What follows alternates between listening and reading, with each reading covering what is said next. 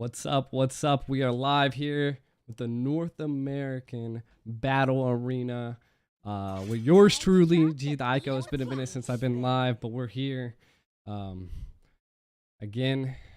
North American Battle Arena. If you haven't checked them out, a lot of the players are playing for 50,000 diamonds, and it's kind of like an underground tournament, you know. So we're gonna have some. I think it's me and Nami. There were supposed to be some other casters and something like that, but it's just us right now. But hopefully you guys enjoy. And we're gonna watch some cool games. Like I said, some teams that are fighting up today are going to be, first we got TAD versus Indibles, which is what's going on right now. The next match we're gonna have Overskilled versus BTK. Ackerman versus Task Gaming, and then Team Ace versus Prime Esports. So we're gonna have Ackerman and BTK play today. So it'd be pretty cool to see these guys come out, see what they got. Seems like this team has Basic in it. Not quite sure how he got his name so far to the left, but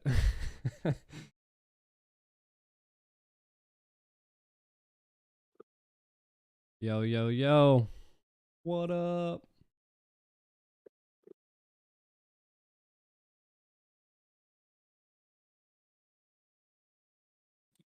I didn't cure the pain. Your team is banned. I'll be watching the chat and everything as well, so just let me know. Let me know. Let me know. Let me know.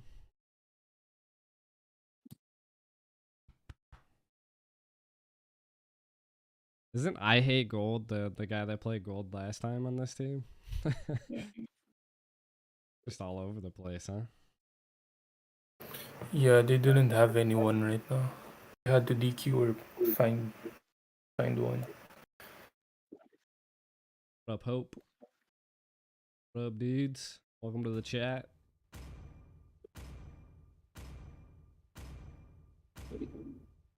Eesh. Your team is heavy. Jesus, Nami. Is to trick the Reaper. We can hear your phone through your. I Thoughts don't know. remain. Your team is picking. Sound like a little speaker.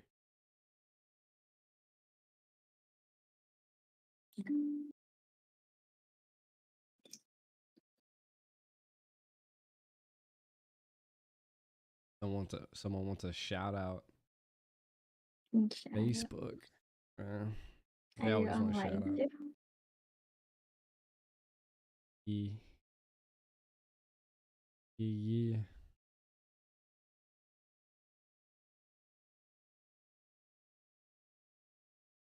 See what these guys got. We're gonna see a tank Lancelot. Cam?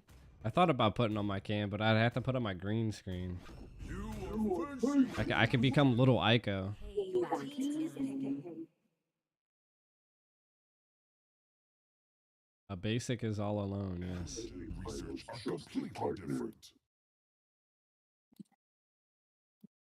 Oh, Asian disappointments. They're ready. Ready, yes. Ready. They're born ready. They don't they don't play today though, yeah? Ico still Ico? Always, bro. Is it too late for me to get invited to lobby? Yes. Yeah, you can come next game if you want. So I can Okay. I can I'll check your stream. DM around. Your team is I can stream in here for you too. Awesome. I got power. Me streaming here is not gonna bug me down. Well, this isn't OP that this is Endables versus TAD. I think right's TAD. And yeah, 'cause you can see, and then left is Endables. As you can see, they have end in their name. Gotcha. Your team is banning.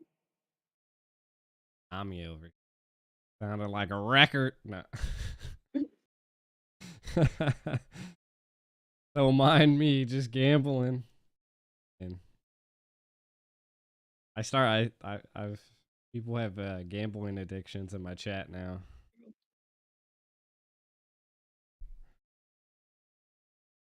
I get to practice my NACT gameplay here.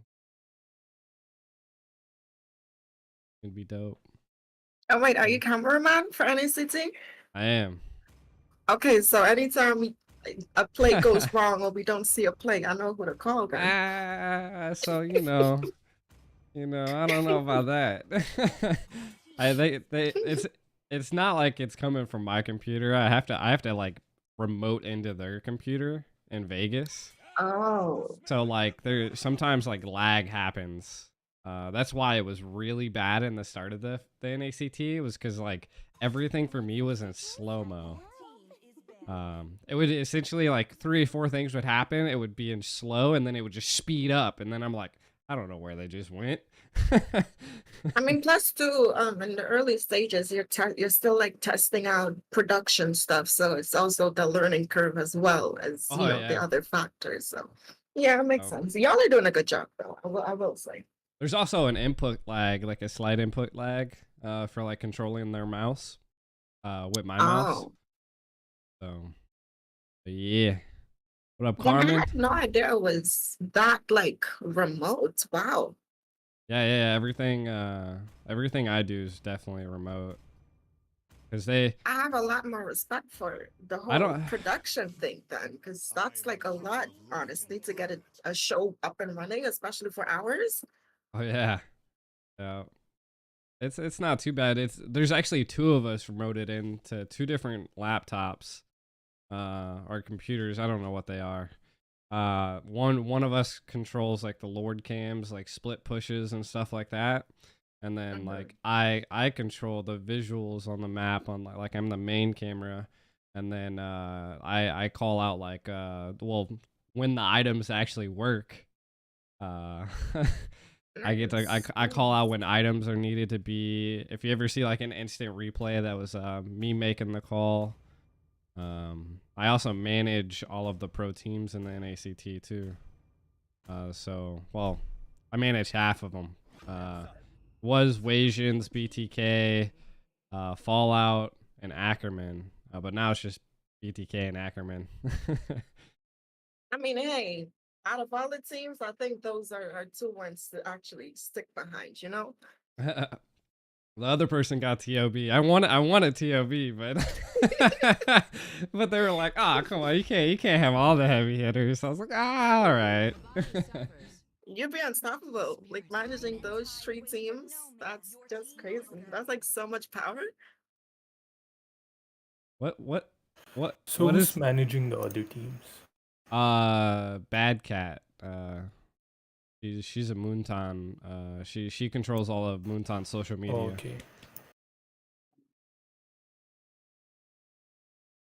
Yeah, right now I'm actually designing the banners for teams and stuff right now. It's gonna be pretty dope. It's cool. You'll see I kind of changed the overlay for in game a little bit. I like changed the color. I felt like Oh, the okay. yellow and stuff didn't really match the North American battle arena, like font wise. Change some of that stuff. Basic Haya, yeah. Listen. I guess when you're as good as basic, you can just troll.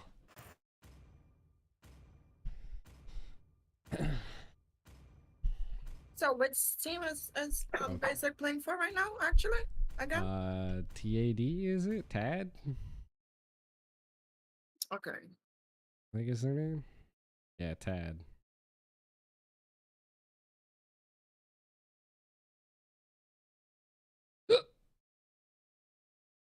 I'm gonna be right back. Welcome to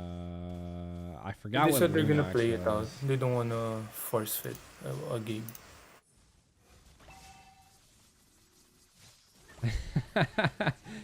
This is an interesting match here, boys. We are now playing 4v5. They're taking the L. Oh, jeez. Is this best of Yo. one? No, Best of three. Best of 3. Okay. What's up, Chris? What up, morning, Dad? What's going on, brother? Welcome to the nice game of Endables versus TAD. Oh, it's the Asian disappointment. Or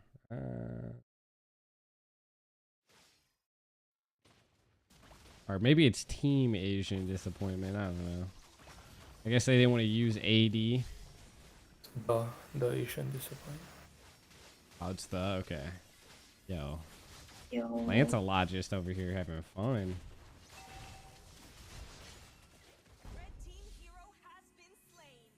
I'll probably throw on the cam after this here. Basic isn't TOB, but they called upon a sub. And it So was they called a Basic. sub for him to go AFK. Yeah, Yeah. apparently so. They should have just played with 4 people. Basic Funny. on higher. Yeah, that was probably an AFK pick. I don't think we'd want to see Basic on high.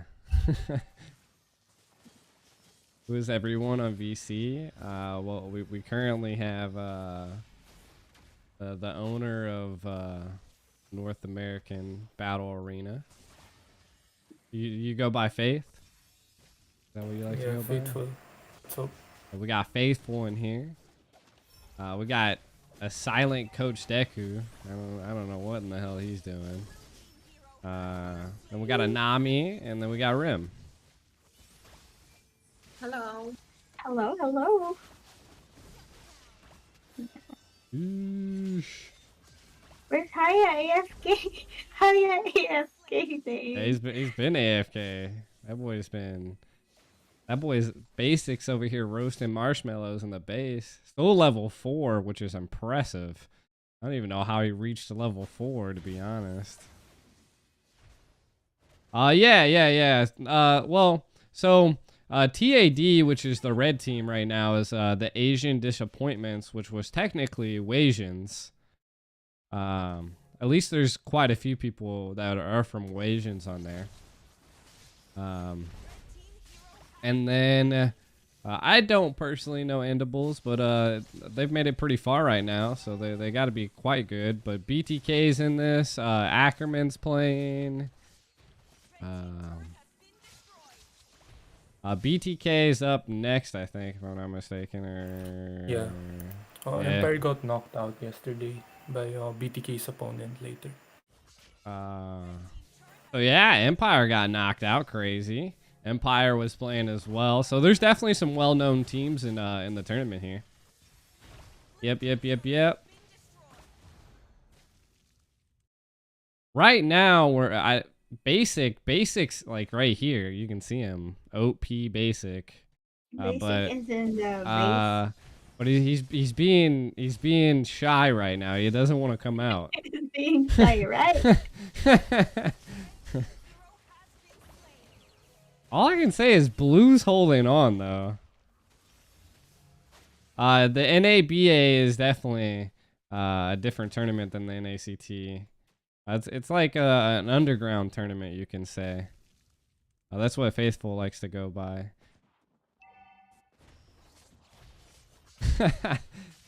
It's a North American Battle Arena is what the acronym stands for. But people play for like 50,000 diamonds. Oh, from Milo. It's called maybe I'll have to put it in the description for you guys. Or like put it in a pinned comment. Hey, go in there. The name's pretty dope, me? right? Yeah. It's a place that teams can kind of come and make a name, you know. For some reason, again, we don't know what happened to Basic or anything like that, but he's been AFK. The rules was decided that if they have to do a remake or something like this, then a forfeit, they automatically lose the game, right? So the Red Squad, they got some big kahunas because they think they can 4v5 right now. And if they do, then history's in the making. So I'm just saying. I'm gonna. And another thing that's history in the making is that we got a Ling EXP or a Ling Gold Lane, which was a little Gold lane. Yes. yeah. So they don't even have a jungle. If I was them, I just would have went double jungle if Basic was AFK. Yeah. If I was him, I would change my spell to Red Dream. Yo, Joy Baj up in here? What up, brother? That boy dropped the monogram. That was Barge. A brother from another mother. How you been? They're from another mother.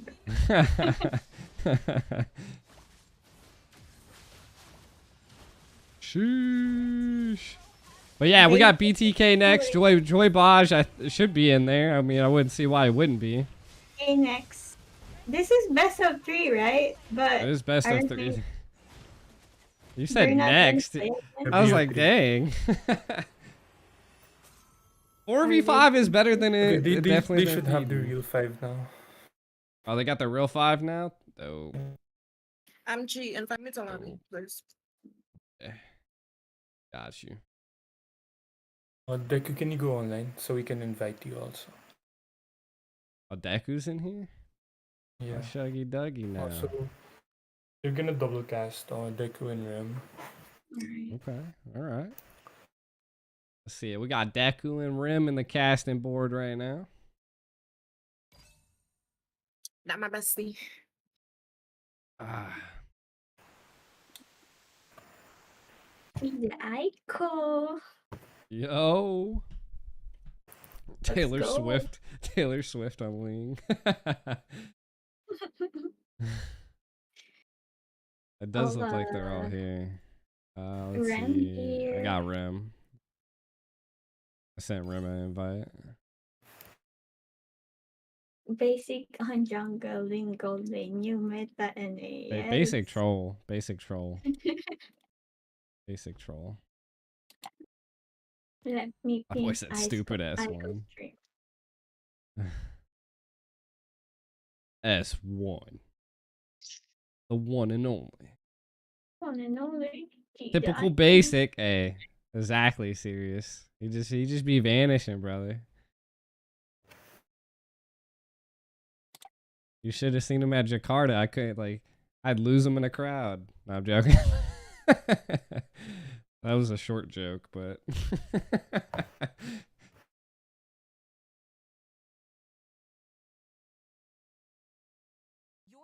diving already into it. Okay, I gotta let me get these Okay, so Yeah. okay. Oh my god, is that Coach Deku? You know it. The one and only. This is Endables versus what? TAD. AD. Asian disappointment. But the Endables is on the right? The Yes. Endables are They are on yes. Yes. G, is it possible to get sound on the stream on Discord? Is there no sound? Why it's not? Interesting. I'm not sure, but I don't really hear anything. Try it right. now. Let me see. Maybe it's just low. Yeah, that might be it. Did it I changed I don't it. hear the countdown. I don't. Interesting. Here, let me check to make sure I don't have this. Cuz stream I have it volume down. I mean I could turn it to the screen, but the screen's not going to do it. Unless Nah, yeah, I don't hear it. But I mean, it's not a That's big weird. concern for me. Maybe for him. I don't care. You're used to long it, as right? long as I can see, yeah. As long as I can see, we're good. Yeah, Rematch. This is a rematch. yeah. This is it's called the North American Battle Arena. A little scuffed, a little bit of incidents. Sounded like basic playing around with the fountain of youth. Didn't want to grow up and get old and fight out in the land of dawn on his Peter Pan. Peter Pan. Okay, I can respect it. I can respect it. What's your command? Your team is Gotta throw some coins in the fountain. You know, he forgot Gotta to throw the let coins. go. He forgot to Made let some go of the wishes. coin. He went with it. You know, he dived with the coin. Maybe it was all part of strategy, right? Yeah, Get a little handicap hope match for them to win again. over to TAD, and then to come in for the reverse sweep. You want The to do? narrative building, thickening, unfolding. You know, I hope so. I'm looking at this draft so far. For side of It's on Endables, the they box. banned out this 1-1. Not something that I've seen a lot recently, but it makes sense. The crossbow attack does have the ability, especially now since it's easier to get those weakness points hit. And usually going up against a team like what team is that again? TAD. Yeah, Like TID, they typically would run some heavy, you know, compositions, right? They remind me kind of like Quavo in terms of their predictability in draft. So I do think that's also something to consider as well. So I'm excited to see how an actual game between these two teams is gonna go. that's right. Definitely some interesting things that can happen. I know we saw Endables in another tournament that we casted. Wasn't NABA. I think it was Majestic. I think it was the Majestic Yes, Thrones it might be tournament. But they had majestic. is player two Anna? Is that Anna by chance? Or Man, one thing about NA players are gonna change their name. So I think so because they did lock in that assassin. it could So be. it But I know might be last time Anna. they had Anna, but I'm not I'm not entirely sure. Last time they had Anna, but yeah, they always change names. It seems like there's a lot of squad members mixed up in here. Even from the other side from TAD, Mikasa. I believe that's the Mikasa from Empire. I heard they got knocked out already in this tournament. Maybe Mhm. because of the no Mika diff. Sleeps here from Bloodhounds. He was playing the marksman for their roster, but I think he moved to XP when I saw this yesterday with Nami. I believe Sleeps was playing in the Rim. XP lane. So that's always something I as got well. myself Interesting to see muted what in these teams are kind of doing with Discord, their so roster, with their drafts. But a lot of strong picks out. Tanks a lot was proud early, right? On the swing back with Faramus, Valentina was picked up as well. Some very strong prio picks for that Ling rim. That's interesting. First half Ling pick. Well, I mean, you already secured your jungler, right? You know it's gonna be a tank jungler. I I'm think here, one of but the things they with can't hear me, securing this so I lane, can always especially kind of so talk. early on, the Templars of Blades, he has objective pressure in terms of getting it stolen. So does Lancelot, and he already knows who he's going up against. It's going to be a relatively easier time for him to dive in and, you know, apply some more pressure around the map because realistically speaking, if you're going up against this, if you're picking this Lancelot, right, you're gonna wanna ban out something that can give you a harder time. And I do think the side of Endables could have potentially banned the lane out just because of not only the objective pressure, but if he falls off, he can still apply a lot of split push pressure across the map. So I do think picking that up, especially when you have a mage like this Valentina on your side, someone who can help clear these lanes a little faster so you can still win out on the map in areas where you may lose out. So I like it. I definitely can agree with that. It makes some sense, especially when you bring up the cross map potential. We actually used to see this matchup a lot, right? But that was before the whole tanks a lot thing took off. Lance damage was still building his damage in that assassin role, but obviously now opting in for that tank build. He's a little more durable than Ling for those Guys always neutrals. slamming So there is Deku. still that availability with that assassin matchup on Ling's side to still be like, okay, maybe I can't outlast and survive for these neutral contests, but I do have that cross map potential, like you said, can go open up the board if those neutrals aren't really falling into the favor. Because we know Tanks a lot is kind of, it was kind of arguable, you know, whether he's at number one, number two. In my opinion, I feel like Tanks a lot is sitting at number one when you're looking at those neutral securities. He's just Yep. extremely consistent on them. It's hard to target him down. He has the puncture, the Thorn Rose, the Phantom Execution. He's definitely no easy target to pick up. And speaking of targets to pick up, though, Rem, while we do have those assassin matchups, only one side has that suppression right now, and that's coming in from the side of Endables. J Meister with that Kaja, that could be the answer for Ling if they want to go ahead for these matchups on those neutral objectives. And they See, may have the Franco. I would have agreed with you though, but the side of TAD, they have the Valentina, they have IMU, they also have a suppression themselves, you know, so there's That's a right. lot of flexibility coming into that draft. I also, at the same time, picking this for Ramus, giving that cult altar to uh, AD again is also something bold. It's a bold statement to say, okay, I'm going to secure this utility not only for my team, but give you the opportunity as well to use it for ourselves. And going up against the divine judgment with this Kaja, right?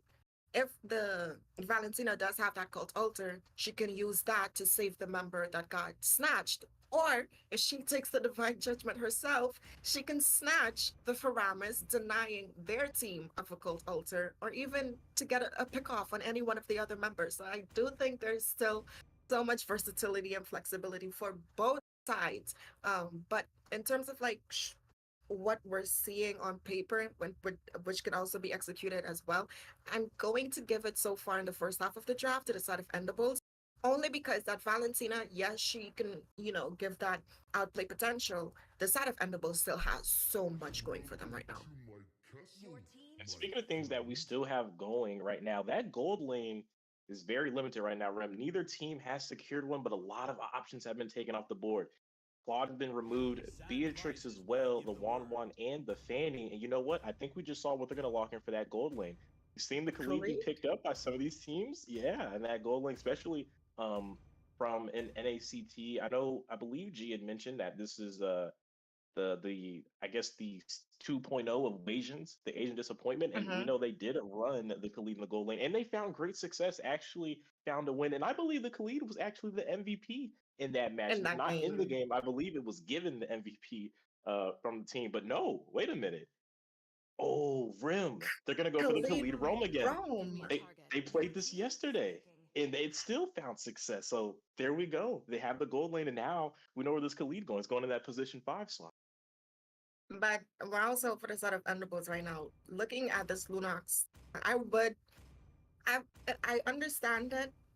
But that's still a lot of magic defense. But it could work, right? The side of TAD, they don't really have that much chunkiness for them. They have, yes, the Khalid. He also has with his sands there the ability to tank some damage as well as gain some sustainability. Makarsto and the Lapu Lapu, very sustainable as well. But I do like the Lunox up against this Leslie. I think in terms of matching that burst potential, especially late game when you think about the true damage coming out, but the chaos assault damage that also scales as the game goes out.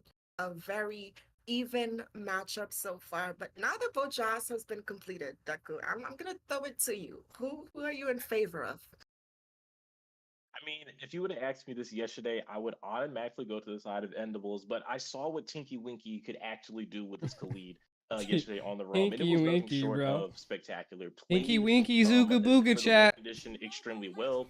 Uh, had a great aggression right in that early game. I actually believe Tinky Winky had all the kills for a little bit in that early phase. At least the first 4 minutes was the only one that had picked up kills. Was leading that team in the game, and I'm always going to favor a team that actually locks in the marksman. Yes, the Lunx is nice in the laning phase. You get the burst, and then later on, obviously, you can just dive in. But I feel like that it's going to take a combination. You're going to need J Meister on that Kaja with that Divine Judgment on top of the Lunx to find the burst.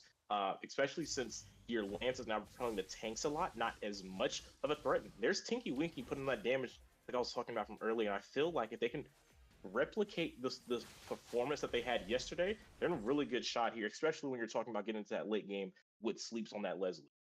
Absolutely. And I would also agree with you here, right? I do like having more of a balanced draft composition coming in, and I'm definitely going to give it to that. When you look at the side of the Endables right now, they have a lot of magic damage, but I don't really see much burst coming in from them. And their only burst potential is going to be coming in from Toru there on this Lunox. So I would advise them strongly play for your gold lane. The faster that you can get this Lunox out of that lane, kind of shut down this Leslie early on. But speaking of people being shut down here on the bot side, That's right. It's funny you're talking about playing for that gold lane and They're playing TAD. for the opposite. That's right. It must be the shoe on the other foot right now, but you can see, right, a little bit of pressure that gold lane onto Sleeps. His HP is lower than Lux now, so the laning phase is definitely in Toru's favor right now. Definitely hold this back and they can keep the pressure up. But speaking of pressure up, they're still applying a lot, especially with Tinky Winky, with that early rotation to XP. Looks like they're trying to give Mikasa that early advantage. And he's already getting the advantage, right? We do see him already setting up for that lane cut, which is going to give him more turtle pressure. Grot, yep, he was able to catch it, so it's going to be even cut there on that bot side, but they both kind of just let the minions, pass. Is that okay? We were just getting some vision, but out goes the bravest spider stance. Sprite's a huge ult, and Grok doesn't have that flicker. Had to use the wild charge, and Milo mode has been shut down. He's going to be the first blood for the mid laner coming from the side of Asian Disappointment and Rim. That's going to be a nice early neutral to stack on along with that. So a +1 on the trade there. Absolutely right, but the divine judgment going on Sleeps. Trying to take him down. Here comes the Dark Ult from Tor, but a nice knockback. But Sleeps needs to be able to escape. Low HP is going to be able to survive that. That's some utility wasted from the side of Endables for 0 gain. So again, Rim still up in the trades if you're looking from the side of Asian here. And that's what I was saying, right? They're kind of missing that initial burst damage, especially in terms of that early game pressure. They have this for Rammus in that mid lane, and we're not seeing that much rotations coming in. But speaking of rotations, man, the side of TAD is everywhere on the map right now. This is exactly what it looked like yesterday when they had this composition. They actually had the same lineup from the position 4 and 5 with the Valentina plus the Khalid. There's a lot of sustain, a lot of regen. They're able to quickly navigate those lanes, especially because they have the better prio, right? In the midway, Valentina, no struggle at all with clearing the waves. Khalid, with that passive, has that extra bit of mobility to get to where they want to go. And we're seeing it from the invades. We're seeing it from them rotating to the lanes. They shot out to the XP rim in a matter of seconds and were able to force out a flicker that ended up transitioning into a kill. And speaking of another kill, Tinky Winky is going to go ahead and take out Toru. So already, from we were talking about, already not that great when you're talking about that marksman up against that mage matchup. And right now, falling behind, not bolting well from the side of Endables.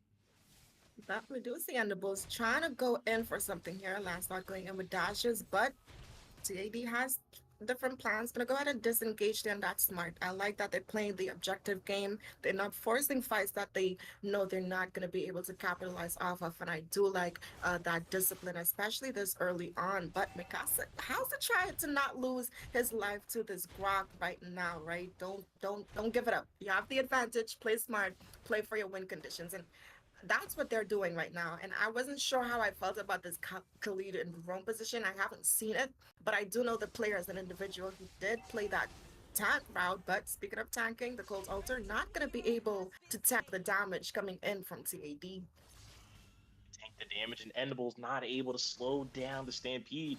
That is TAD right now. They already have a lot of control over this neutral, but it looks like Endables doesn't want to give it up. Player 2 looking to contest. He's going to come up short. Taylor is going to pick that up. Speaking of pick up rims, Valentina and Khalid locking in a couple of those core items like that Clock of Destiny and Heptases. Absolutely right. And that's pre 5 minutes in the game. So they're already scaling pretty nice. And speaking of scaling, they're invading yet again and denying some of the flexibility coming in from the side of Endables right now, kind of putting their backs up against the wall. But Sleeps might get pulled here. Jay Meister trying to find it greedily, using the flicker as well after already failing the attempt. And all that does is going to get him sent back to base with a wasted utility item. So now that extra engage, that extra range with the flicker wasted. It's going to be extremely hard for him to get in close to close that gap to use that divine judgment. Speaking of closing gaps right now, it seems they're still not trying to keep this XP lane shut down. They have been pressuring it all match rim. Funnily enough, we were talking about trying to help these gold laners out, but with Toru falling behind, not really putting any pressure onto Sleeps, they've been able to play on the other side of the map, and they've been able to keep control on both lanes, even with that being the case. I mean, Sleeps is everything but asleep right now. We see the reaction times from them coming in terms of getting those second skills in, but a divine judgment onto Tinky Winky. Gonna go ahead and put a kill into the hands of Toru there, and that's the responses that they need. Potentially aim for Sleeps on the Leslie, but the wild charge. Speaking of aiming, they finally take down a target worth talking about there. They had the roam, but that's nothing really too major. But they were able to find Taylor instead there, so that's going to be a jungler down. Finally, like you said, able to put something on the board there, especially since player two has been having a hard time. Even with that shutdown, that kill rim, player two is still 2 levels down to Taylor, so they're going to have to do a little bit more to go ahead and slow him down if they want to contest those neutrals later on. But in that mid side, we saw Phantom Execute come out from player two. They were trying to put some pressure on that mid tower, not able to find anything, but now the neutral is up. And I think they're in a good position to take this right now, but nope, TAD.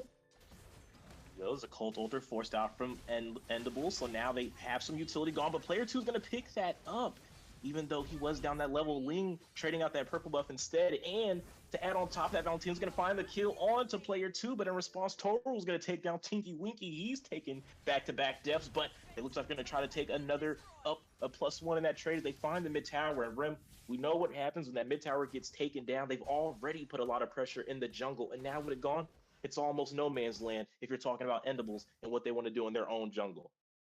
Absolutely right. The side of TAD definitely looking to bring an end to Endables right here. And they're finding these trades in the map where they fell short, but a Flicker Divine Judgment. Finally connects, but no damage from Toru. Didn't commit.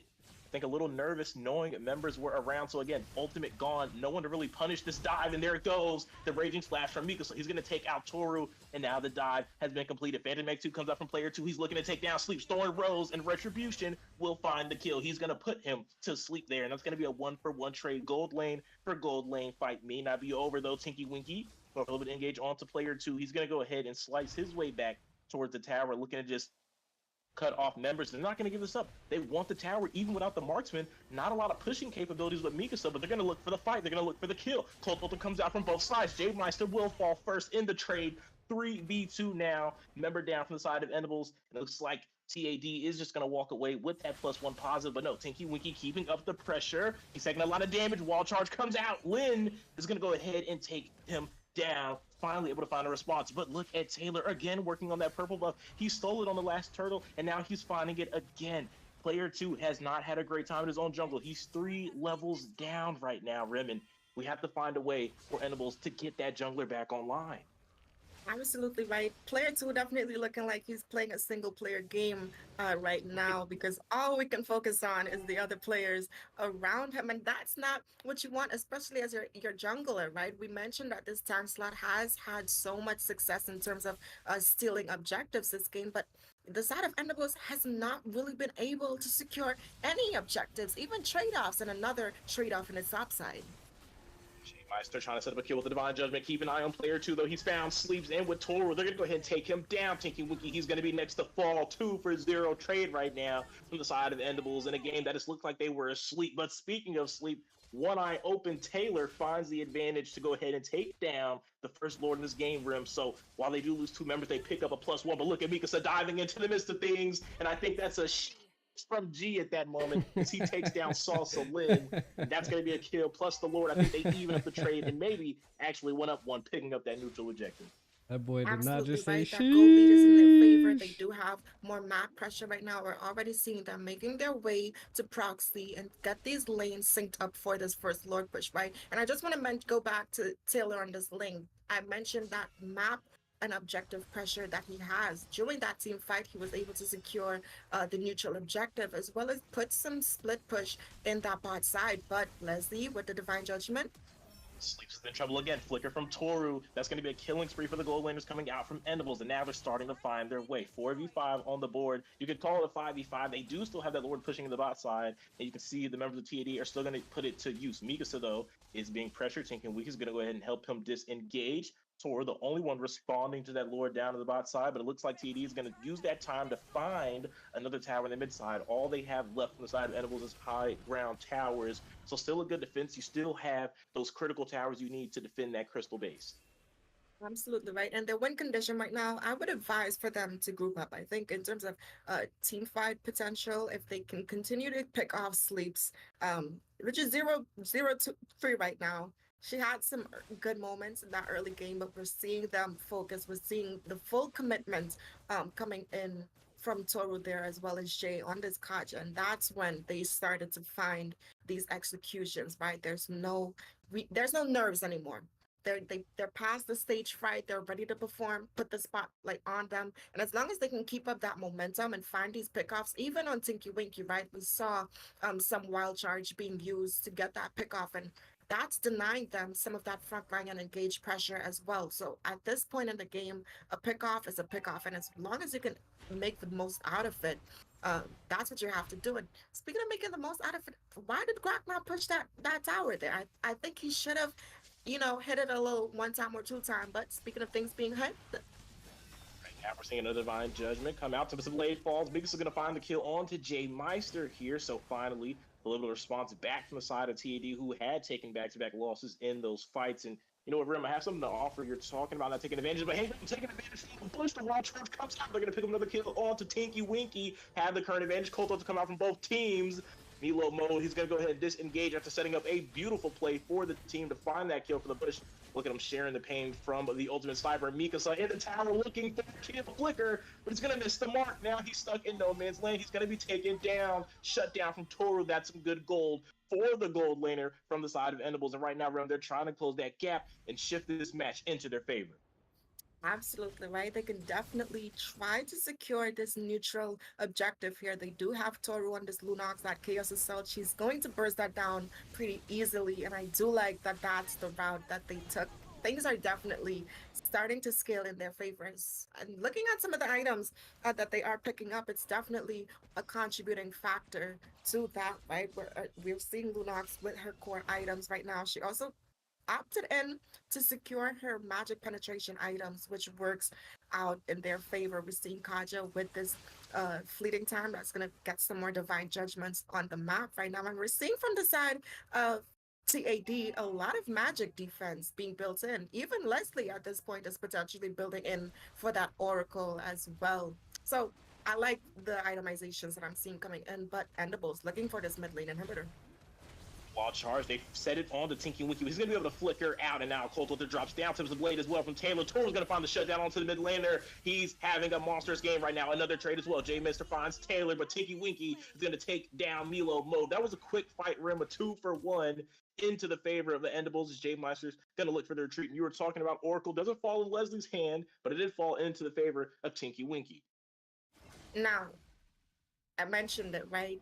Jay saving that divine judgment for when a lane goes in, that was so smart. I love that he waited for that assassin. The moment he dived in, grabbed him up, and they were able to secure that kill. And that's just going to open up a lot more of that pressure for them, not only in terms of them being able to engage on this Lord push, but we do know Lane, he likes to split push whenever there's a Lord marching down. He's on the opposite side of the map to ensure that, that lane is mitigated a little bit, so they deny that potential from them as well. So I do like that they retreated. They noticed that they couldn't get much more from that Lord push. And I like the discipline. Again, I'm always going to commend when teams portray discipline, and they're playing into the win condition right now. They notice that Toru is their damage dealer. And once they don't have that divine judgment or that wild charge, they're not going in. And if we look at how they're playing now compared to earlier on, they're looking for these Groupon engagements and then finding pickoffs during these team fights. So I like it. Smart game plan, and it's working out for them. Definitely are playing to that win condition. And like you mentioned, Toru has been that shining example. Had a rocky start, like you were pointing out in that early game laning phase, was going to the favor of Sleeps. Funnily enough, though, even with a great laning phase, Sleeps has contributed nothing except donation. I did some editing to that overlay. Hasn't done too much, but Toru, I wanted something to look good on the stream. I didn't want to put it one way, and is now 8-2-3. And I didn't want it to look like a bot, you know. This roster coming out from Endables and Rim. Just a couple minutes ago, they were down 5K, I think even 6K at one point, but they have completely closed the gap now up against TAD, and you can see some of the experience and the veteran ship coming out from the members of Endables right now. Hey, that's the power of group therapy. You know what I'm saying?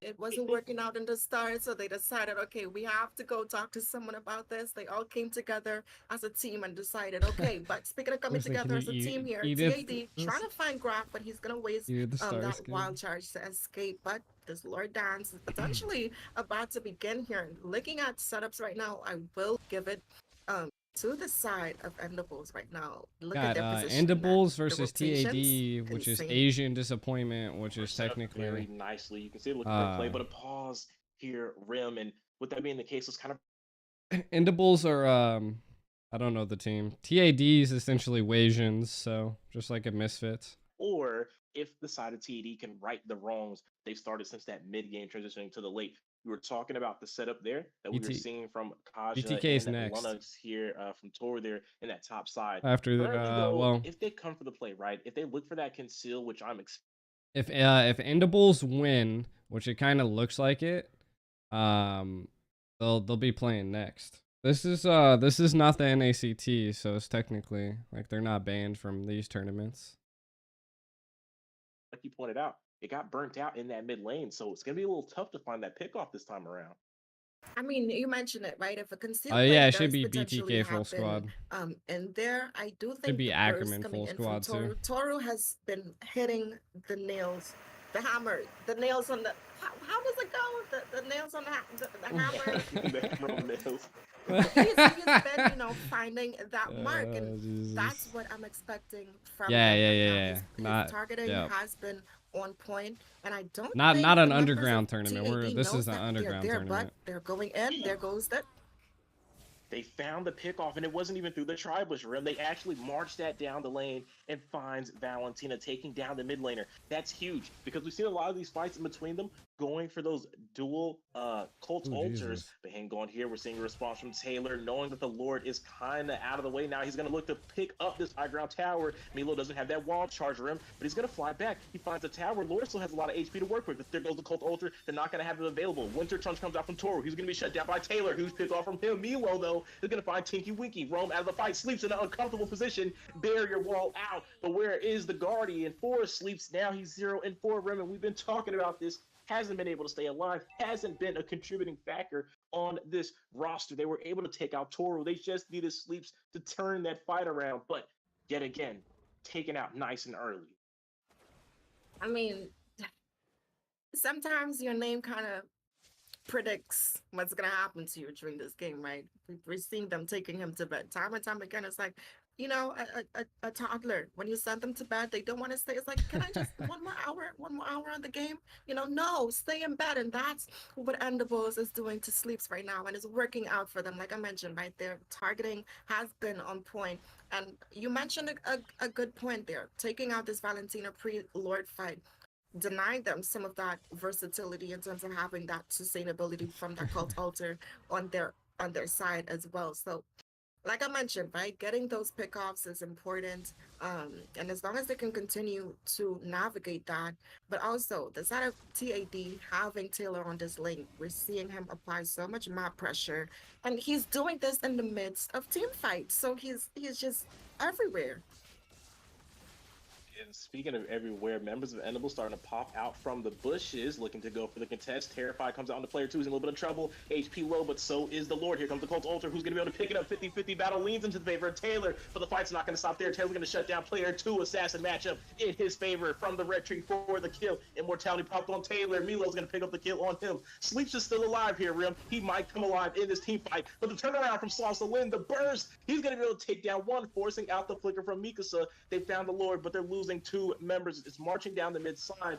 Mikasa in a little bit of trouble. Look, they're going to turn around with Milo. He's all alone.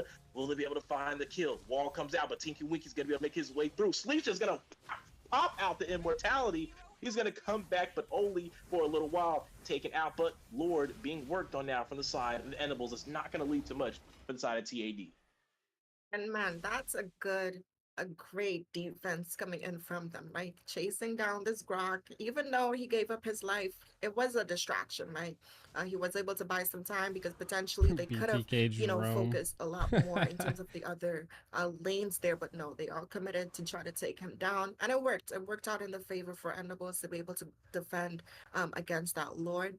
Oh, shit, I you like guys can see the my targeting mouse. that's coming in right now. Man, I have to give it though. Milo on this Grok with the wild charges has been some really game-changing moments, right? But Sleeps, it's Leslie, it's late game. And pretty soon, his KDA can change around, but the Divine Judgment on Mikasa is going to go ahead and take him down there.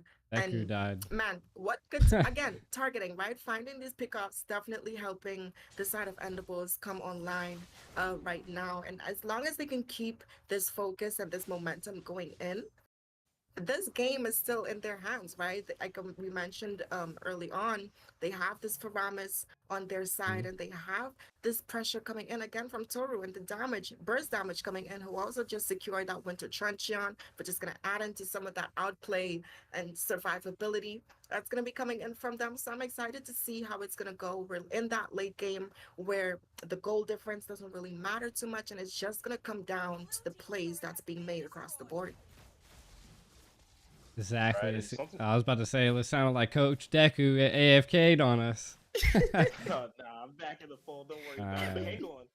Still play coming in from the side of the Endables. They're looking for something. Haven't found anything just yet. So that's going to be a waste of utility as the sentry goes out. So now, Rem, that play we kind of saw earlier from them, may not be able to replicate that again when we're talking about that wraparound through that tri-bush area with the Lord spawning in less than 30 seconds. Another sentry goes out to reveal members of Endables, and then a deadly snipe as well. It is So another team. a lot of Another proactiveness tournament. as far as securing vision. Like an and where they can underground go ahead and one. proceed in this jungle. They've cleared out everyone from the side of Endables in their jungle This now. is With going that Lord spawning in long. less than 10 seconds, it's a good setup for them to take control of that river room. Absolutely right. I do like now that they're also giving that buff to Toru there on this Lunox, and she does need it at this point in the game. McDonald's She's the main application. source of damage right now. So with the sustainability as well. And I have a lot of faith for Endables, but I think that TAD just needs one good engage. If they can find that sustain, definitely gonna go in, but gonna contest this Lord here. It's gonna be an easy pickup from player 2. Not much contest coming out from the side of TAD, but look, another play coming out from the side of Endables. They find a suppression onto Tinky Winky, not able to find the kill though. Mikasa jumps in, gets caught by the wall charge though, and bursted out by Toru. Terrified onto Milo, but the Cult Ultra comes in just in time to go ahead and save him out. Barrier wall drops down. Tempest Blade comes over to go ahead and help the disengage, but that's a quick Lord pickup and a kill locked in. Mikasa's out for the next 50 seconds there, Rim. This could be huge for Endables. Absolutely right. That's going to deny them some more of that frontline pressure and defense coming in, but they have to go ahead and sync up these lanes, right? We're seeing Kaja trying to push this mid lane here, but he doesn't really have that much damage at his disposal. But what he does have is that divine judgment, though, and I'm pretty sure that conceal might be up, so they might go in for something here. Could go for it indeed. We saw Pick potentially go out there or find the kill. I think I'm lagging here. I think he might be lagging. But there's a wild charge followed up by a Templars of Blades though. But the damage from Leslie is insane. But we're seeing Toru going in, popping that Ruby DD combo. Gonna go ahead and secure this there, but they're focusing down on the BTK crystal, and that's gonna be BTK's next, baby. Of Endables. North American Battle Arena. Wow, what a game ender by me, right? I did a great job catching that. Thank you, Rim. But, you know, I mean, that was a huge win from Endables there. And, you know, Rim, we were kind of in favor, right, of TAD as far as the competition. A little bit off what they went yesterday, but we didn't know Sleeps was literally going to fall asleep out there with the Leslie, even with the two BODs, just not enough to get it done. In that late game up against Toru on that Lunox. BTK I mean, and versus... you have to give it to Jay on this Kaja as well, right? Being able to finally find someone named Overskilled. Good divine judgments, and then Toru Validate with the damage to secure those kills. But you also have to give credit to Salsa as well as Milo on this graph. Let's go, Ritz. Helping in terms of sustaining these team fights. The caption as well. said Had lesbian. some amazing wild charges there as well. So good game coming in from the side of Endables. And man, if this is the power of a full 5 from them, no more I'm graveyard excited. shifts. The Let's first go. game that we saw, we didn't really know what to expect, but now I have nothing but high expectations. Let's go. Let's see if my cam. Am I even good, bro? That's gonna let us slide into a little bit of intermission there, waiting for that game 3. Highly anticipated. Now that you said they stopped pulling their punches and unlock the full roster. I don't know if that's my cam. Oh, it has to. Yo. I'd have to like move. Wait, are they not playing again? I thought we were gonna No, do a game 3 with it's them. done. Um, So are they tied then? Here. no, it's a 2-0. And the Bulls Oh, won. they won the first game. Yeah, I'm gonna talk to both teams if they want to remake game 1, but it has to be outside of the match schedule. Okay, gotcha. Crazy. What up, dudes? Yeah, because Basic went AFK on them. I feel bad, bro. Oh, you Wait, can't, so you they can't won even the see me. 45? No, Can't they even lost. see me. Oh, so how No, did what's they? the image? How'd they sweep? So Endables lost game 1, right? There No, it and is. the Bulls won game 1. Basic was Oh, on so- TAD. That's. Ah, look at these gains, I baby. was about to say, I was like, how they win if this, but the case.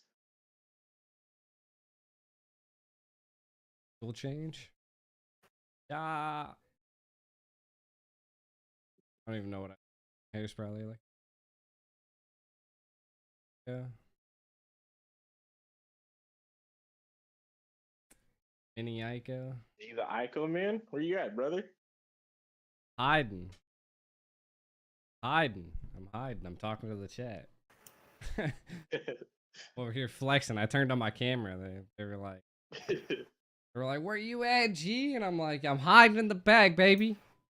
You had to start flexing, had to put the muscles up, just sitting there with the arms. You like out. the shirt? Like the shirt, chat? I got my own merch now, sleeveless. Wait, how can they see you? What? Oh no, I see you. I was behind a minute. You like it? I saw the merch. I saw the merch first.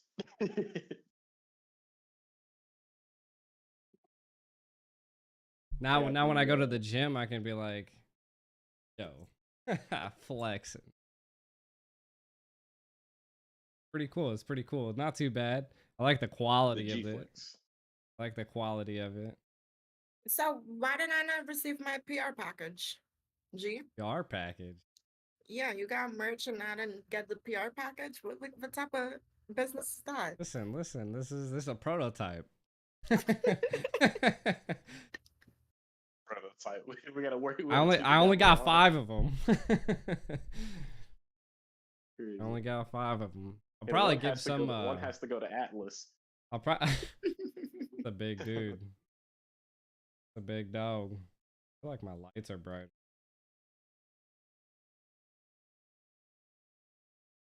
Headshot.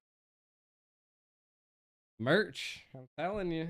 I mean, you know, I'm gonna be bringing. I'll probably end up giving away like one of these at the NACT.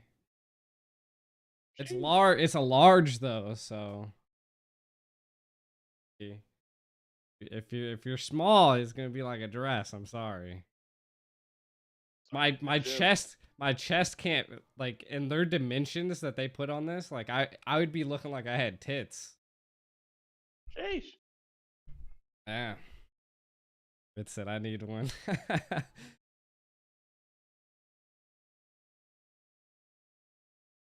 It's pretty cool. It got the hood and everything, you know.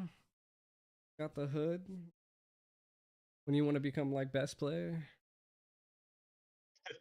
That's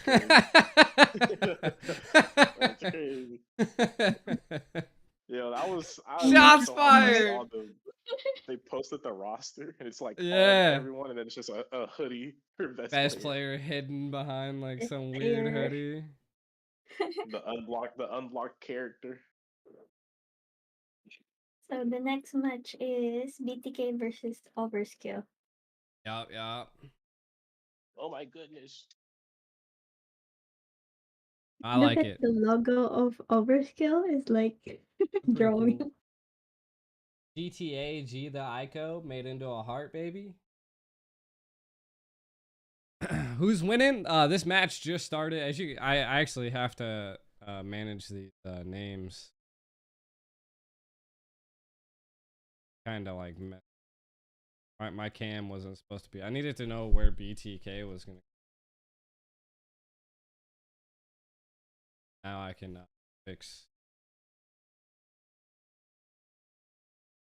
I can fix this. Hey, yeah. Hiya. I don't know who the other guy is. I'm gonna get out of here. That way I can fix some things. At least for a second.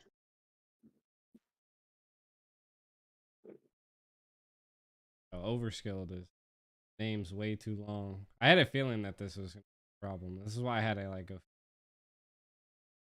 BTK is just huge. Okay. Showing BTK and OS, I guess.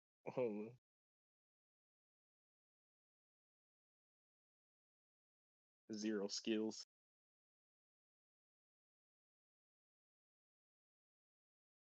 Damn, BTK pulled out the real full lineup, huh?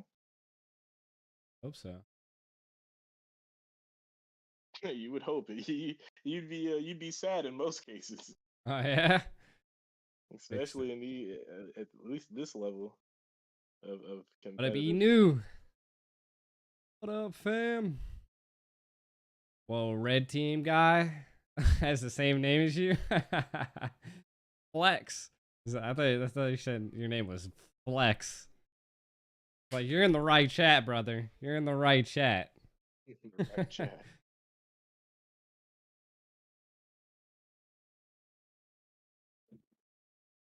Ah.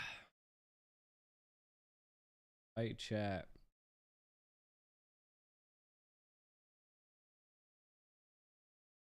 This one I can actually.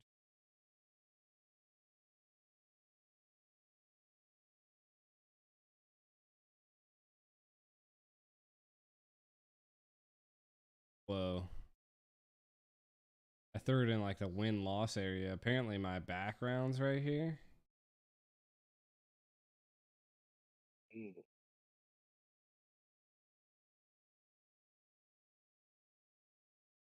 Oh, Faith, her Rimpley, y'all invite me to the lobby.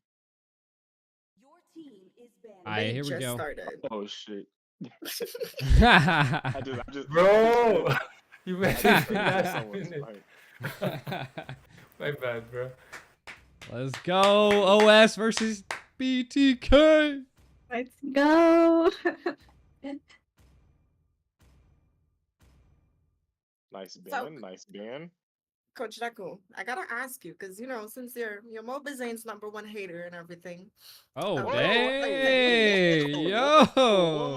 Hype, hype, whoa. hype. What happened to What? the Clippers, PR? Clippers. But That's I'm just a. that's what I've been seeing on the comments. It's not like those people know you the way that I know you or anything like that. I So thought we were friends.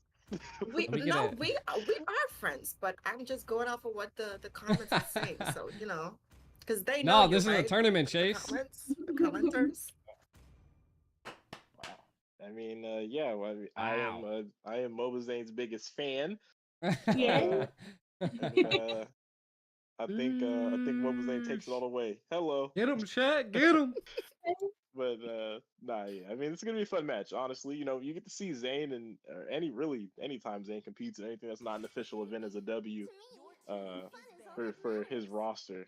Zane and them. I think really, they're trying to get all that practice in, especially now playoffs coming around the corner for NACT. I think they're taking any and all opportunity right now to polish because this is the full lineup. It's not like it's just Zane and like maybe a sub, which you normally see from those really, really top tier teams in North America when it comes to the underground scene. They move around a bit, maybe just don't make the appearance, but this is the full lineup for BTK. This is their NACT roster, so we're gonna see them kind of play around a little bit before those playoffs start up. I watched them in the best of ones for this tournament, and our girl Eunice was actually their sub from age. Zane was live, and I was watching it through his stream, and they had her playing. So that's a good point that you brought up. We're having the full roster, and as always, it's good to see the full synergy coming in. They are going up against OS right now, and looking at the bands coming in, the tournament lobby kind of fools me because they have a little bit of extra time after it goes to zero, so it kind of trips me up a little bit. But inside going in for some aggressive pass, and again, Wan being taken out. Did she get some type of buff? Did someone find something new about her that these teams just don't want to deal with anymore? I mean, I think it just goes back to like, yeah, 1-1 has got the nerfs, Yeah, there's been a lot of answers discovered, even when she was like, very prime and just top of the gold lane pool. It's just one of those things like in a capable player's hand, especially with that low MS, she is still a monster. She can still turn the game around in that late stage with a well placed crossbow tang. So I think it's just a thing where it's just like you keep it on the ban list, right? Even in the international tournaments, one wants still one of the most banned picks. It's just not something you want to let through. I don't know what it's gonna take to let Wan just just slide through the ban phase more often than not, but we definitely haven't arrived to that scene. And something else that joined her up there though was that Melissa Rum, another very highly contested pick in the gold lane. Absolutely. But speaking of highly contested picks, there's so much strong things open right now. The Minotaur is still on the board as of right now. I was gonna say the Arlot, but they did go ahead and ban him out, and that's smart. Do not put Arlot into the hands of T in that EXP lane. We saw him build it in that tank route during some of his NACT matches, and it was insane. But Yato locking in one of those comfort picks, the Faramis, Valentina is still open. They could potentially pick that up. But the thing about BTK is they are an intimidating team, whether it's intentional or not. They dare you to pick certain things. It's like, okay, we left this open and we're confident enough to pick something that can potentially work against us, but that's okay. We have an answer for it, you know? Right. And again, you already pointed out one of those answers. The Valentina is available. Typically or traditionally, you would see that locked in. Maybe if not the Valentina, something like a Farsa. They want to lock in that gold lane, but they're going to go for the Valentina. I would personally, right now, I'd love to see something like a Claude get picked up, but maybe going for the glue instead. And yes, they're going to lock it up. So that's a great pickup, especially to deny that right from the side of Ureshi over there. waiting for too long. I mean, but it is glue into one of his counters though. And Yeah, that's right. that's not any mid laner in NA. That's Yato on this mid laner. So I think that's gonna be a hard time for 1035 over there on this glue. But we did also see the power of glue, right? He doesn't necessarily have to use the splits that he has the slam, and he can sustain out of that and deal enough damage coming in from that combo alone, right? But speaking of damage and combos, that speedy light wheel from Tar there on this carry. I like it. You know, it denies some of that tankier composition and team building coming in for the side of OS, but it also ensures that late game damage and that true damage, right? Something that's hard to tank against. And we're seeing Joybaj picking up this Yuzhang. I'm not sure if he's going to be the one playing it. It might go into the hands of T later on. But I do like it getting that EXP lane pressure, someone that can match the rotations, the mobility from this glue, the wave clear. So I like it. I like the even matchups in the lane so far. Yeah, and I mean, like you said, that Yuzhong's definitely a very nice lock to go up against that glue in that XP lane. Very strong. I am a little concerned though, maybe a little worried about the carry pick. I'm not sure if it was needed right away. It does make one of your damage dealers automatically into that single target. But if that Claude gets locked in, it is a great answer. And I was talking about I want to see Claude from the side of OS earlier in those first two picks. But now up against that carry, it gets a little tricky, Rim. Because the speedy light was like you're talking about insane damage. The true damage can win not only just in the landing phase, but even later on. Even if both of the marksmen, whether it's Mo or Terra, lock in the one in nature, it's only going to work for one, right? Because we know one in nature Mhm. only negates the physical damage, but Terra on the carry does true damage. So even with the blazing duet and the one in nature, you can't negate any of the damage. While on the other hand, Terra can actually pull that off up against Mo. Absolutely right. But I think what they're gonna try to play in for is for that team fight going in. I do like again the Blazing Duet is gonna help Yo, be an come answering check it factor out. for that cold altar A to versus kind of over just burst down skilled some of that on second chance of the life that they're gonna North have. American He also has Battle the mobility to Arena. go Come up check it out. against We're this live. Yuzhong as the Chat's game goes popping on. So it's a off. safer pick We got some sexy as casters well. up in He here. has You the know what it movement be. speed. He also has the blink ability. So I do like it as a safe pick. And I think he also knows that he might lose up against this carry in terms of getting that speedy light whip pop. So what I'm expecting him to see is avoid her as much as possible.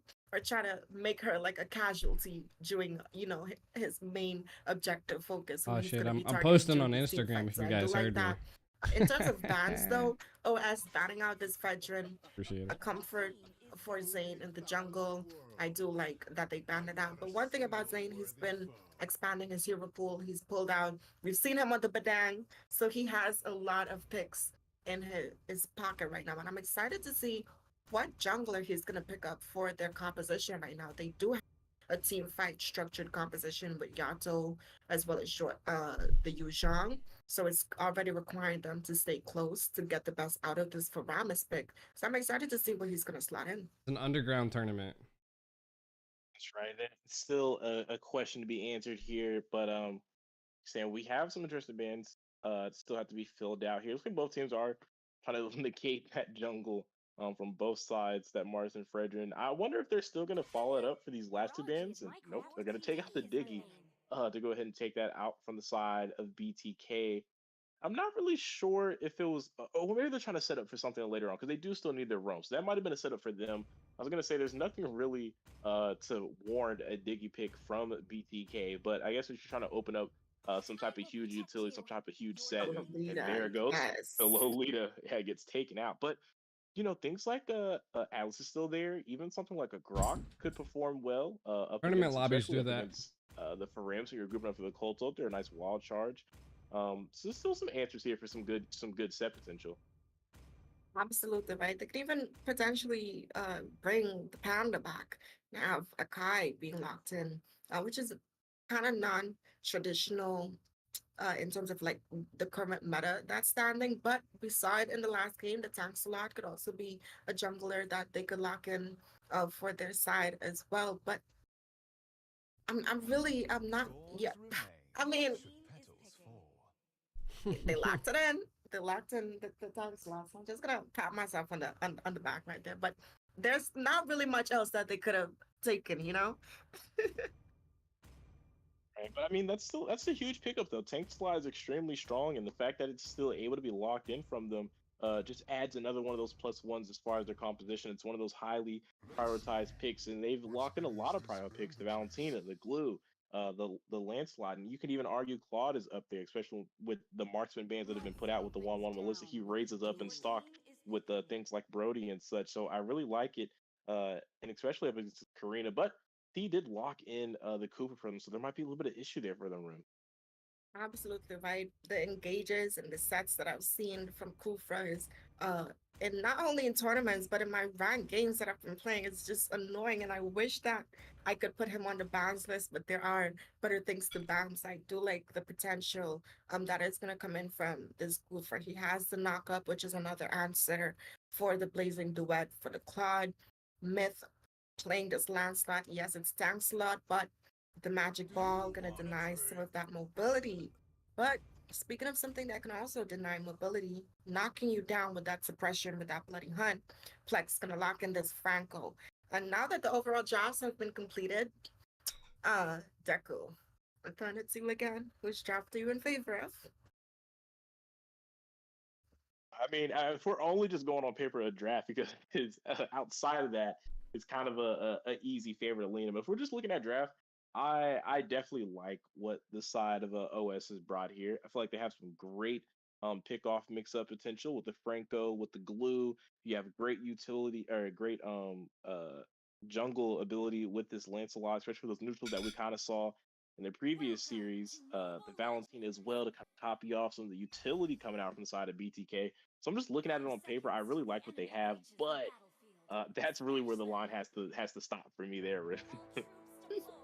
And I agree with you for the most part, right? They do have that late game assurance with Mo and this Claude, but I'm going to have to oppose you in terms of who I favor for this game. I'm going to give it to the side of BTK. I think the ESP pressure coming in with this Yu Zhang. He also has the Petrify, which is another answer for Mo with that blazing duet as the game goes on. So I do think in terms of like overall team fight, I'm going to give it again to BTK. And yeah, I think overall the way that their draft scales as this game goes on, they kind of I'm giving them the upper edge. I'm gonna give them the upper edge. Well, that's nice. I'm glad we're seeing things a certain way here about these edges and these overall team compositions. But let's kind of break down maybe a bit of the win conditions here. I feel like what we have to see right from the side of OS, if they really want to optimize this roster, this composition, they're gonna have to look for those pickoffs before the big team fight. Right? They don't have anything to really set up anything huge. As opposed to the side of BTK, who has something like Joy Baj and the Kufra, can look for a great Revenge Rage combo. And then even Yato, the Shadow Stampede, he can kind of get in there, pull members, find a huge play. T as well, right, with the Black Dragon. A nice Furious Dive with a Petrified combination can set up some kills. When we're looking at OS, they really have to capitalize on that split and the grab from 1035, or able to find a hook, maybe a Bloody Hunt there from Plex to really start out their engages. So I really feel like they have to go for that. Maybe avoid that initial 5v5, get that pick off first, swing the number advantage, and then commit. And then you're talking about a really nice game coming out from OS here up against BTK. Absolutely. The first Lord dance for this neutral objective. Both Bulmers picking up that level 4, but the Black Dragon goes in. Let's go NT circling around. Joy Baj finds a knockup. Nothing more than that, but a hook from Flex. Not going to commit to a bloody hunt. 1035 into Mr. Trouble, though. They already found the turtle. He's going to be forced to use the split. Now Assault 1 over the turtle wall. Not really sure what that was all about. Is going to use the Cult Altar preemptively as well. Maybe got a little nervous there, Rim, and a lot of wasted movement from them, but no wasted time from BTK. They did. How's the game sound now, chat? We know. Absolutely. And one thing about I'm like BTK, controlling the their map, so it's a rotations little are hard. definitely, they center it around Moba Zane's jungle pathing, right? But speaking of pathing, Bloody Hunt going in. There we go. That's a pick off from the side of OTS that we were looking for.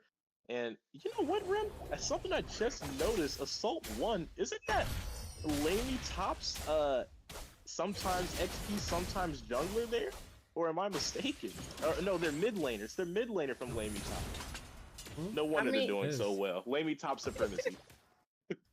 I mean, hey, you gotta go cut And it. if you guys want to hear the game more than the casters, that's up to you. Gonna show us how I can't really this tell because Valentina I don't have is like gonna an be equalizer played that during like this tells game me here, but I do like that what OS each is individual finding, sounds that like pickoffs, doing. kind of So cutting out rotations in terms of it's their up to you positioning. guys to That let me was, know. a good positioning coming in from Plex there on this Franco, right? We did see her stealing the Cold Altar as well, and they're playing for this gold lane. The one thing about Tar, though, he senses danger. We're seeing him playing very safe under that tower. Claude isn't showing himself. He knows. He's aware. He's aware.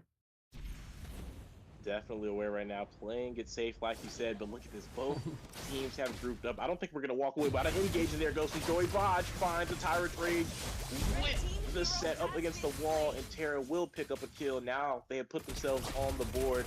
A kill from the gold laner. Mo's gonna be able to use the Blazing Wet, trying to clear out the way, but he's gonna be knocked up by Joy Baj. There goes the flicker in Shadow Stampede. They're gonna be able to take him Yato's down. so 2 good. kills in the gold lane rim, and just like that, BTK showing the Yato, power from this baby. roster up in the gold side. I know I mean, and you I'm mentioned it, not right? It's casting. all coming into the engages that they have. They have the Foramus with the Shadow Stampede. They also have Joy Baj with the Tyrant Revenge combo, but an Iron Hook being landed, pulling Joy into that tower. He's gonna use the flicker though, but Yato popping this Cold Altar prematurely. Right, and there goes a great grab though from 1035. Now able to find the kill. Joy Baj finding a nice knockup. The Tyrant Revenge not really the greatest set right there. T though still flying around. He's gonna go ahead and land in. Myth's gonna find Joy Baj though. It's gonna be a kill for them. Myth trying to go ahead and disengage over the river. Assault 1 applying pressure with the Terrify. What was Zane caught out as well? Needs to be careful. Plex looking for the hook. Looks like that might be the end of that fight. 1 kill into the favor to OS here. And it's good that they're able to kind of find something right up in the top side. We did see Mo being taken a low there as they are gonna escape, and that's what they're gonna have to play in for. Looking at some of the items that's being picked up here, we're seeing Yato going in for that first building for Ramus there. So he did secure that Clock of Destiny as his first item. Carry already having that corrosion scythe. Both marksmen actually securing their first core item. So it's going good for both gold laners. See, I like right now. Rim because she actually Valentina talks locking about the in items. this enchanted talisman as her first item. And I'm not sure how I feel about it. She's gonna be missing out in some of that damage. Usually you'd build in that clock of destiny first and then you skill into that enchanted talisman, but we did see a concealed play, but Mobazane might be in a bad position here in the jungle. And you saw he was able to put that pressure that you were talking about, locking in on that purple buff there, and that's the type of stuff though that you expect from a jungler of Mobazane's caliber, right? Making those advanced plays, those advanced rotations. You like the mute? going to What? Find any bit of advantage that he can. Speaking of advantage, though, looks like OS already trying to set up something in the gold lane ahead of that turtle. Weren't able to find anything, but BTK has control of the river right now. Myth needs to be careful. He could get his HP bar chunked. I don't know if those are Spidey senses, but he did escape any initial damage there from T in the bush, so he's going to be okay ahead of this turtle. Actually putting on the damage onto T. Immune's a nice Thorn of Rose there. T needs to be careful. He might be forcing the Black Dragon nice and early, and yes, he will be having that called out. He is low HP right now. Not going to have the ultimate or too much HP to work with. So it looks like BTK might be down in XP laner. He hasn't backed off just yet, using that regen rim and a little pressure on the Mobile Zane. But you're not done yet. Comes out. Oh, that's right. They're going in for the bush fight. Mobazane is joined in. Cultivator goes out. 2 members currently immobilized. Clicks to go for the quick. Joy Bodge is going to find him in the bush, and that's not where it's going to stop. Yato's in trouble as well. Gets caught by the Terror fight. 1035 is going to shut him down. You know what time it is, as they're looking for the 1-for-1 there. But Yato with that Paramus passive, he's already spawned back in, but Plex still has less than 10 seconds to go before he can join back in on the fight. BTK is going to use that information. They're going to keep up the pressure. Assault 1 needs to get out of there, but that's a killing spree for the gold laner from BTK. 3-0, as Mobazane is going to pick up another neutral objective for the side of BTK. And it's kind of a misplay there coming in from the side of OS. We saw 1035 on this blue, keeping Mobazane down in that bot side. But speaking of Mobazane and down, he's gonna take down Mo there on this clock. But back to what I was saying, Mobazane had to be in that bot lane to kind of clear that tower, and they didn't engage on this turtle. They had the number advantage. T was relatively low, and they still didn't decide to commit for that neutral objective. Even if there was a contest from the side of BTK, there was no retribution. But speaking of retribution, BTK's Joybot from the bushes. He's going to go for the kill onto Myth there. Look at that kill. Furious dive. His Terror's going to pick up another kill, and T is going to shut down Assault 1. Assault, the only one being assaulted by members of BTK. 2 members left in the mid side. Looks like they're still going to try to defend, but it looks like everyone from BTK is looking for the push. Black Dragon comes out. 1035. He's dropping low. And that's going to be a shutdown to the walking alarm. What time is it? Outside of OS there, and a pause request has been pulled out into play there, Riv. I mean, and that's what you kind of get, right? Going into one of your counters, it's always a bold move, and I'm no, victim to this. I play Odette, and the moment I lock her in, I see 10,000 CCs being locked in after. So it's kind of, you have to think about that, right? He thought he was going to be able to escape there, but we did see the Faramis being able to burst him down. And the side of OS, they have to put some pressure onto Mo right now. He's 0-2. Oh. He is what they need to be able to win this game. That is a time slot. Then you have someone to Assault know on this when this is Valentina. gonna She's happen. one of those mages. Yes, she can have the ability I was to like, burst, who but she's unpaused the kind of game? Poke first and burst after.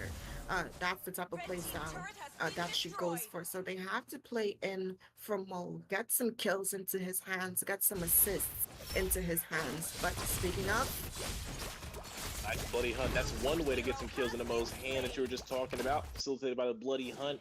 And now he's on the board, but look at Mobazane and Yato and Joybot looking to go ahead and capitalize. They're going to find the trade, a kill onto the gold laner, but they're going to be able to find a kill onto that mid-side tower there. So that's still huge for them. Remember, they're still up 5K. OS, what do you feel like they need to do to be able to get this game back on track, even with Mo finding that kill up in the top side? I mean, they have to find some pickups, right? Preemptively to these team fights. But Joybot going in with the Tyrant's Revenge. Ooh-wee. Off for the side of BTK. We're talking about OS needs to do that, but now they have the number advantage. They already have the setup control. And look at Myth. He's still going for the contest, even though he's all alone. Will he be able to pull this off? No, he's going to lose out to the face of Can't out-referee. You can't out-referee Zane. Of Myth there. I'm not sure if that was a wise contest, even if they did have the numbers. They would have Can't out-referee that, boy. Calm down, baby. The Tyrant's Rage there. Gets knocked up, forced out in the Purify. This Plex tries to go over the wall with an Iron Hook. Doesn't connect. And now they're trying to defend that tower. Able to hold it off, but that Lord in the bot side of him. Absolutely right, and we're seeing BTK trying to proxy these lanes. We're seeing Team make his way up to that top side, but a good bloody hunt there to Mobazane. Go out. Will Mobazane be punished for Shadow Assault coming out? He might have narrowly escaped. Yato comes up with the clutch. Ultra there. Mobazane is still going to be alive. Oh, what a hook! Good safety joy barge, but Zane's going to be taken up by 10:35 there. Into backside team. He's going to pick up onto Plex. Taro going to pick up a double kill, actually taking that kill from him. Turning that fight back into BTK's favor. They lose 2, but they took down 3. And they're going to be able to find another tower room. And that's Joy Bosh timing is so responses low in the map. Yes, they were able to get some numbers down there, but they were able to still find that tower and open up that map. And look at the side of OS right now. Of course, just defend. Looking at Glue trying to take down his Lord is so hilarious. He has no damage whatsoever. He's like slam, slam, slam, slam, slam, slam. But Mode to the rescue for some of that damage coming in. And again, playing into their win conditions, they have to focus on Mode here for some of that initial damage. I like that Plex is finding some good bloody hunts, but they have to communicate a little bit better for the side of OS right now. But speaking of communicating better, Set has been called out. Myth is in a lot of trouble. He's going to be bursted out by Yato. A killing spree from the mid laner. Mo's also in trouble. T lands down. He's looking to find the kill onto him. Furious dive with the BMI at the last second to get out of the trouble. Joy Barge over the wall. Doesn't find a knockup. And now you can see OS trying to go ahead and hold the back. Assault. 1 dash in, 1 dash out. Just a little bit of poke there. Not going to lose too much. They lost Myth, but considering things. Oh, up Flex. A good hook into the bush. Bloody hunt as well. Will they going to find the kill though onto T? Yes, they will. 10:35 going to shut him down again. Let him know what time it is. We saw Joy Bush go for a little bit of engage there. Not able to find anything just yet though. The fight's still going on. Yato shot low Mo into the backside of the blade. Do it. Finds 1. He's able to pop the immortalities. Yato takes down Assault 1. He will not be able to pop that immortality. Mobazane looking for an invade, but he's all alone right now. Needs to be careful, gets immobilized, and now here comes the annoying part about facing the Glue, spamming that slams Myth. Will be able to pick up the kill onto Mobazane, and that might have been a mistake. He's going to be down for the next 30 seconds of the rim. Lord up in 10. Now Yato being pressured over into the bush, using the Shadow Stampede to get out. Gets immobilized, but he's going to be able to go ahead and disengage. Coming up huge right there. A double kill into him. He's gonna look for a third. Flicker comes out, but will that be enough to escape? He's getting slowed down now. Yato's gonna find the kill. And Rim, what just Joy Bosh, baby, let's go! A window of hope, a window of opportunity. A seed that was planted quickly snuck out. And here comes the recalls. Seed that was... Oh my god! I mean, I gotta give it up to... Fucking... Oh my god. And the thing about hope, you have to be a believer for it to work out. Oh my god, bro. You see the Tyrant's Revenge being popped in there, the magic ball going in. Now Myth is in trouble, and right now you have to wonder what's going on. Things were looking so good for about 10 seconds for them finally in this match, and it's just like everything just got flipped upside down. As soon as Joy Bodge went over that wall and found the set he's been needing all game, things got grim instantly for the side of OS. And again, it's gonna come down to the draft, and this is kind of why I favorite it, right? They have so much more opportunities for windows of finding an opening. We're seeing Joy Bodge also giving that vision, right? He has also had some good. Let's go, Joy Bodge! Let's go! Yato has been finding some good engages as well as additional support to keep these team fights going, right? And that's not even accounting for the gold altar that he's providing. Oh, the concealed play, baby! Let's go! Woo! There's the Black Dragon. Setup. He's already sending out the Black Dragon. Joy Bodge not going to find anything with that to wind up Gonna have to go ahead and reposition. He has zoned off members, but they don't have any minions just there. It's only a Lord. They didn't really sink in these waves for a potential play. Maybe just going for the Hail Mary push. So that Lord's gonna be wasted, but a fight could be broken out if they are able to find a set. They have a wave down on the bot side rim, maybe stalling for that push. Absolutely right, but they have to keep into account Better enjoy the my side of OS. They do oohs and have that cold sheeshes. altar of their own on assault here, but Joey Baj. Set something up. We saw the bloody hunt as well. Jones 3 goes out. Tower falls down as well into the midst of things. BTK is looking to close out this match. Joey Baj doesn't find the knockup. Gets his immortality pop. Will he be punished though? There's not enough damage to be able to pick it up. What? To go back to the flex. He's gonna fall before he makes it to the Fountain of Youth. He's gonna be shut down prematurely. And T, he's gonna call it the Black Dragon. He's gonna look to distract the two remaining members. He saw one in trouble. He's getting topped out by the Petrify. He's dropped low. Mo with the BMI is gonna be forced out. Terra trying to log onto the tower, but wait, Assault found the kill onto T, and with no minions there, not able to complete the push. But Mo goes back in. It gets taken out. He had time to work with. I'm not sure what the thought process was there. Assault look for the defense. It's a cannon minion and two members as Terra is going to put the double kill. Member spawn again, but it's not going to be enough time. BTK will find game one in spectacular fashion there, Rim. Victory! I mean, it wasn't the Lord that got it done, but it was the minions. We saw them being objective focused there. Yato popping that cool altar, ensuring that last push for Tar on this carry. To just focus on that base and get this first game out of the way. And I mean, OS, they did put up a fight.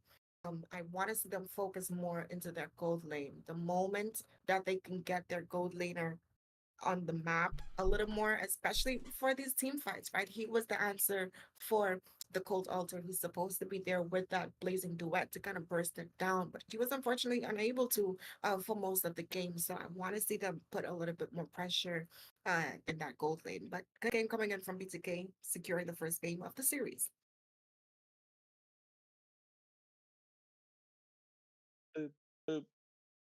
Bip, bip, bip. Deku's lagging. Deku can't Gee, say Yiko. Can't say anything. But what's up, laggy? Hey, calm down, calm down. Relax, man. No need to do all that on the live, brother. Just relax, man. Keep that private. BTK, you wanna join? Lobby? Maybe, man. If you feel the need to bring me this time. For sure.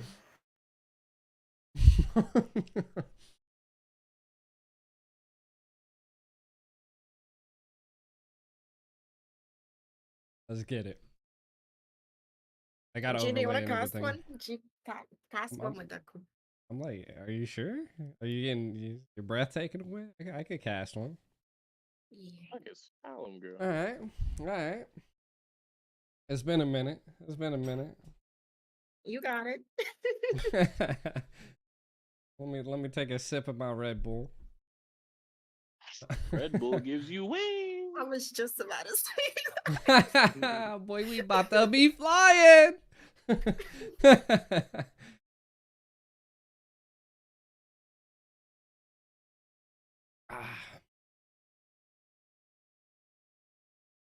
Man, oh man. You on the play-by-play? Sheesh. Listen, I mean, I can be, but I'm a little rusty on some of these weird picks. You like that sometimes, man.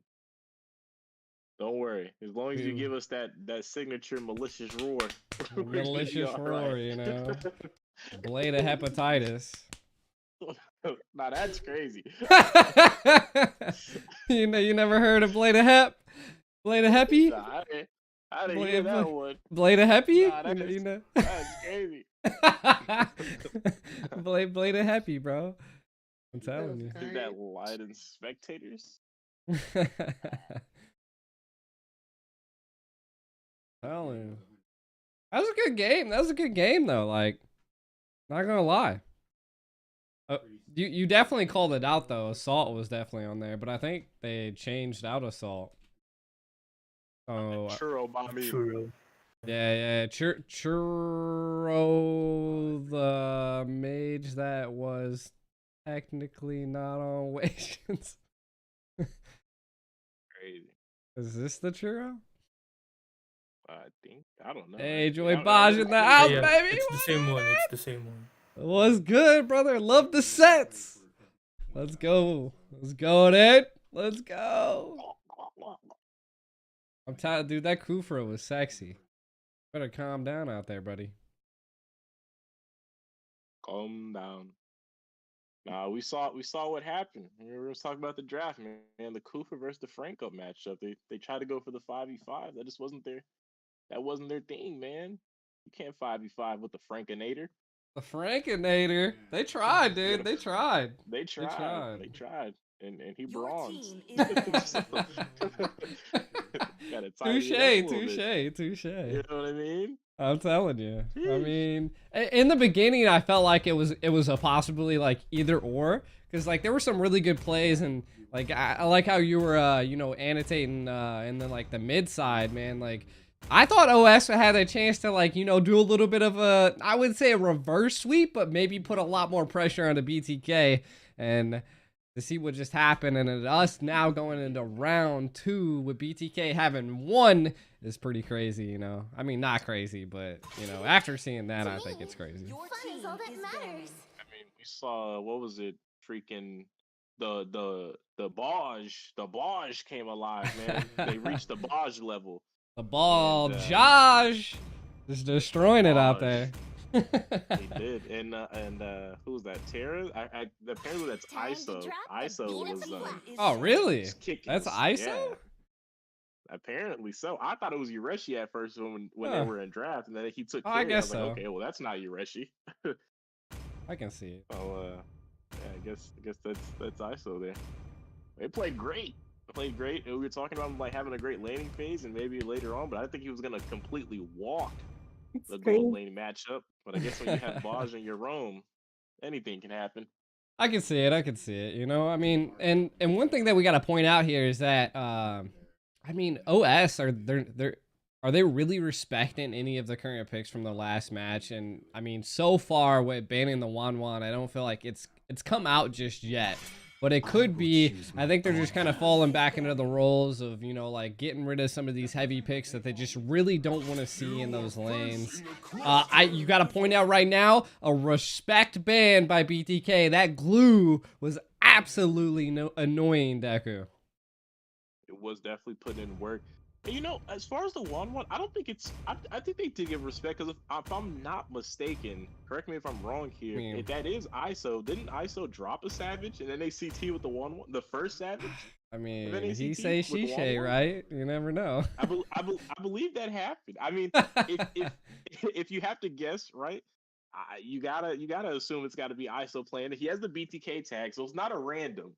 Hey, right? So it is. You at got that. point, we got to do some deductive reasoning here. That it's a very high probability that's ISO, and if it is, you definitely do got to get that 1-1 out, man. Dropping a Savage during NACT, the first one, the weekend with the international casters. Gee, that's when that happened. So I wouldn't want that either. I mean, hey, I feel it. Wan's a little uncontrollable at times, so. But I mean, BTK falling into that respect ban of always getting rid of the fanny. I'm pretty sure BTK has a phobia of fannies. I don't know what happened. It must have been that one NACT where Vendetta. Yep, where Vendetta embarrassed him a little too much. Yeah, that's definitely a thing. I mean, honestly, at this level, even if it wasn't a bit of phobia, you gotta respect the fannies, man. They're just ridiculous at this level. If you're facing a competitive player that is proficient on fanny, it's a nightmare no matter what. I mean, even Shark pulled out fanny, and he made it look like he was a fanny man. So hey, this has got to be some respect. Listen, Shark's not here right now. He's not. But it's a great point. Even if a roamer's pulling it out, man, anyone can pull it out at this point. 100%. Point out, Melissa, it's been banned a lot, but it finally slid through the cracks here. I feel like it's a really good pick in the situation that they're in right now. A second pick, Melissa can definitely be a tyrant on the field. And I mean, dealing with a Kaja, like you could possibly escape enough that you have enough dashes to avoid that divine judgment. But not only do BTK respond with a Cho, but it's also Joy Baj on a Cho. So we know what this is going to be. If there's any respect bans that I suspected a team would go for, is the Cho. But, I mean, you got to respect this Kaja. I want to see where it's well placed. If it can actually be utilized correctly, we could see that easy peasy ISO, whatever Toronto wants to be called. Whatever he wants to be called, I feel like they could do something with it, but we'll see. OS put up a really good fight, and I really want to see it again. Definitely did put up a great fight, and it looks right now they're looking to gear up to put up another one, especially in those 5v5 clashes. They still opted in for a single target roam with Plex on this Kaja, but they do have something else to kind of open up the map. They're not gonna go to Nana. Mobazane. Yo, what? Pulling out the lens. Hold up, let me bring out my binoculars real fast. Is that MOBA Zane on an assassin?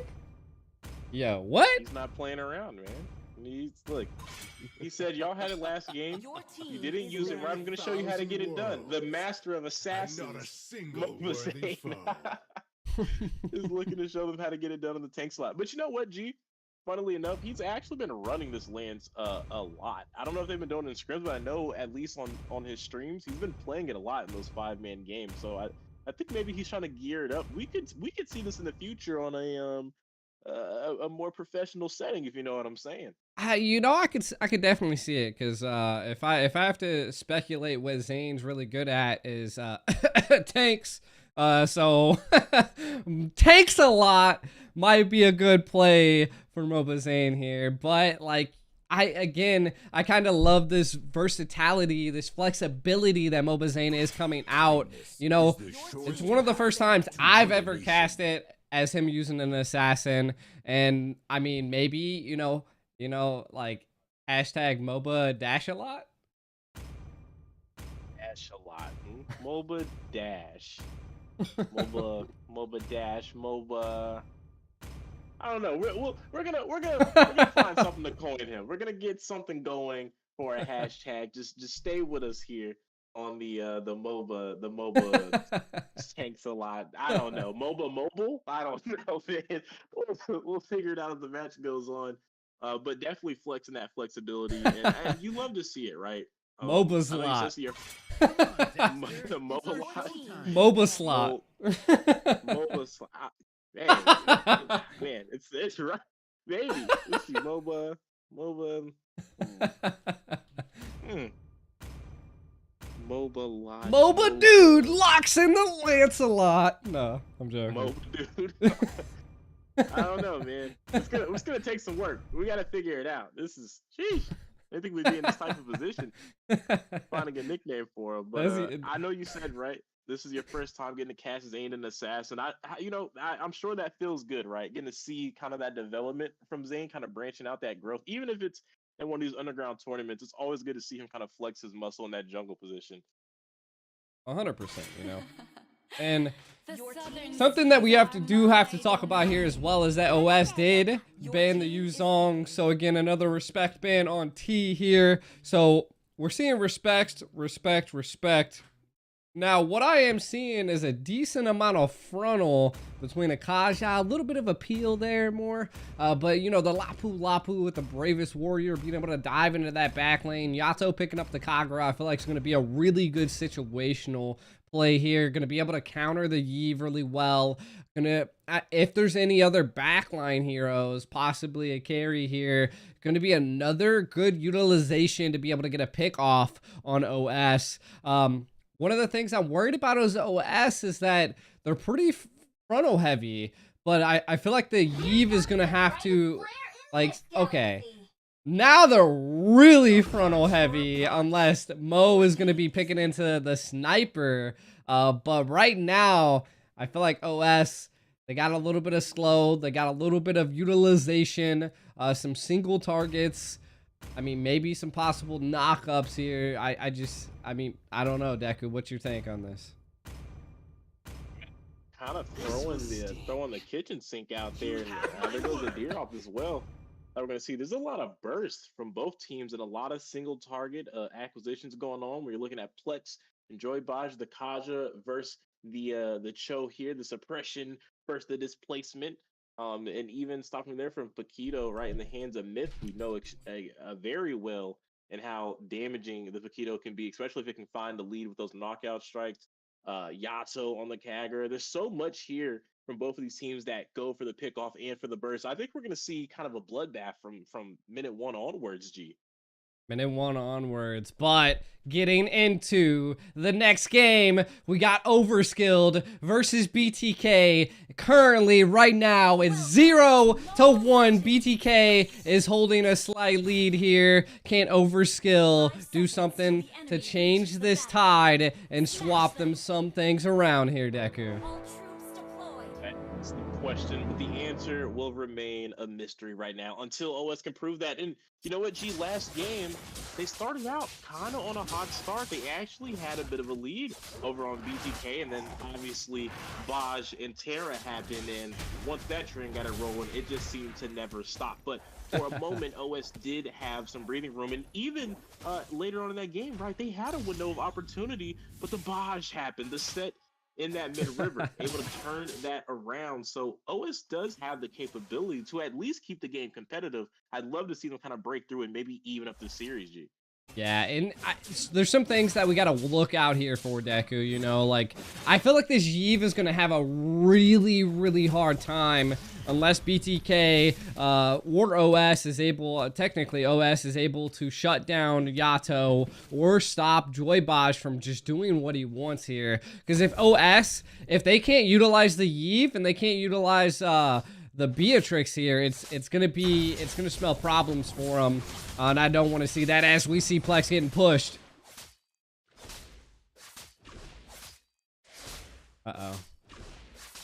Maybe Deku. We got the laggy Deku in the house here. Looks like it's the one and only top G to handle the tournament. No biggie. You know what I do. As Myth is here, taking the gold crab with no problem. Actually, a live T was able to sneak the gold crab, so Myth wasn't able to do anything. They are setting up. They could possibly get a pick on Yato here. I know I said possibly twice, but you never know. 2 times is what they need to get something done here, as OS is diving into the turret as we see if a Bravest Warrior come out. T getting pushed hard, dying to 10:35, showing them what time it is. Myth now wanting to show a little bit of pressure. Mobizane's retry game is too much for Myth to handle, as we see OS try to put a little bit of pressure onto BTK. Joy Baj is able to utilize the little bits of knockups that he has to control, and BTK backs off. Do back off and still being in favor of BTK, even though they are down a kill, still have the gold favor in their advantage. And you know what, G? I think this isn't such a bad start. Again, even with that kill, they are down, but the match is still close. A lot of teams have already essentially got snowballed on here by BTK. So I think this is a respectable start, especially when you're the one to strike first blood up against BTK. A tough feat in itself. So a nice start from them right now. Yeah, it is a nice start. Now, I do want to point out that I felt like OS had a really good early game last time, but once that 8-minute hit, but T getting pushed again. 10:35 able to secure a kill. Again, that Bravest Warrior is just too much for T to handle. But back to what I was saying, maybe not, as Joy Baj is able to hit Way of the Dragon onto Myth here. Mobizane's able to secure the kill, but Plex is coming in to, you know, deal some damage and throw it back, and it was able to get a kill again on Joy Baj. I'm taking all the shine. I'm sorry. No, I mean, hey, I mean, we kind of talked about it, right? It was going to be a bit of a bloodbath, but didn't really expect it to be OS kind of heading out on top of that. Gee, they're 4-1 right now, have now created just a slight bit of a gold advantage, right? Up against BTK, which is very nice, especially heading into that second neutral. We got less than 10 seconds right now on the board for them to make that happen, but the utility being wasted out from the side of OS. Utility, I mean, they did lose a couple ults, especially with a turtle coming up. Joy Boz showing a little bit of pressure, you know, utilizing those knockups to you know, maybe scare him away, but OS is not afraid. They know that they put a lot of pressure on the T, but who has the retry? Myth is able to finally get the retry as Where the Dragon is connected on the Myth. Joy Boz able to secure the kill, though, as Yato goes down to Churro. What a good real-world manipulation, and 1035 is able to utilize that bravest warrior, and once again put a lot of pressure on the T. Right now, OS living up to the name. A little bit of overskill coming out, maybe some overkill. They found the turtle, but rubbing a little bit of salt in the wound to pick up a little bit more on that. They were to take down T, and you know what, G? He's 0-3 right now in this XP matchup. Up side, 1035 sitting at 3-0. So one side of the map heavily already into the favor of OS here. Yeah, and you know, I would suspect Dyroth.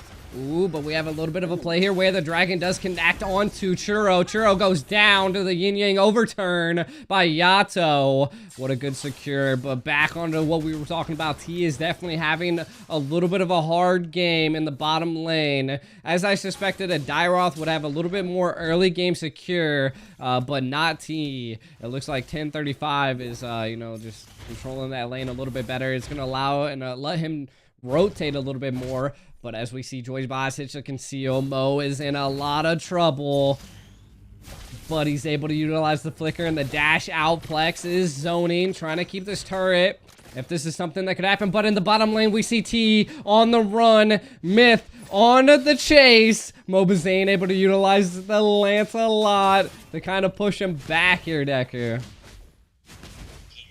He was able to push him back, able to keep T alive, because one thing worse than 0-3 is being 0-4, and they didn't want that to happen. And that's Turtle spawning in less than 20 seconds here. So we're going to see another rotation, right, coming in from both of these teams. But hang on, Bush camp here. Oh, but the way the dragon doesn't connect into the right angle as he pushes himself, Joy Boz towards Mo. They're not able to do too much, but a fight does continue in the mid lane. Mobazane trying to show a little bit of pressure, but they do opt out to retreat to go for the turtle instead. Again, 1035 utilizing the time to create a really good micro play to be able to take out that turtle. But while we're not looking, Mo does fall into the top lane. Now it is the wait and bait for the turtle. Joy Boz really, really low. Plex is able to secure the kill. Mobazane is still there. Full HP, real world manipulation comes out. Myth is able to secure the retry as Churro is able to take out Yato. Overskilled, looking really good right now. Deku. And you know, that retry really can't be understated. We really got to hype that up, man. That's a 50-50 with a level down, right? Mobazane had the advantage. And on the Lancelot, still coming up short up against Myth. Myth is 0-2-5, not the prettiest KDA, but when you're talking about picking up a neutrals up against arguably the best jungler in North America, still having a great game considering that fact. We do have to say that, but is Mo gonna be OS's weakest link? As we see BTK, the conceal play, the way the dragon connects onto Mo. Mo is going to fall as we see them die. The thorns come out by Mobazane, but is it going to be enough as most of the team backs up? They utilize quite a bit there on OS. They get the pick and they just back out. They know they're down in kills, but not in gold here, Deku. Right, you know, we were talking about 50-50s earlier, and it seems like Joy Boz a little bit on the 50-50. We saw a kick early in that jungle, definitely slipped on the roundhouse kick there, but you saw there on the bot side, able to accurately place Mo into harm's way, right into the clutches of Yato, able to find the pick off. So I think as long as Joy Boz is able to keep up these way the dragons at least above that 50-50 mark, maybe some very well-timed kicks, and Zane able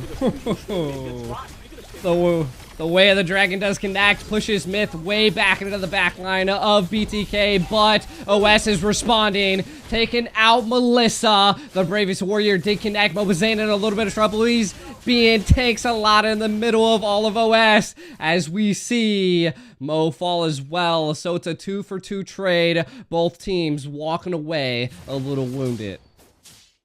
Right, 9 minutes into this game, 17 kills on the board in between both of these teams, and another fight breaking out. Yeah, Bravest Warrior does come out. T getting slown and pushed back, but Mobazane says, get away, I'm coming in, and takes a lot, does what he does best. He gets in there, absorbs that damage, shows a lot of pressure, and he just gets away. Says, see you later, dude. See you later, dude. That's right. Dude. Now, right? Able to pick up some pressure. But then look, there's the kick again from Jordan. Yeah. 50-50 that we're talking about, man. Kicking him the same. What's wrong with him? Gotta tighten up those shoes, man. There might be some loose strings over there. Gotta get those kicks accurate if they're gonna be able to find those kills. He's really the main engagement for the side of BTK. So if those kicks don't land, those fights aren't looking that great for them. And right now with that neutral in question, kind of gonna need that ultimate to get back into the fold if they really want to make some plays here.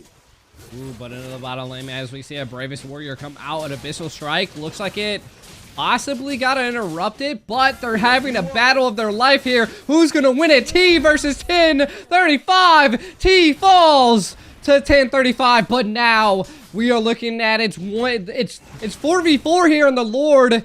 We do know that BTK has a better weight and bait than OS, possibly. I don't know. I've never seen OS, but again, 1035 being able to utilize that the time frame to do a push here, Deku. That's right. I mean, 10:35. You know what time it is. If you don't know the name already, you know it now because he's got 6 kills on the board against one of the best SP laners in North America, one of the best products we have to offer down to that 1v1 lane, and he's been making light work of him. Hasn't even taken a death right now. He's on a flawless KDA. Great gameplay from him. He's really a huge piece of OS. I mean, 11 kills from the team. He has over half of those in his own back pocket here, G. So definitely a win condition for one side of the map for them. Now, I do want to point out that BTK handling and having the Melissa. We see another 1v1 in the bot lane. Is this a rematch? 1035 versus T. Bravest Warrior is utilized to get out. He understands that the situation might not be in his favor at this point, but he has the lane pushed in. He wants to get to this Lord for his team. I don't think he has the bravest fighter anymore. As we can see, Joybaj able to hit the Way of the Dragon. Does push him back, and the Yin Yang overturn wasn't able to secure the kill. As we do see, it's the wait and bait here. Mobazane getting zoned out. Myth able to secure the Lord. As we see 1035 getting that Bravest Warrior back, putting damage on 2 of them. Yato's able to utilize a little bit of that anti-CC as the Kagura get out, but ISO falls to Mo. Myth, the legend, putting on a lot of pressure, but Mo was able to secure the kill. OS is able to get the Lord here. What do we got now, Deku? We got a great game coming out from Overskilled here, and I don't know, G. We were talking about them keeping the game competitive heading into this match. Right now, since they've been dominating on BTK so far in this match, and looking at 2v1 now. He once falls again, not to Mo, but does fall again. Yin Yang overturn does get onto Churro, but it doesn't have enough damage to secure the kill. We do see Myth utilize that rashly on the lethal, but was it enough? No one's really touched the Lord at this point, as we see Mobazane, Joybaj, Yato laning it out. 1035 hitting the TPs. Full HP Lord now barreling down onto BTK. Are they going to be bloodthirsty kings and turn this around? They do look like they're out for blood right now, but it's only the Lord that's secured. Secure, and OS trying to secure some hearts, maybe some new fans. They're trying to potentially close out the match up against BTK. They're in. Oh, the Way of the Dragon connects onto Churro, and the Yin Yang overturn does secure the kill. Churro goes down, but it's a wait and bait as Plex gets slown and falls. Now BTK is on the aggression. Like I said, you got a nick into OS, and now they wanted the blood. We do see Easy Peasy getting pushed here as 1035 uses the Bravest Warrior to dive into the back line and push him away. BTK survives, and so does OS. But to be honest, I gotta say, OS definitely looks like an injured dog at this point with 2 down.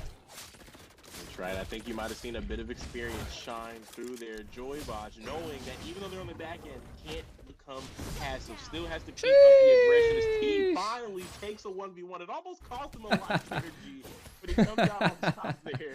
Hey, you come out with 1 HP, you come out with 0 HP and still live, whatever it be. A kill is a kill, and I think, you know, it was deserved. He's able to finally turn this around and finally shut down 1035 there. That's right, and definitely a shutdown, and the only kill that's been put onto 1035. So what an accomplishment for him, being the only member from BTK able to get it done thus far in this match. But you know what? Speaking of things happening in this match, the positioning from Joybotch and Terry, they're really holding hands here on this rotation. Honestly, I would have loved to see them maybe keep that positioning. I think there was the potential for Joybotch to catch someone on a rotation, especially with this Lord up in play. But now we're going to see if OS is even going to go contest with it. Ooh, conceal play does connect onto Myth as we see them kinda looking at it. But one thing that I do have to say is MOBA Zane is by far the best I've ever seen at Lord control. He missed a couple retries so far in this game. Let's see how OS responds to this wait and bait that I love.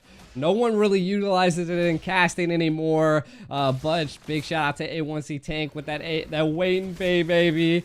It is how it is, and MOBA Zane does it best. As OS is, they just don't know what to do here. They're trying. They have everything, but BTK is just there's no vision. The Lord's getting close. It does look like OS has a little bit of the control. MOBA Zane's able to utilize that and reset the Lord. And now it does look like it's a little bit into OS's favor as a real world manipulation does come out on a Joybotch, but he's able to use the Juice Kando to get out. Yato is able to secure a kill on Mo with the Ying overturn. Bravest Warrior's not going to save you here as T's Abyssal Strike connects. Myth on the run. Plex on the run. Full BTK pushing down mid, looking to end it right now, Deku. They are walking that down from the side of BTK, and again, geez, just like last match, things look good, but suddenly turned around. It wasn't the 8-minute mark, but it was the 16-minute mark as Myth falls, as the whole team of OS falls. Are they just gonna respect it? Back out? They don't even. That was anti-climatic. Yo, bro, they listen. They just want to hear me cast some more. I appreciate you guys. I love you, BTK. Must be a thing, and it's so sad to see because honestly, Overskill, they had the right idea, right? They knew, okay, we need to go for a pickoff. We can find the pickoff. We have an incredible shot at picking up this Lord, but they used that opportunity on Joybotch, and unfortunately, he still had the flicker in his back pocket. So even though they dropped him low, he was able to go ahead and disengage, create that space.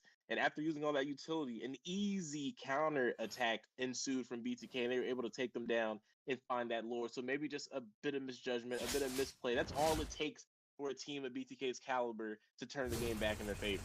I do want to point out that Zane has not died yet. He's 1-0-10. He's been in almost every single team fight, it seems. Missed a couple retries, but hey, it happens every once in a while, you know. This is the time to learn how to get the retries out on Lance. But again, they do have the Lord barreling down. Conceal play does come out onto the full team of BTK. They want to do something here, but OS smells something fishy in the water as the Lord's coming down. They have the secure to be able to push BTK back. And once again, now, I mean, if a pick happens here, it won't go into another Lord, but super minions are coming in. As OS is holding their own against BTK, defending. They are turtling up here. And BTK smells it. They want something. As Joybotch flickers in, doesn't get a... Oh! The Divine Judgment does interrupt him. Bo's able to secure the kill on to Joybotch. MOBA Zane is into the back of it, but Real World Manipulation controlling him as we do see Melissa is able to secure a kill onto... Oh my god, what an abyssal strike there. coming in, takes out 3 of OS here. Now it's Myth the Legend. Can he survive another day, or will he be forgotten as BTK is able to secure that kill and win the game here? GG's BTK 1. Victory! That was an incredible game ender from T. You know, I know he's not gonna get too much credit there. I mean, he had a very shaky early game, but the fact that he turned it around the way he did was crazy. The man was 0-3, maybe 0-4 at one point, and he ended up being 8-5, and 2 of those kills came from a flicker over the wall with the Abysm Strike G to put BTK in position to end that game there. So it's definitely some great bounce back potential from T in that XP. And like you pointed out, Moba Zane played a flawless game on the tanks a lot. Mobile Lance, we didn't find anything else to coin up, so we're just gonna rock with the Mobile Lance there. Hashtag Mobile Lance, man, showing the mastery in the jungle. It was definitely a good game, and I mean, hey, even though we seen T die a lot, he definitely changed. He changed the tide in the late game, and I gotta give it to him. You know, like it was rough in the early game. I'm not sure what was possibly going down. Possibly could have been that rose gold meteor that you purchased, but I'll never know. You know. The world will never know. Just know it happened. T thing. He looked like water earlier, but then he became true tea later on. Hey, sometimes you gotta let it ferment, man. You just can't drink the tea straight from the bag. Gonna age like fine wine, baby.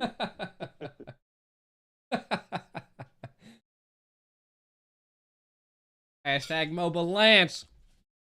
Mobile Lance. Oh, we got Ackerman playing next. Sheesh. It is Ackerman played next Is that, now. Is that Lord Dez in there? Dez is on Dez Ackerman? for Ackerman? Huh. Hello? He's Idol. playing for Tas Gaming. Can't I type here, bro?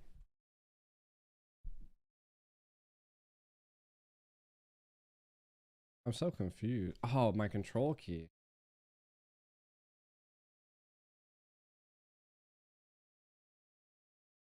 All right. Fixing the overlays right now.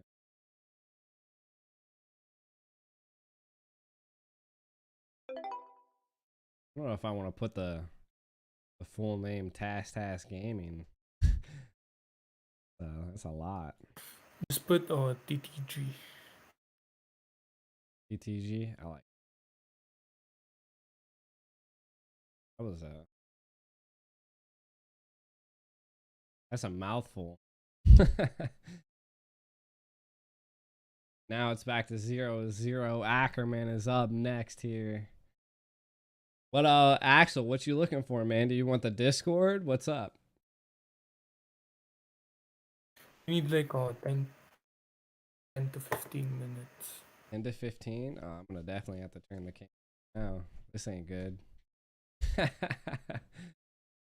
Alright.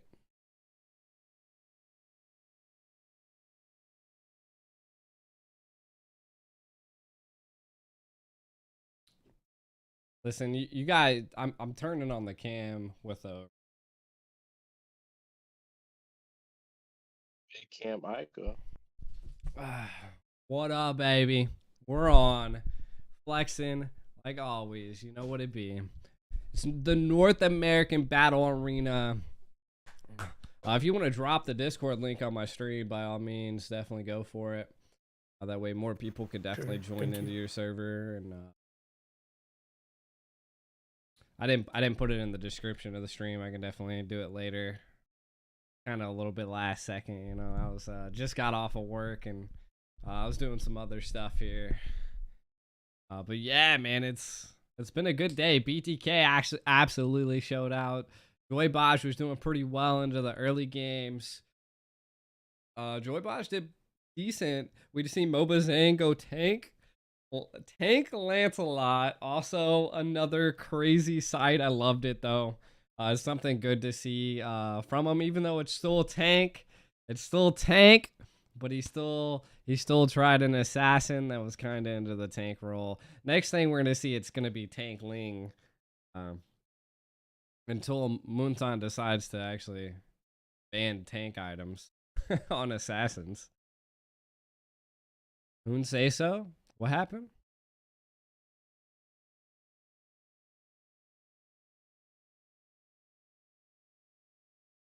What is it? Mobazane said he didn't want to tank anymore. I think we got about like 10. Oh, is it who has first pick right now? TTG? Give me a second.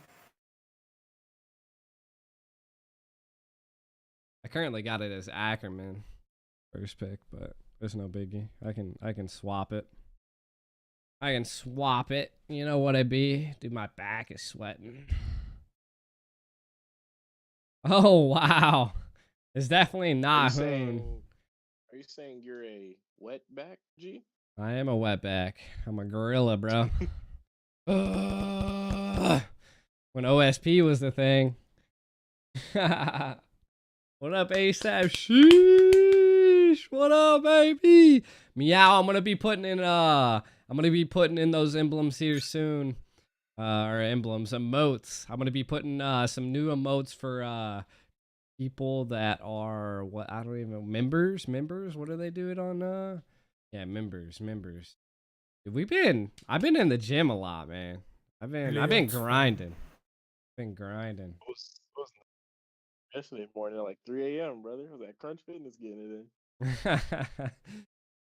Yo, Gotta that's turn what this it big is. body bigger. Astas. What does that even mean?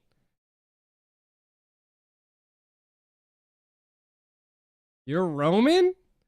Ah, Shuggy Duggy. Now I see you in there. I see you.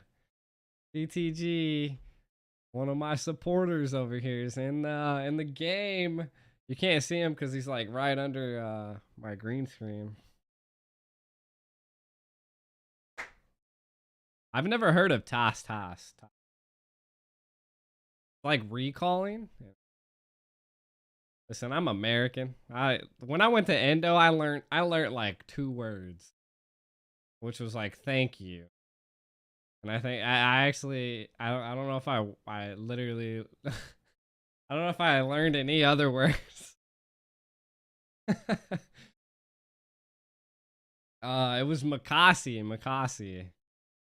And I don't even know if that was like the full thank you in Endo. They just every time I'd go to the hotel, the dude would just like open the door and be like Makasi. I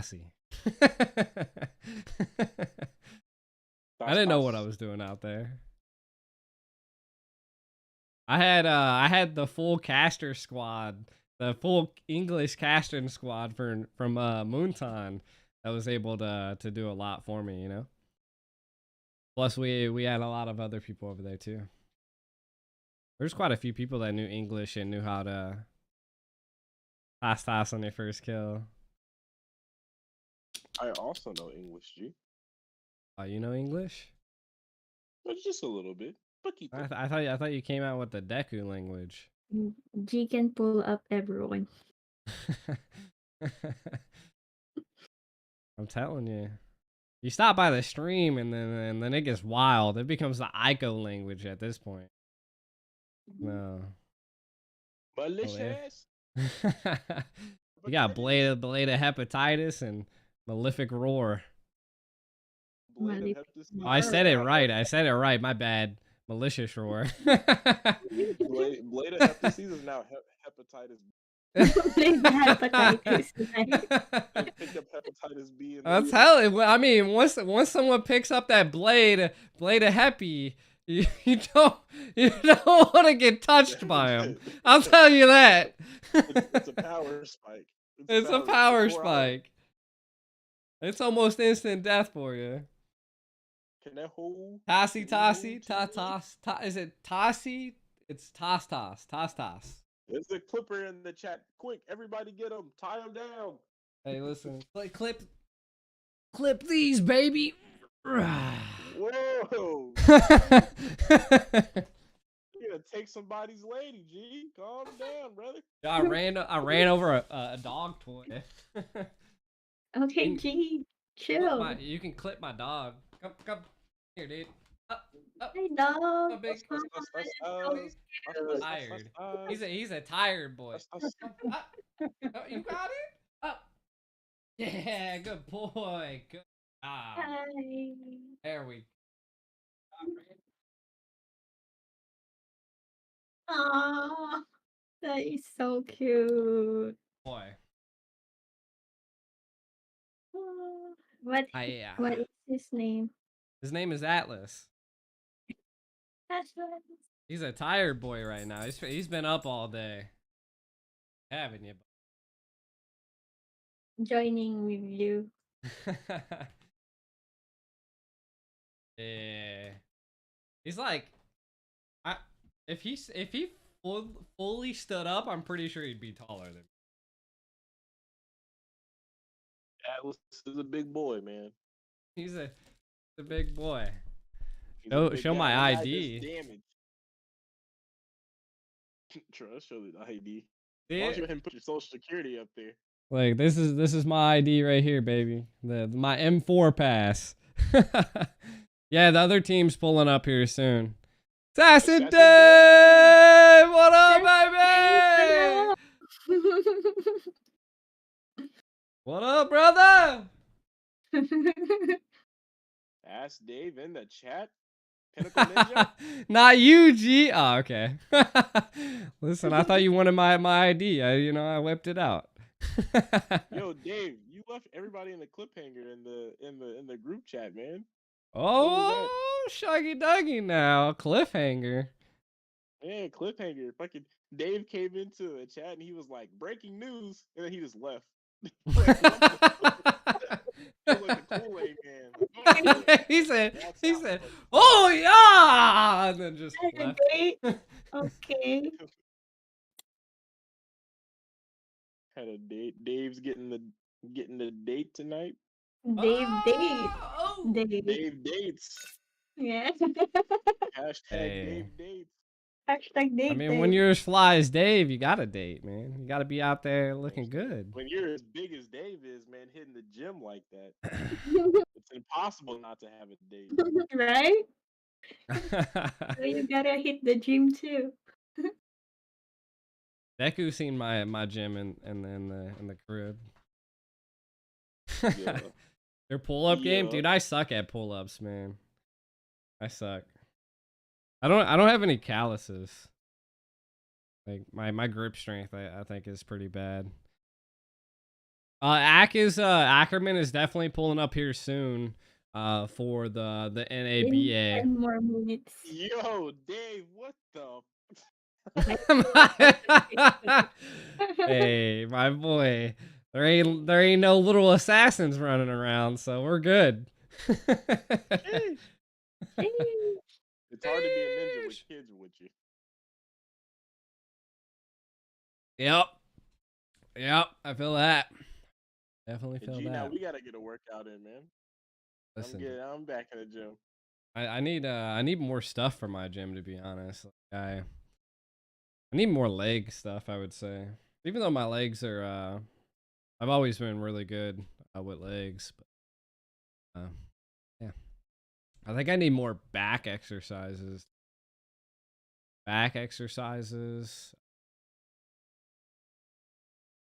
Yeah. Maybe I don't know, man. My gym closed down that was right next to me, and I now, like, I used to go like every single day, but it's a lot harder to do now.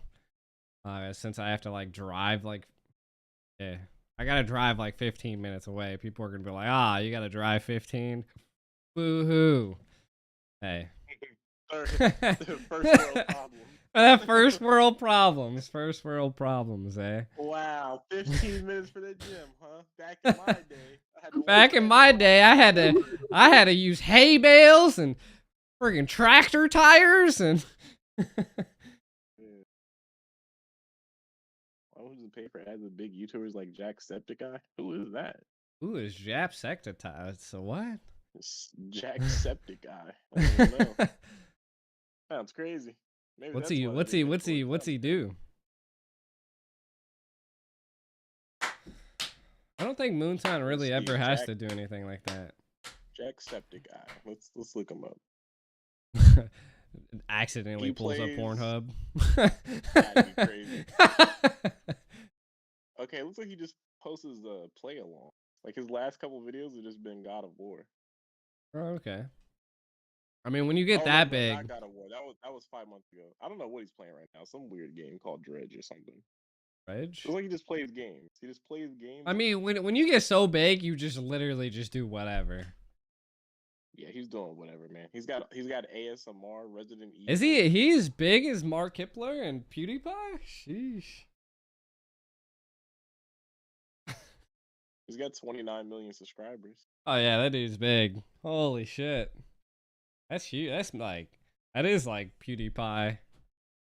I'm trying to would be never like watch a video PewDiePie, of bro. this man, Get bro. famous as hell and then move to Tokyo.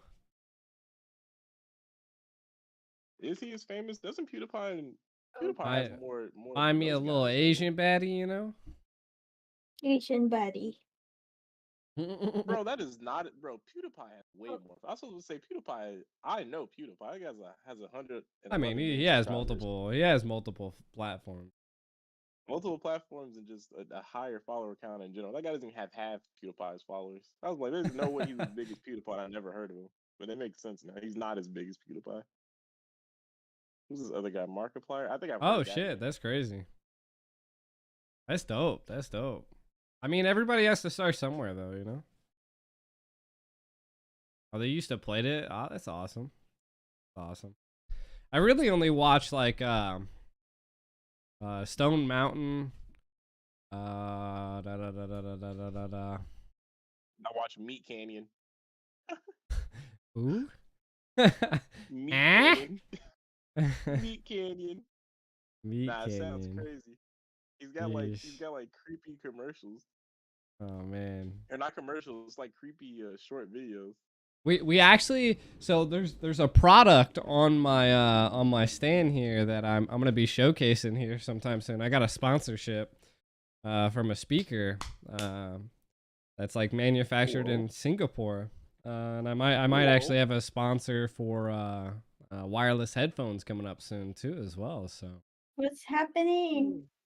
Everyone's I don't know. I think they're But waiting. they'll join before 9:30. Yeah, they're probably just throwing a chilling. tantrum. Throwing Game a starts Okay. at 9:30. Sponsorship. You getting that bread? Oh yeah, man. I know someone in Singapore that that's like what do they call it's like right on the tip of my tongue. An ambassador. It's nuts. And Oh, he's an ambassador for what is it?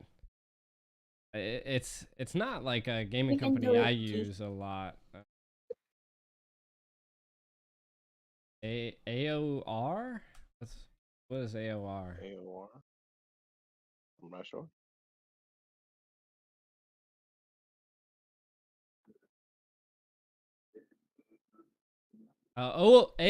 AOC, my bad. AOC. I don't know what the Yes. acronym is. Ooh, I don't maybe use I'll it. find I don't out use what that- AOC a lot.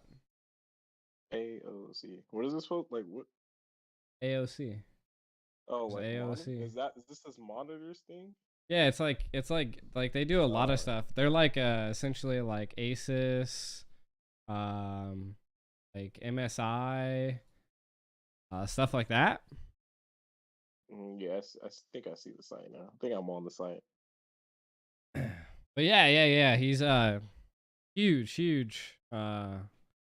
He's done a lot for me, man. Done a lot for me. I've known him for like 2 years now. He wanted me to come stop by his studio because they were in Singapore, and Jakarta is like maybe an hour away, like by flight. But I didn't have money to do that. That's dope. Yeah, but he helps me a lot, man.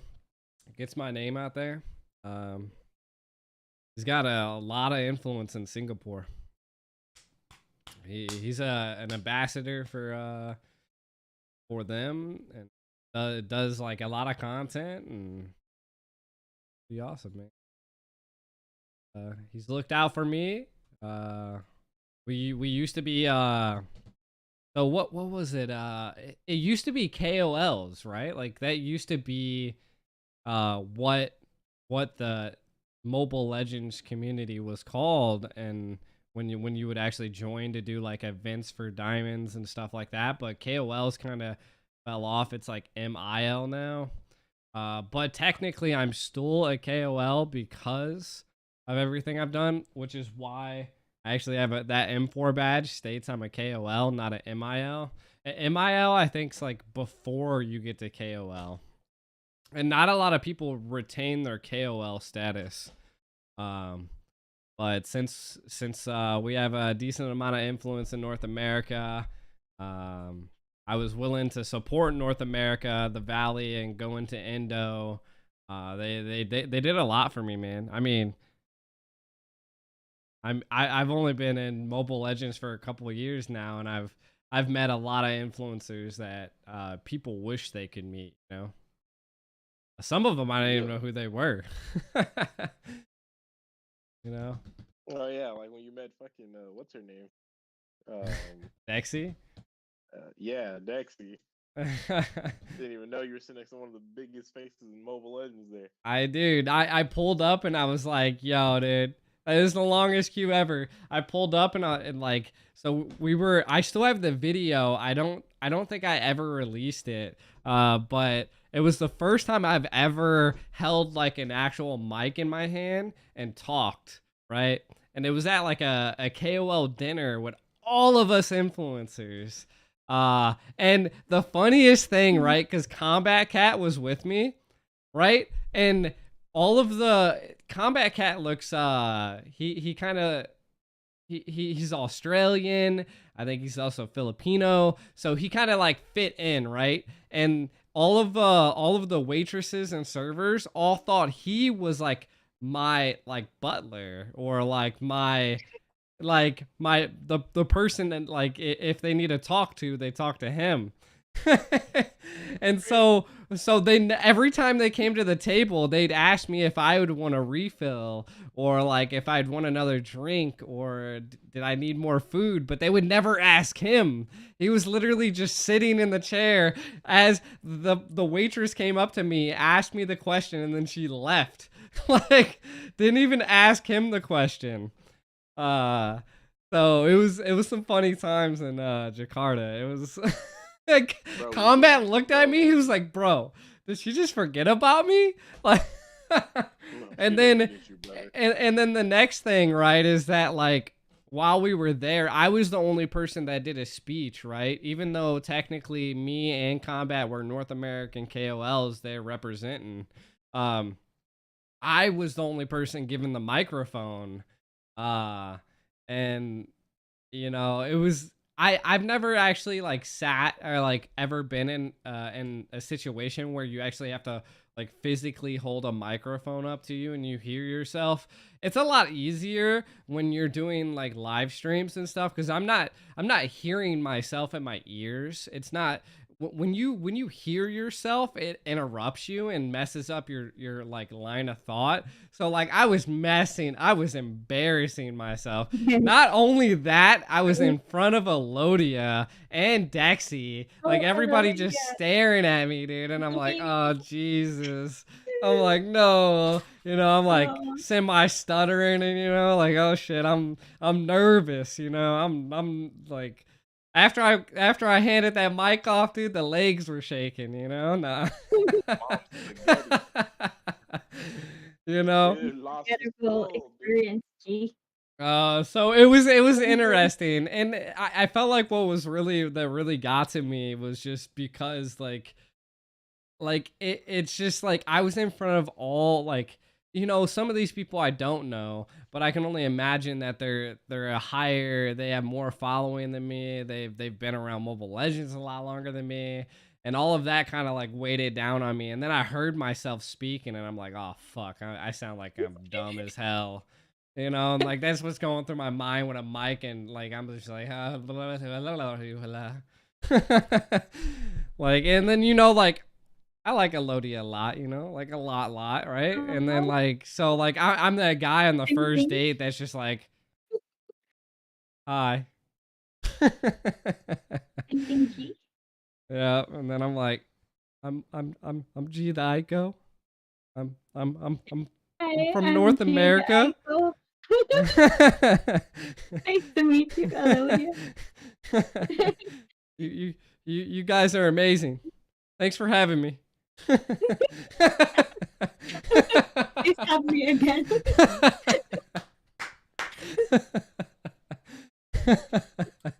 No, I got the video. Maybe I should release it. I maybe I should release it. I don't think I was that bad, to be honest, but I was definitely nervous. When it when it came to the other interviews that I had to do, I was standing next to a lot of homies, you know, a lot of the North American influencers. But again, another funny fact, right, was that when I was in Jakarta, we were in this massive stadium, and the casters were supposed to be outside, so that's where I was supposed to be at as well, but they ended up moving it inside. So now I'm like 50 feet off the ground, right? Like standing right on the edge of this like balcony. And so I'm like, fuck, I don't like heights, you know? Now I got another mic in my hand. I got a fat camera in my face that's like the size of me. And then and then I got my homies next to me, you know? And I'm like, there's a lot going on here. No, it was a good experience. I feel like I'd be better prepared if I was. Yeah, You know what to do next time. Exactly. They never put me in those types of scenarios when I was at the NACT. You know, On the like, spot. yeah, other than me sitting in a chair and get my face painted and winning a Kimmy, or not a Kimmy, a Fanny mouse pad. Yeah, you know, it wasn't too bad. I was sitting down. I feel like, could you imagine if I was all the time streaming, standing up? Like, you know, just, hey guys. No. I don't know what it is. I think you always have like a sense of security when you're sitting down, especially when you've done it for like 2 years, right? Like I feel like I know how to be a streamer at this point, but when it became like I was sitting in front of a squad, it was a little bit different. No, But it looks like we're in a game. Yeah. Okay, it's about to start. This is Ackerman versus TTG. Wait, Ackerman is on the left side. My bad. Woo! I talked a lot. You picking back up, Rim? You doing some casting? Gotta use the restroom. Right. I can cast some more. I'm telling you, I'm gonna have to detach my mic from my stand and like practice like talking. G the Aiko means G the loved in Japanese. Sir, what's your command? It's essentially G the and Aiko means love.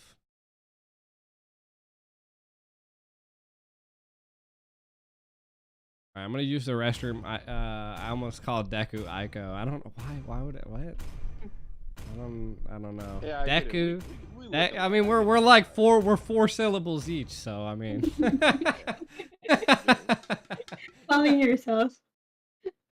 It's funny. Alright, Deku, take over.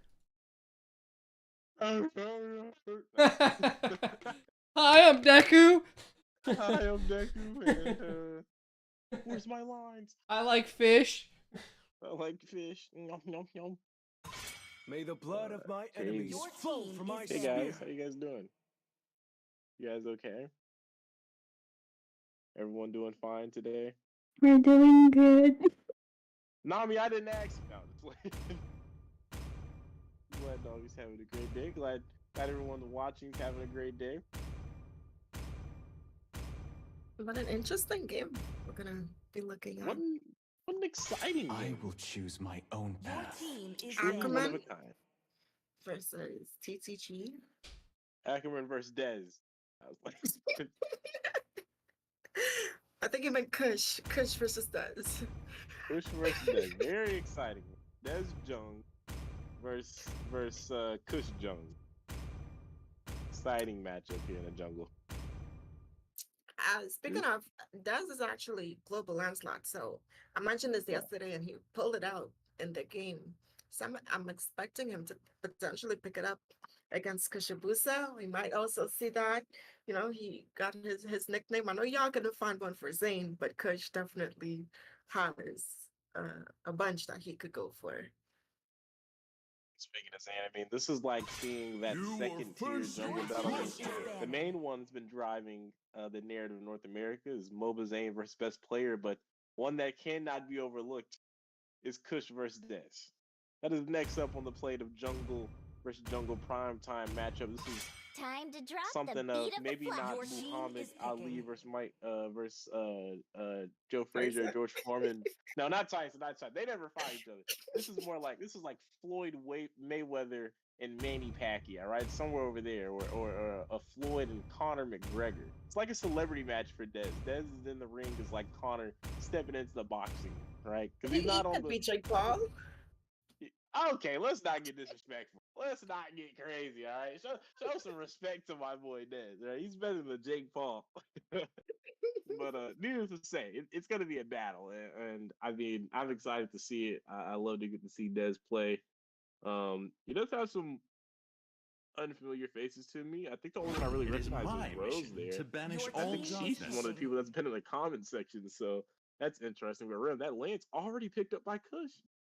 Ain't gonna deny that is his comfort pick there. So I'm interested to see how he's gonna respond because I know usually for me when someone takes my comfort away from me, which is rare, but it happens. Um, I go out for blood, So I'm excited to see what's gonna happen there. We're seeing them hovering over this Valentina pick. Uh, Pretty standard.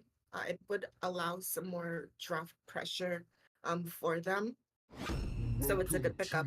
But the Grok as well is a good pickup there for that EXP lane or that roamer. You do have that flexibility in addition to your draft pressure. So I like the prio picks Your coming in team from is this out of picking. TTG. It's definitely something nice to lock in. Like I said, draft pressure there. Grok is pretty nice. I think Grok is pretty solid up against the Lance as well. If you're able to just catch him for a moment right next to that wall, which should be pretty easy, especially when you're talking about the neutrals. There's a lot of walls to work with to be able to just catch him in a little bit of CC just for a moment. That's long enough, right, to be able to win out on that red tree battle. But again, it's going to come out more so to the skill set from Clever if he's actually able to pull that off. But yeah, I definitely agree. The swing back picks were very strong. You got something extremely high in prio, and you got Your something nice to team is supplement it. But picking. Ackerman firing back looking healthy and wealthy To in the live draft as well. is to trick the It's reaper. kind of giving me flashbacks to the previous series. We did see the Faramis as well as the Yuzhong. Were they on the same team? I can't remember if they were on the same team or opposing teams, but nonetheless, we're seeing both of them again, and that's picking it into this Valentina. They're playing into the Valentina, um, saying, "Okay, I am you, but you're a copy." And as we say that no copy is ever going to be better than the original, right? So I do like when teams can kind of still lock in and not really allow the Valentina to kind of counter their overall draft My pleasure. composition. And right now Your they have team the is banning. sustainability, they have the front line, and they also have the pressure in that jungle with Kush on this landslot, right? But Need some speaking of stitches? I jungles, can that's help. gonna go Your ahead team and is lock in this banned. Karina. A good matchup. Looking at some of the marksmen that's still open, the Claude is open. We do know she's able to kind of reflect and be immune to some of that basic attack. So if they do go that route for their ADC, she will also be able to kind of hold her own against that though. But I think a Brody would be a good pickup here for the side of Ackerman, putting a Brody in that gold lane. It could be solid. Brody it has been very consistent in the gold lane, especially after you take off 1-1, after you take out Melissa as well.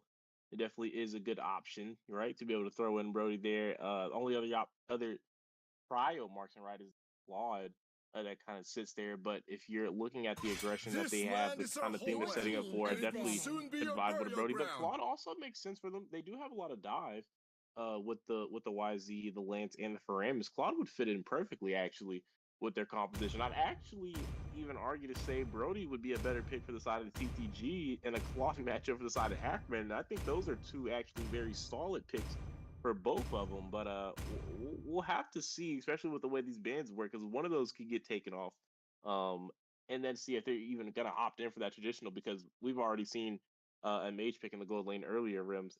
So things aren't That set in is stone true. just yet for the gold lane. That is true. The Lunox is also, she's a good response for the Faramis. If she can, offer that burst as well. If they do decide to go that route for the side of TTG, right? But looking at what they have going for them right now, so we're seeing them banning out some of that additional set potential. They did take a Lolita off of the board, um, which I understand in perspective. However, you have the disrupt, right? You have the terrify from the Valentina. You also have the wild charge, but I also understand not wanting to waste out that utility just to counter aluminum blast. So it makes sense to not have to worry about that. But it also kind of limits what they can go for, because they could have potentially slotted that Lolita themselves. But for the side of Ackerman, gonna go ahead and ban out this Beatrix, and that does limit that gold lane a lot more. And I'm excited to see which one they're gonna pick up. Is it gonna be the Claude? Is it gonna be the Brody? Is it gonna be a magic dealer? Who knows? What's he gonna pick up here? It is going to be interesting to see what they kind of go for. I know one thing though, it's going to be a lot of pressure for whatever gold laner it is, regardless, just because you're dealing with that Grok, with that Franco, a lot of potential, right, for CC, whether it's even the dive or just to displace you with that Iron Hook first. And then even if you are locking a marksman, some immunity coming out from Dez, aka the Black Hard Jung on the Karina, to be able to do some of those basic attacks. So there are some. Yeah, man, you gotta get your lore up here, G. There's My lore. some no, yeah, it's some nicknames for some of these players, man. Yeah. Dez The is Black Dez is known as Hard.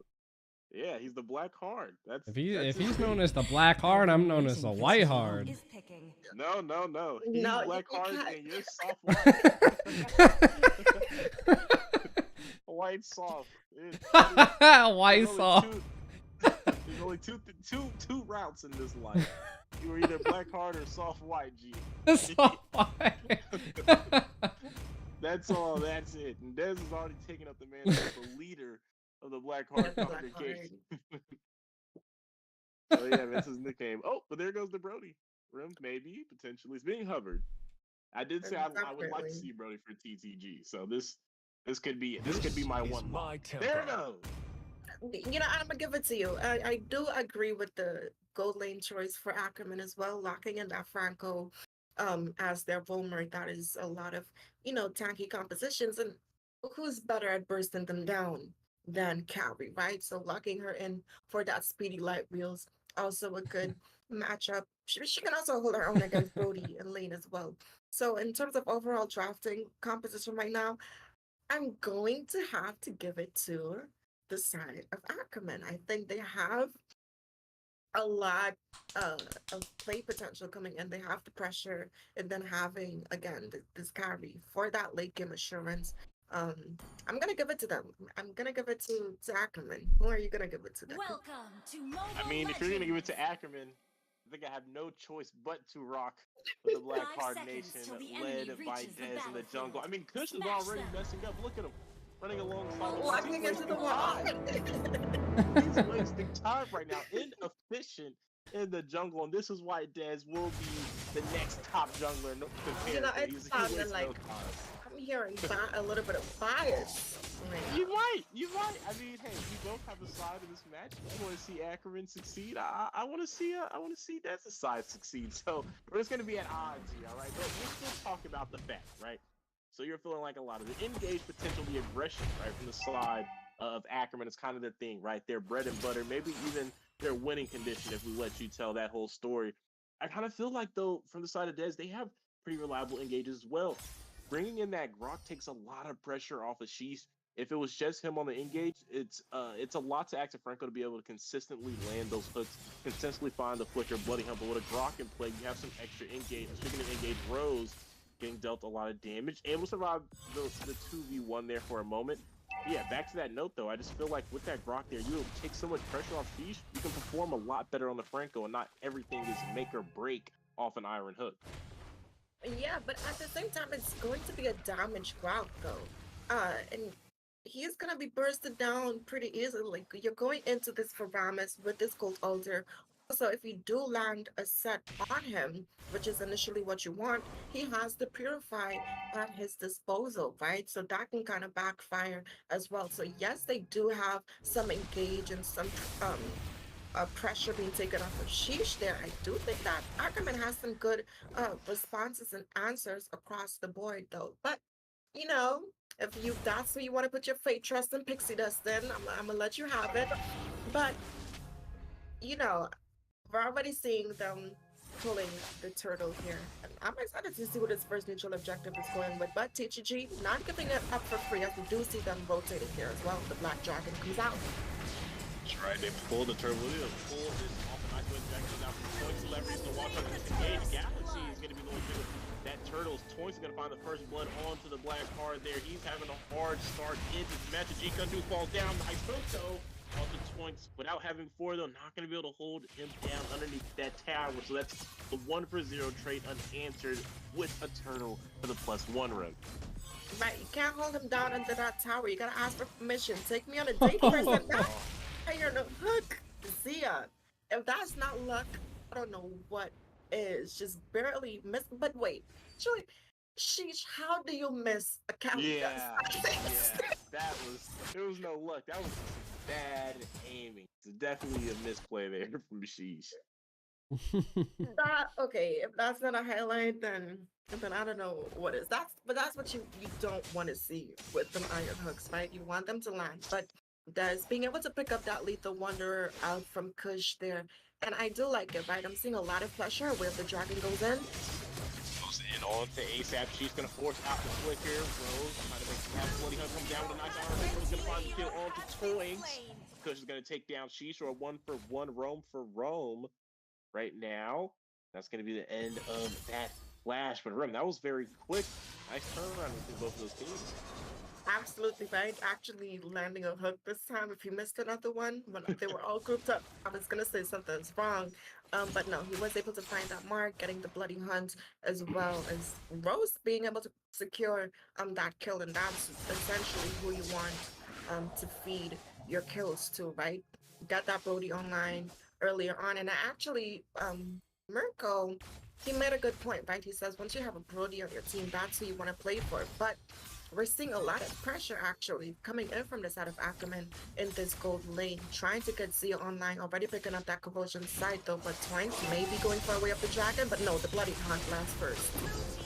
That's going to be very critical to finding that kill. Rose is going to take down Toynks. Cold Altar comes out, and Xerxes going to be able to survive, and Xerxes actually just used the Purify right there, and I'm not sure why.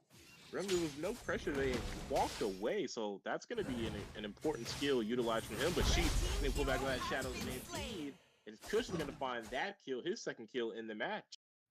But look at Clever with the clever positioning right now. The side of Ackerman doesn't know he's there. You mentioned that setup potential. Galaxy finding the kill though, but this mutual objective fight may go uncontested for the side of TTG.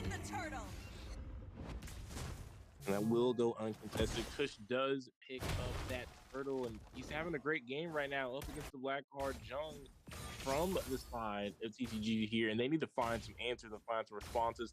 They've had a couple right from Sheesh, but it has been at a cost. All those engages he has fallen. We might need to see them potentially play a little bit more with vision now. Maybe find some bushes, get a lead in the rotations, and try to deny any visibility on the map. Try to abuse those. Speaking of abuse, Shadow Talk comes out, and then a wild charge as well. Galaxy trying to stand away. He's able to get the Black Dragon at the last second. Finds his side. He's going to go over the wall. But wait, Sheesh is there. He's flying right into more members. fought a lot of time. He's still ultimately going to fall out though. Here, Parameter's going to come in as well. Go ahead and disengage. Meanwhile, Rose does find a kill though onto Twinks. A 2-for-1 trade, but a tower falls into the hands of Zio as well on this carry, who has not been stopped so far. He's 1-0 on 1, so that's going to be nice for him to have that early kill and early tower in, suffering no death. But that tower not going to be able to survive though. We did see Walker, they're going in for it with that Shadow Stampede, not gonna find anything though. But you mentioned Zia, they have to find a shutdown for him. He was able to bait out that flicker from Clever there, but we're seeing a lot of pressure coming in from the side of Ackerman. And you mentioned it, TTG has to find a response. We already see the swap coming in from the side of Ackerman, but another engager in the mid lane. Sheesh is in trouble. Clever using the wild charge to not connect with anyone. Twinks is going to be able to pick up that kill. He's 2-3-2 on the roam with Cho. And again, TTG needed finding answers. Clever, he's going to get punished as well. Nothing would kill over in the Grover Walker's hands there on the Paramus. Des trying to contest, trying to pick up that orange buff. Was he able to secure it? I don't think he was, and now, remember, going to fall, Xerxes is going to be taken out. He's 0-2-2, but there goes Iron Hook, a Bloody Hunt as well, on the deal with it, find the kill. No! He's going to escape with the flicker. Rim, literally, not even 1 HP, like half of that, 0.5 HP there. I mean, his luck today is immaculate, right? We saw it start down in the bot lane. He was standing still, and an Iron Hook missed him, and he just missed his dad. He said, "Not today. You're not taking me off of the board just yet." But I think the side of TTG can capitalize, knowing that he baited out that flicker though, so they can potentially commit to an engage on him and take him out. Right? He doesn't have any escape, but. Speaking of things that they do have, Ackerman having a lot of pressure and vision up in this top side, and they're gonna just allow Zia the flexibility to kind of push this tower. And I'm scared for this Valentina.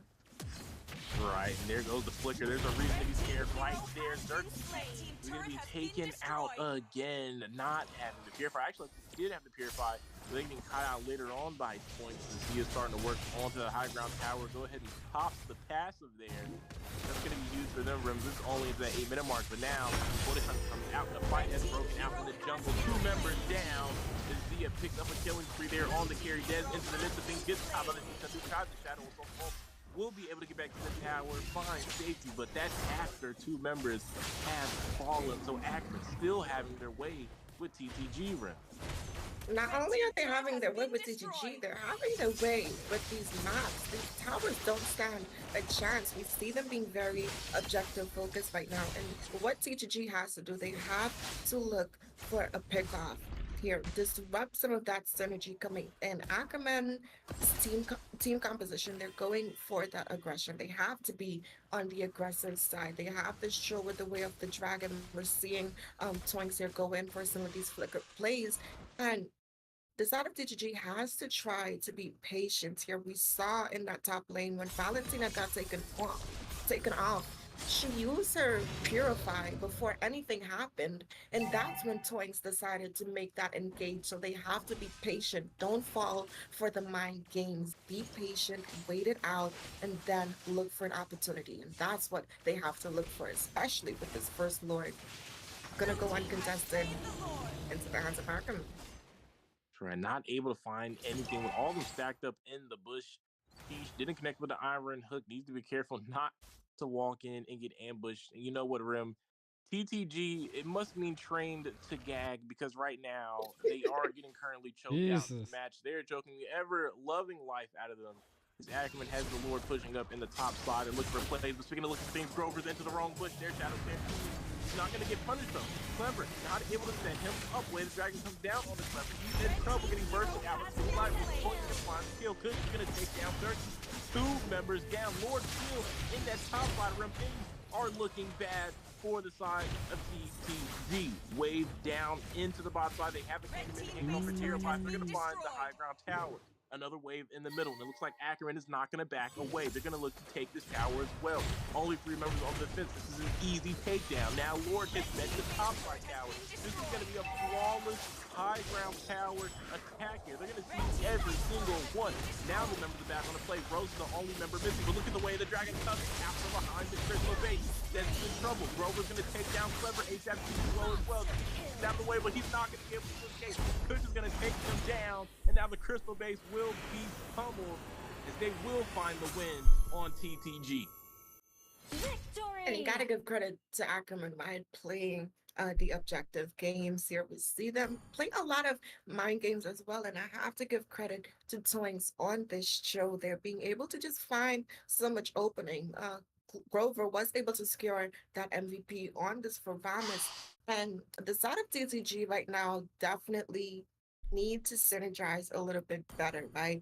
You're as the mid laner, you cannot be allowing your utility and your battle spells to be wasted that prematurely, especially if you're kind of like one of the winning factors, right? You were supposed to be there with the cold altars and stuff like that. So definitely need to buckle up a little bit more going into the next game. That's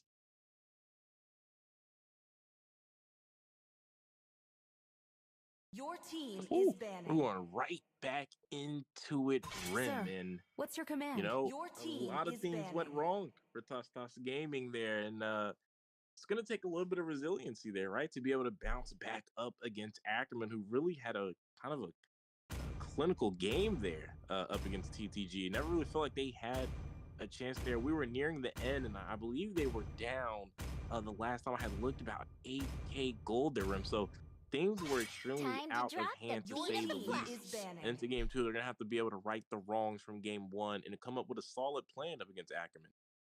Absolutely right. They did have a good draft on their side. It's just coming down to that execution. I'm gonna pat myself on the back I because will I choose my voted own for the winning path. team. Is Just banning. gonna throw that out there.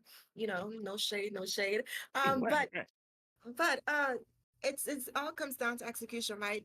I would like to see some more focus from the mid laner, in particular from the side of TTG. Like I mentioned, hold on to your battle spells. You have to be in the mindset of I'm in control here, right? You do know that the Chow is gonna be on the aggression, and you knew that he was coming for you, right? And I'm talking about specifically the early purifying, and then he went with the flicker with the dragon. Like you knew this. So it's just gonna take a little bit more patience. And once you are able to play a patient game, that's what Ackerman did that game. They waited for the Lord, they waited for the minions, they focused on towers, they found pickoffs, they baited out battle spells, and then they engaged. And it all Your comes down team is to banning. patience. But speaking of things coming down, looking at some of the To bans, live TTG is to banning trick out some the of the heroes Reaper. that gave them a hard time in the last game, banning out this Faramis.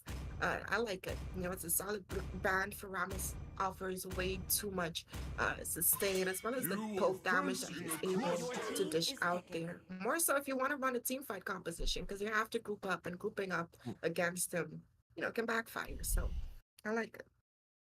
Speaking of things I'm liking, the Lance is still on the board. We could potentially see Dez maybe fire back. Last games he had picked up first pick, but no. I am the They're gonna go power ahead of and lock in light the and Kaja. Maybe climate. try to deter this for a Kush from locking in the Lance slot. It still can be locked in for them later on, and that the last 2 picks there in the first half of the phase. But it's like maybe they want to go ahead and secure the Kaja, maybe don't want to deal with that themselves.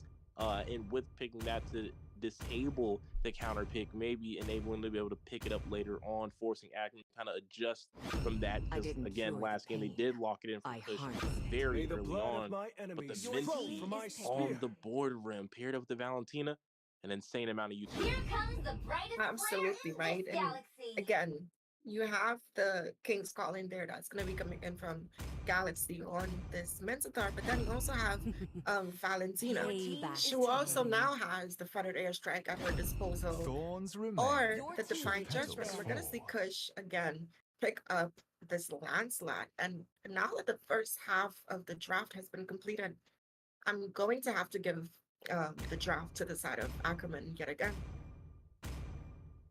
Absolutely. They definitely have a lot of things going for them set up.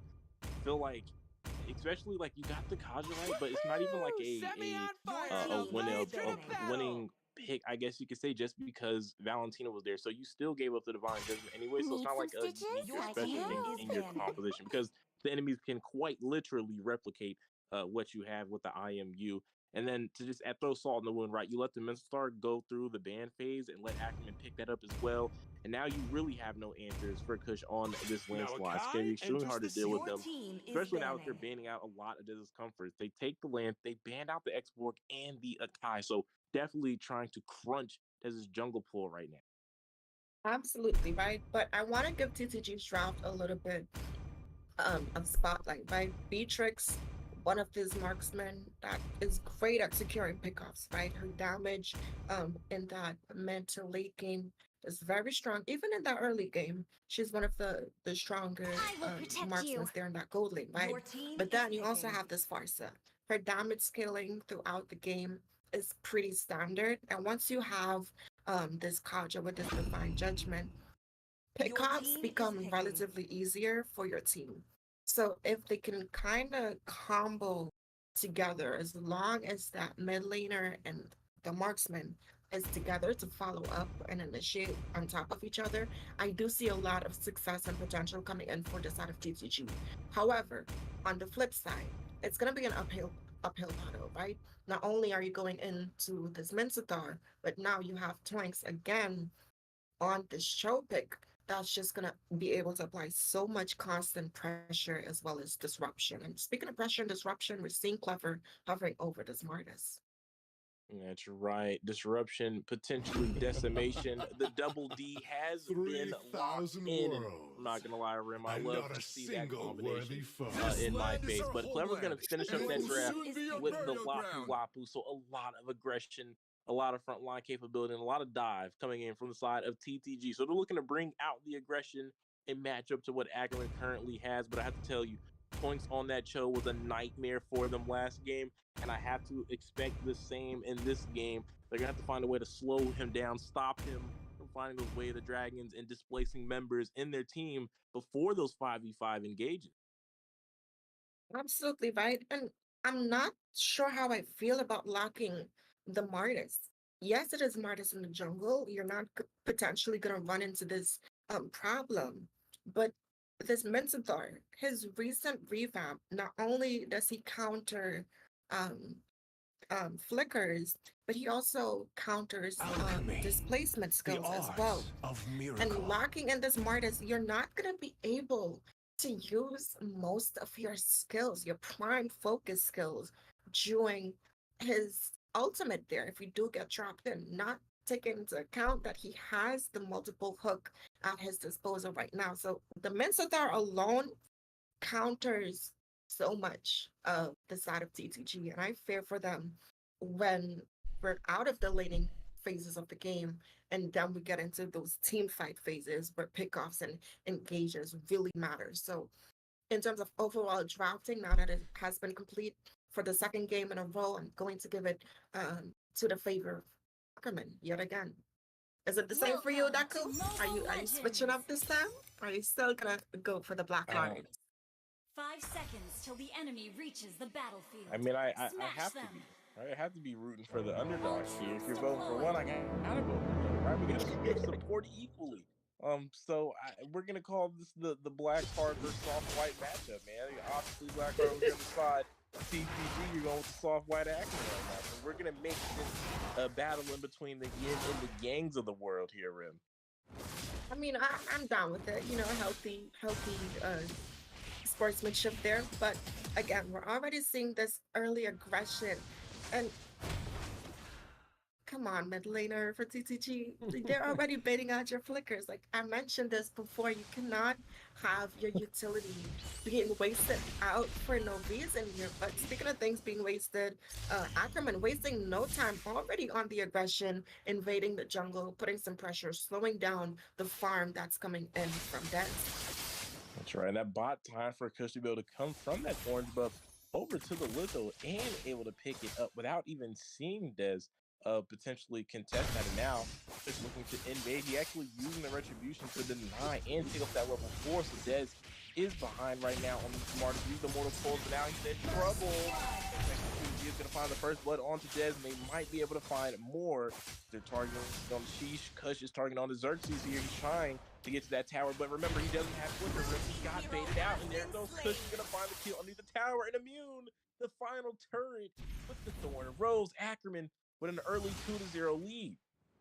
Man, and this is what you don't want. You do not want a snowball, especially with their composition right now. They have so much pressure. Zia was already able to secure a kill there, but Kush is pretty low pre-turtle, so I'm not sure if they're gonna try to prio that as soon as it spawns, or if he's gonna farm a little bit more to get some HP. But we're seeing Galaxy kind of pulling aggro towards his side there. He is gonna get level 4 in time for an engage, but look at Grover, heavy on the aggression there. Definitely delaying the rotation from Dez, who at his level 4 recently, Kush is going to easily pick that up in a retry battle by himself. And again, Ackerman keeping themselves well placed in this match. They're up a solid 1,000 gold early on in the match. Absolutely right, but you gotta look at Toinks. He's in this bush. He's looking for a pick off. He has the way of the dragon. He did get revealed from the Ring of Order there, but he goes in. Use the flicker, wasn't able to connect. Rose able to use flicker at the last second to avoid that death, but now that Rose doesn't have it, we know that Rose is free to take damage. There goes the feather airstrike. Go ahead and force Rose pretty well. Switching to the sniper, maybe looking for the lineup with some CC. There goes the G Condu. Toins are gonna find the kick on the G and the kill into Zia's hand. Like we were talking about, I don't know if giving points to this toe again was the right idea, because he's performing just as he did in game 1, and that can spell disaster for the side of TTG. But speaking of disaster, Rose, no flicker available. Phantom Execution is going to connect Thorn Rose to finalize that kill. Dead showing up late with the Mortal Coils. Not much you can do now that Rose has already been taken off the map. Absolutely right. And usually you have to be careful when you're going for roses, right? We do know those thorns could be pretty dangerous here, but the way of the dragon again. Facilitating another kill into Zia's hand. He's on a killing spree right now, and he hasn't even left a lane. 3-0, and now going to be able to work onto this tower as Toinks and Grover will zone off. Rose has no choice but to give this up for free, and that is a complete snowball right now from the side of Ackerman. Things are getting out of hand. 5-0 and a 3K gold. But look at Toinks and Grover still putting pressure onto Rose. Dez taking the cyclone, looking to try to make a play. Has the Mortal Coils up. Wasn't able to really find anything, and she's not close enough to be able to make a pull with that Divine Judgment. Absolutely right. But looking at Ackerman right now, I like the rotations that's coming in. And man, we have to put some respect on Toinks, like you mentioned. This show is such a winning factor for Ackerman right now. But looking at TTG's win conditions, they have to try to get Rose on board. Farsa definitely needs to work on that position. She cannot get caught out.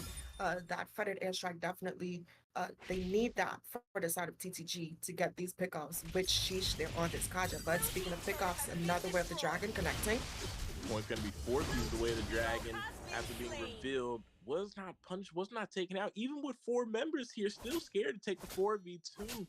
And that just has to speak to the economy difference right now. Being down 4K gold, they don't feel confident in anything. But look at Kush into the tower, using a lot of the mids. They're going to force out Flicker from Xerxes. And now the mid lane is free for them to go ahead and push down on. Dev's going to try to do what he can with the Mortal Coils to clear out the minions.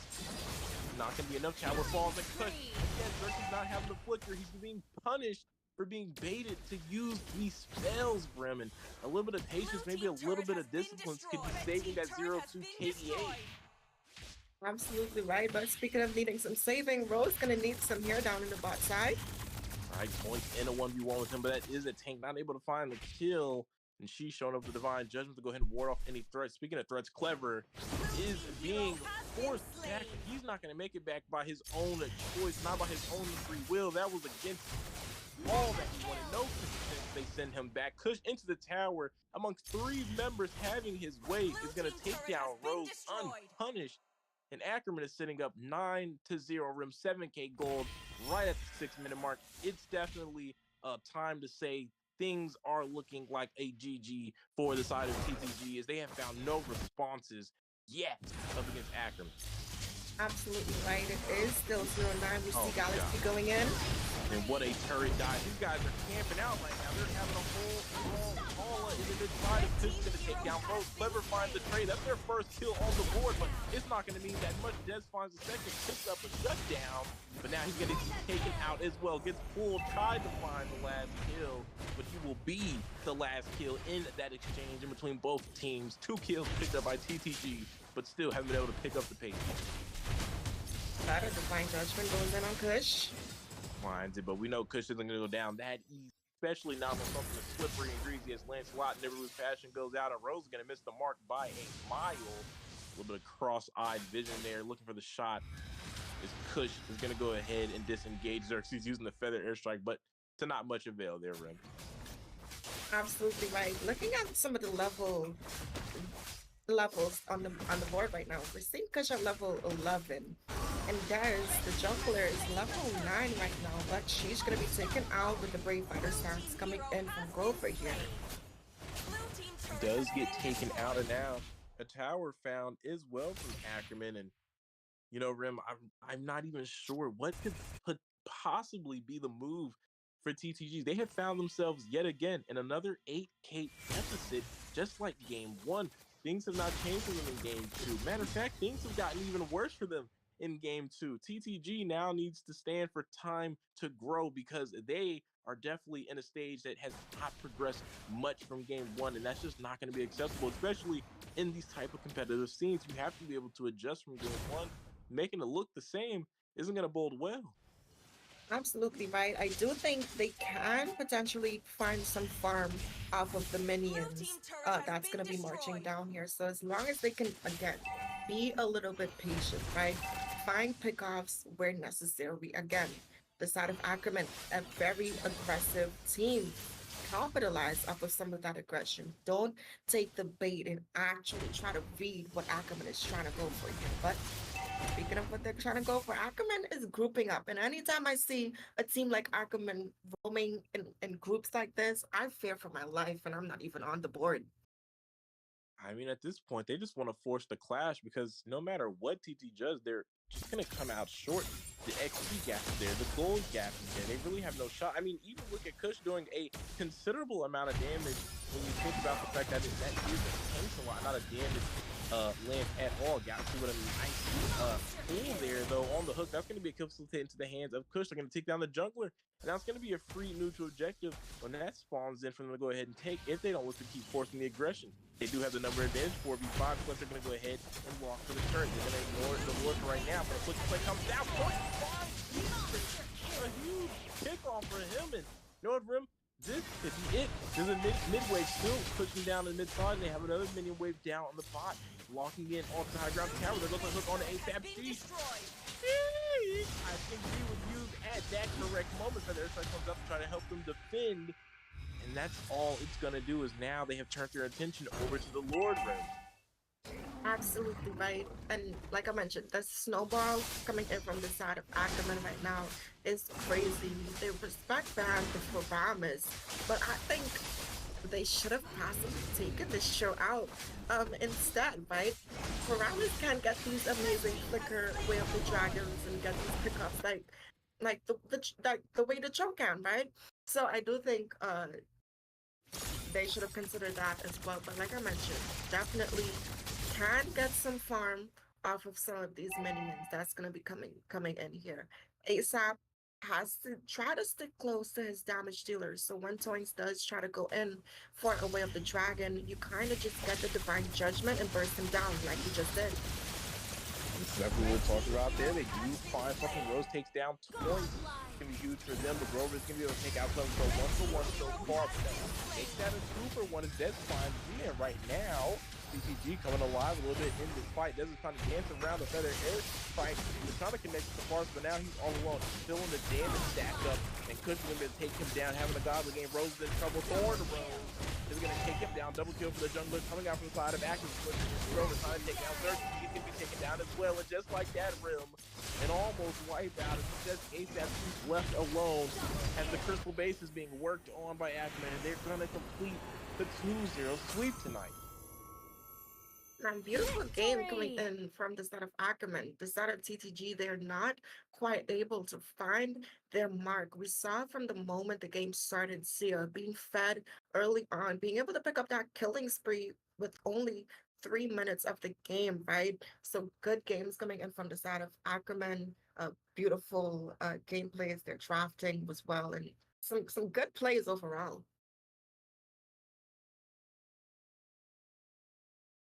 Wow. 22-4 though, Rim. Boy, oh boy. Not a good day for the Blackhearts. Yeah. I mean, you like to take the uphill battles. They put the hard in Blackheart because that was a hard time for them. It was. It definitely was. They did put the hard in black, yeah. But nothing soft coming out from the whites though either, so Eesh. Both teams. Both teams. Eh. G. How's it feel, man? You joined the winning team at the start, man. You were a white soft. We saying white song, white soft? Like, White soft. Black hard. I thought It's we were soft saying white, black but I was saying heart. white. No, black hard and soft white. Oh. Fortunate day let for it. those congregations. I think we got like 15 minutes till the next match. Yeah. Yeesh. Yeah, I'm trying to get them in earlier. If they're not gonna be early, let me know. I want to run up to the. Okay. Oh yeah, you can go. I don't think they're gonna be early. Guys, keep the stream occupied. Oh, don't. Deku talk, podcast. don't talk too bad about me. Try not to.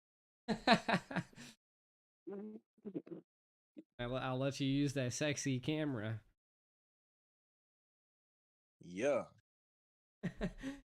Now you and Trex are yeah, right? Yeah. I think I overtook Trex with that. I think that camera was a little too overpowered. I'm telling you. I was surprised by it. Just means that if I stream over in Vegas, I'll be good. Oh yeah, that's a workhorse right there.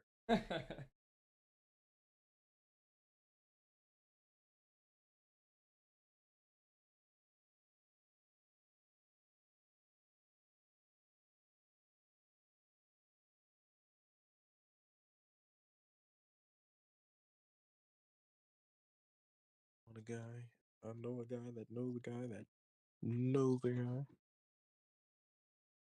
This will be entertaining chat. You guys want to see me do a circus trick? A circus trick.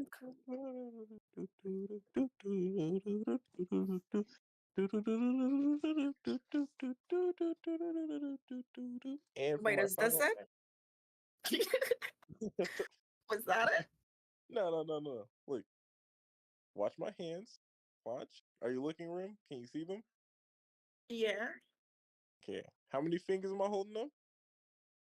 It's 3. Oh my God, you actually get it right. Oh, shit. Oh, that's actually crazy. All right, I'm gonna count for 3. That'll be the countdown number. Okay. Okay. Okay. 3, 2, 1. He laughed. That's crazy. He left 1, 2, 3, and deep. That was a great magic trick. Thank you.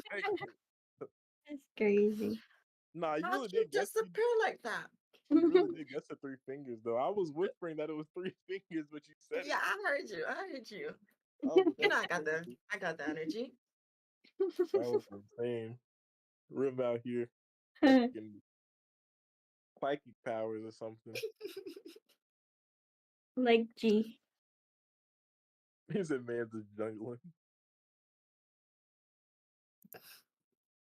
What's good, Manny?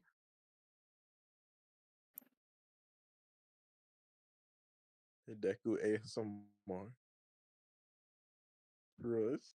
This Were you is the guys able to last game. Prime Esports. Prime Esports? Nam, you gonna cast this one? No, no, no. I don't Oh, have you're not. energy that much. You you can do it, Nami. I need to train by you and Rem.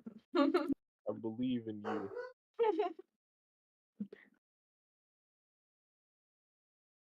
Hmm. Prime Esports. Oh, it's Team Team Ace, the one with Ace. Move Wolf. Nice. You know them. I know. Yeah, that's They they're did normally good like UA yesterday. servers. Like you're like UA's friend. And then Prime Esports. I'm familiar with Prime Esports because they played a lot in What happened to Rebel. you yesterday? Huh? You You said, AFK yesterday. oh no, I fell asleep and I was tired. That's that busy schedule, man. Got off from work. Got off from work from today too. We were like, Deku, Deku. I was out of there. I woke up. I was like, ah, nah. Went back to sleep. So, yeah, I don't even remember when I fell asleep. I just know I did. I passed out in the VC. I was like, damn, I was too tired. Good thing you're not snoring or something. Nah, definitely. That would have been an L. I think I didn't fall asleep today. I felt like I had the energy. I mean, I'm tired now. Now I want to sleep.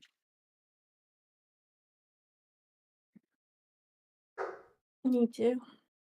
And I work at night, so I'm gonna work later after this. Oh no, you should have took you a nap, Nami. You know, while while streaming, I'm gonna take a nap. I would have taken a nap. Yeah, fuck it. Why not?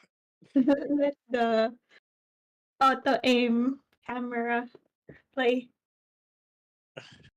For real. It would start out with a little MLBB and then turn to ASMR snoring from Nami.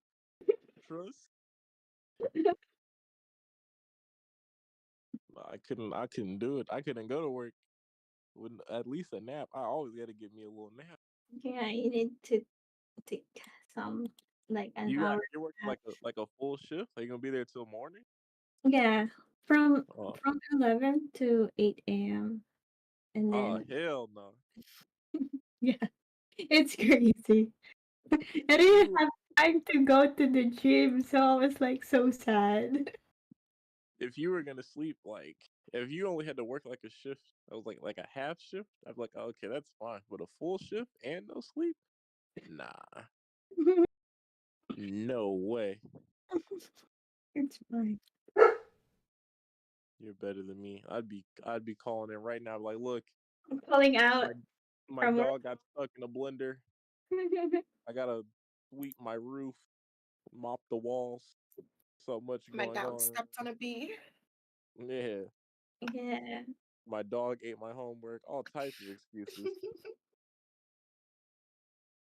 Should I do? I'm doing my laundry while like waiting. You know. Nah, this is insane. Mommy just doing life while the stream's running. Laundry, gym, and work. You You gotta should eat too. replace work with tan, and you'll be like a Jersey Shore. GTL gym tan laundry.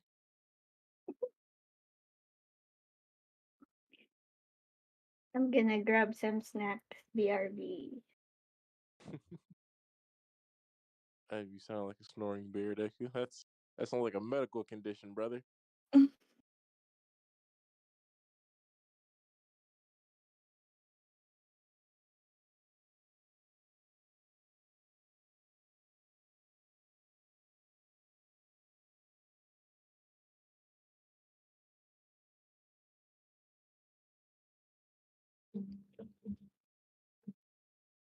Excellent error. Run it back. Sheesh. What a time to be alive, brother.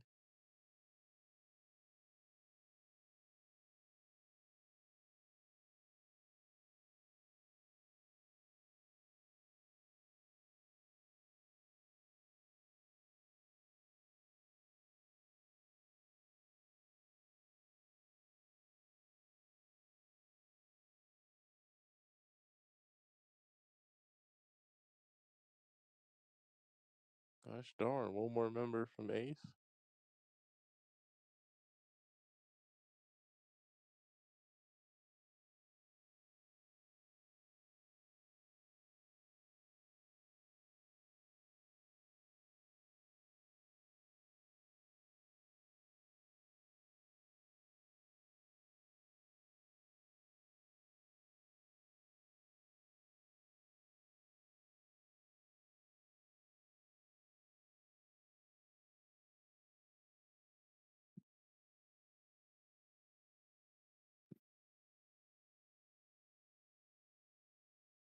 Oh, member left from them.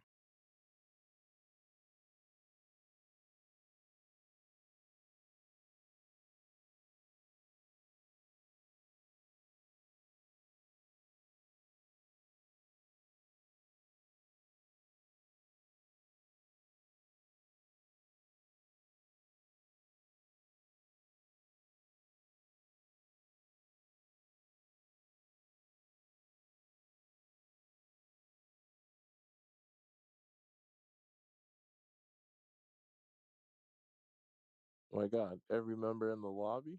Sheesh.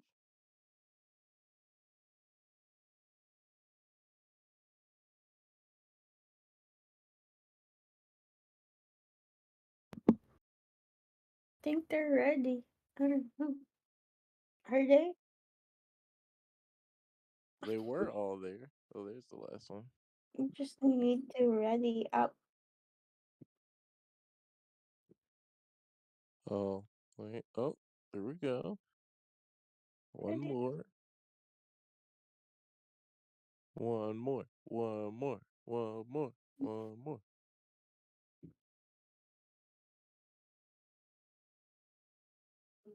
One more, and we're about to start.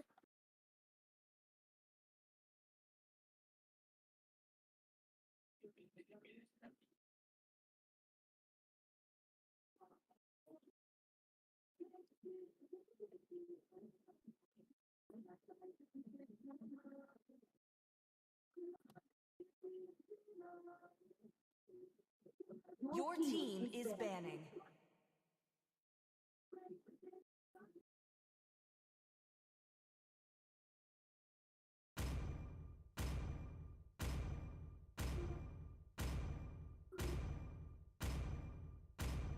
I didn't cure the pain. Your I team harnessed is it. banning. I got it back in the fold. Is G the Your Ico team alive? is banning. No, I don't think he's back yet. To live Oh, is to trick the sorry. Reaper. Damn, son. He really using that bathroom. Gotta, You gotta go, you know? gotta call him Shitty G. Telling the nature. Yo. Nah, don't even. G the toilet bowl. Mind him. You know, sitting here for 4 hours. Gonna be hard. He's been holding it, okay?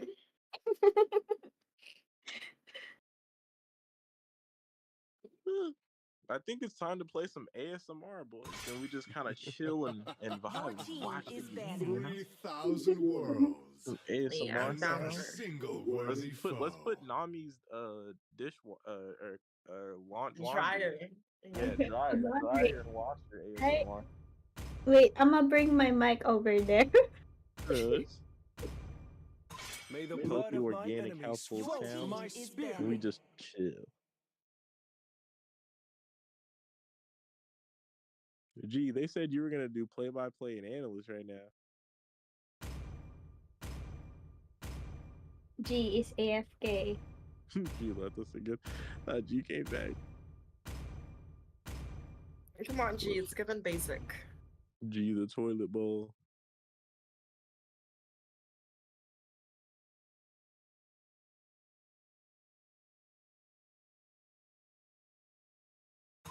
I am the power of light Team Bring Me incarnate. Alive.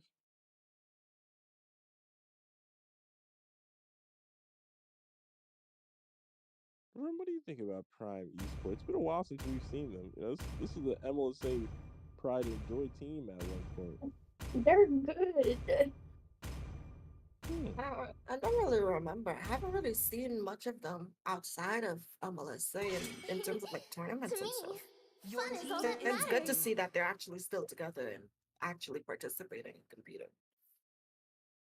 I wonder how they're doing right now in current state, because they were a very nice up and coming team in MLSA. Time to drop the beat of the I flag. believe they competed during that Valentine's Dash, if I'm not mistaken. If they didn't compete, they were one of the runner-up teams to be slotted. Yes, they did. For sure. Pretty sure. I Yeah, will so choose my own path.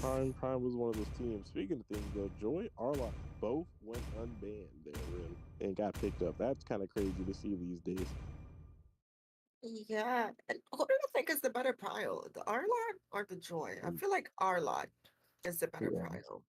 Arlot definitely offers a lot more, and we've seen Arlot in ways that man can hard carry, given the opportunity and space to do so. Yeah. Plus, I feel like the Joy, she falls off late game, even with the Vengeance. When she doesn't have the Vengeance, she can just kind of be melted. But the Arlot has so much It took damage over my throughout the stream. game. But it's crazy. Jay, what do you think is the better prio, Arlot or Joy? Because they're both in the match right now.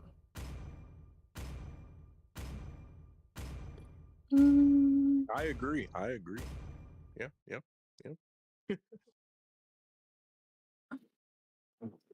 Come on, Nami. Which one?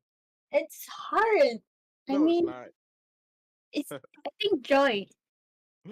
You think Joy is the better? You take that back, I Nami. mean, Arlot. Maybe if Arlot has a more defense, like magic defense.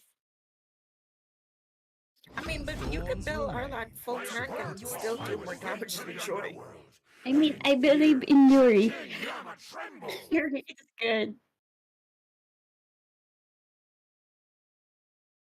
All I heard is Nami's going to be a great candidate for it to be a Moonton developer.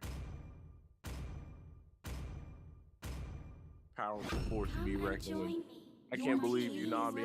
You're a traitor. What?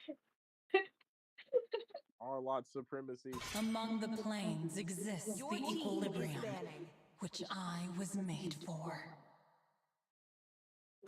The ocean is not just our home. It is who we are. Why they open Arlot and Joy? Honestly. We're about to find out. It's the proof that I'm They still just want to alive. play the heroes? Oh, I think man. it was a matter of the way the bans went. It's either we ban one and give one up, or we don't ban either and we get one. I think that's what happened. Like a trade-off, basically. See value in me?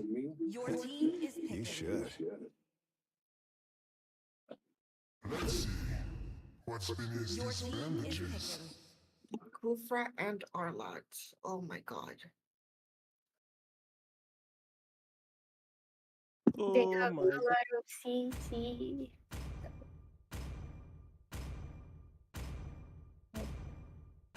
Let's see. Crown has no engage right now. Well, heavy engage. I'm not gonna count the choice as an initiator. Need some stitches? I can help.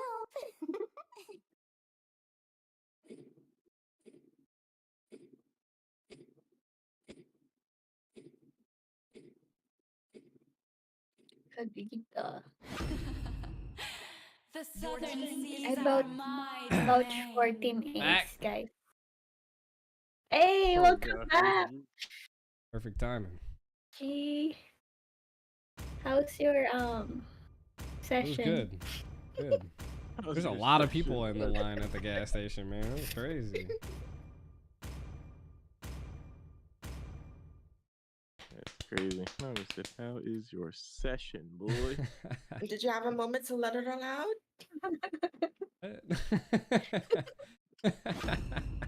Eh? Yeah. Eh? Getting saucy with me? Sound like you were getting saucy, my brother. I'm born saucy, bro.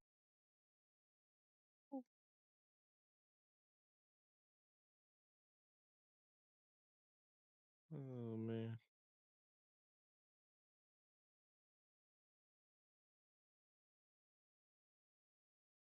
I like the Kadita pick from Prime. I think it's a good pick going up into the R line, Was it which I Prime think is gonna versus? be Ace. That is it's Ace, right? I think. Maybe. Oh yeah, Ace Team Ace, yeah, with Wolf, yeah. Welcome to Mobile Legends. It looks like it's gonna be a damage R 5 line as seconds well, till the enemy reaches the battlefield. because they're Smash running them. the high train.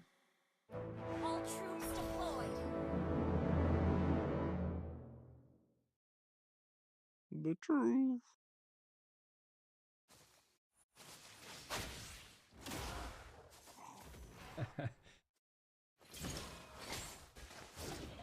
Aster, what's up, man? What's up with the quiet crickets? What you mean, man? Oh, it was you. It's me. I'm the caster.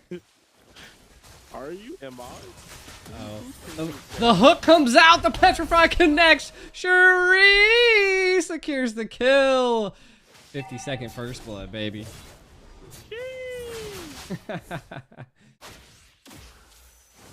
Rim, I think it's your time to shine next to him. That Deku's over here like dog that's done been ran through. Jesus. Hey, Come whoa. on, Ed. Got this. Let's hear some casting. I'm trying to give it to Rim here. Rim, take it. 3 of ace, but the hook comes out again. Odin's able to secure a kill on YouTube. Mobile Wolf. As we see Odin, he's thick, he's ready, he wants more blood. I think is that Icarus? Isis? What is that? I'm pretty sure that's Isis. Whoa, wait a minute. I think it's just like Icarus. Ah, is it Isius? Isius? I hate names. He's now Lance. America, man. Just America. Ooh, what another good hook! I don't know what that Kufra's name is. Luna? Oh, can we just get some like Jeffs and some Bobs and some, maybe like Alyssa? Like, what is that name? What is that name? Odin's a good name. I like that name. I think this is Shuri, but sure. That Y throws me off. Ooh, YouTube Mobile Wolf's able to secure the retry. Odin knee deep into 4 of ace, and they obliterate him. Shuri is now on the run. The petrify does hit as the I'm gonna get you wet goes off.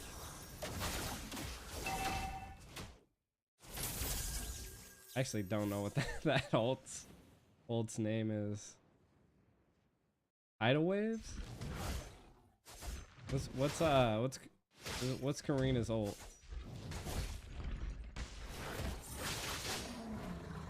Everybody left me, chat. It's just me and you. Who's goal? Kanita's goal? I think it's rough waves. Rough waves. It is rough waves. Okay, alright. Deku's learning here. You learned, I already know. Isis goes down, taken down by YouTube, Mobile Wolf. America.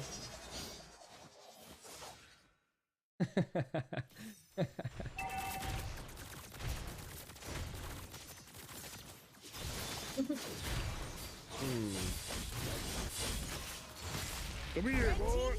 Is that dude's name Cough in Me? Whoa.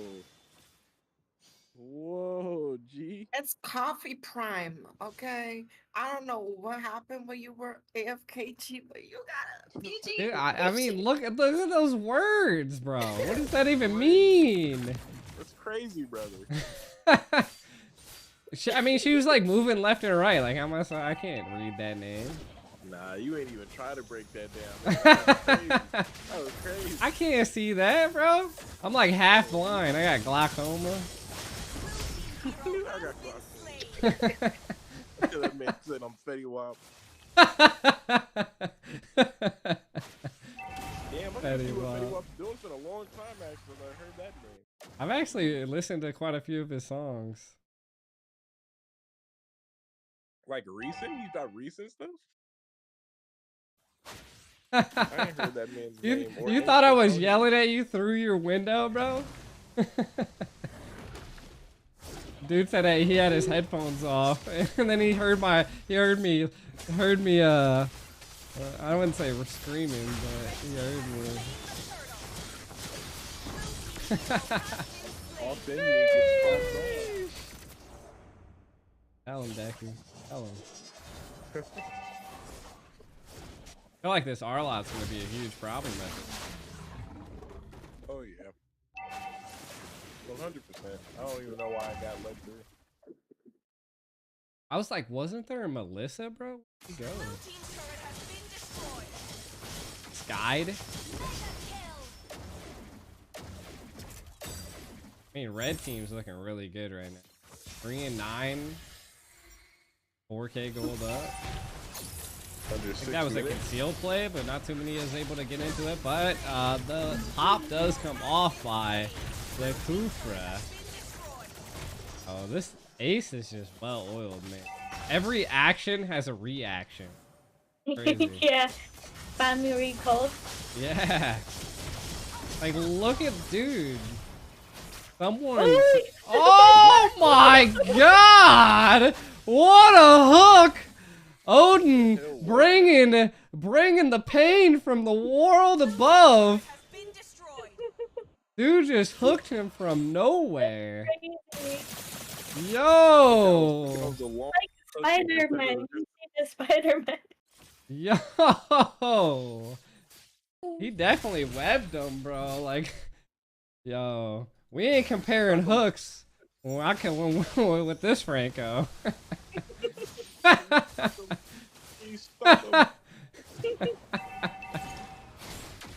I too loud? Let me turn myself. I get a little wild sometimes. So. Nah, man, it's just perfect. If I can't feel G spit in my ear, I What? Eh? If I can't feel the Nani? spit, I don't want it. Oh, Jesus. Rip ears. Listen, I had to fix my mic, so I don't know, like, the levels and everything.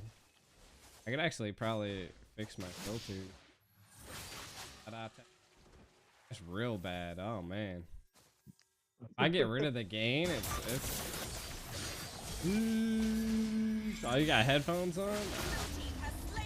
You gotta turn me down. I get wild sometimes.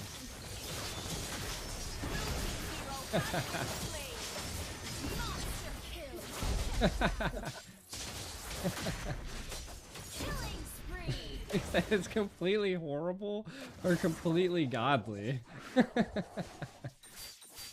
Hey, listen. It's on and off when you come into G stream, man.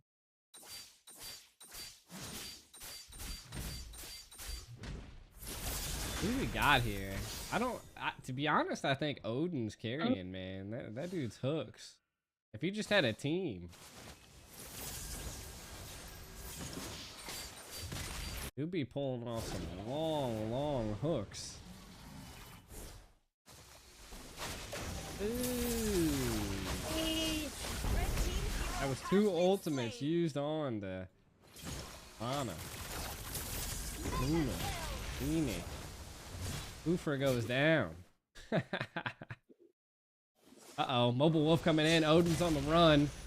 He tucked his tail, but he got the hook out as it connects on the Mobile Wolf. The snipe does come out, but Maxine. I'm pretty sure that's Maxine. I literally will rename everybody in this game right now. Mobile Wolf able to secure a kill on Shuri.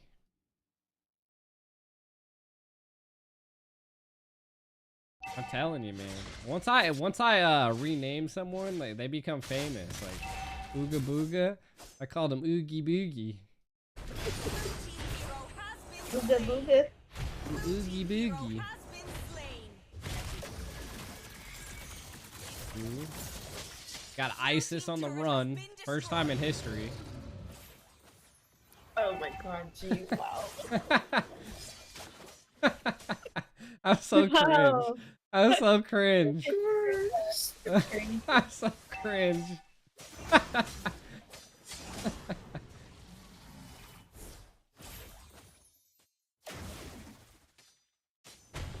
I'm like the color cast.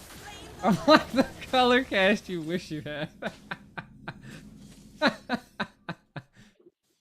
Oh. It's always fun making like bloopers. I feel like ML bloopers need to happen. For real, honestly. Uh-oh. Ooh, Shuri falls once again. She tried to use that ultimate. She was Oh, Maxie with the snipe! The American sniper, the Han Solo, just fucking beaming her. Uh-oh. Maxie, don't get too cocky now. ISIS will blow you up. He got this. Oh.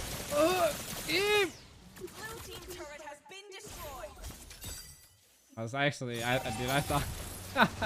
Oh my god, Maxie. It's just a sniper right now. Damage from there. Uh-oh. Joy coming in with the mystic music. Able to secure, I think that was a double kill. Yeah, and a shutdown. Sheesh, American snipers, American no more.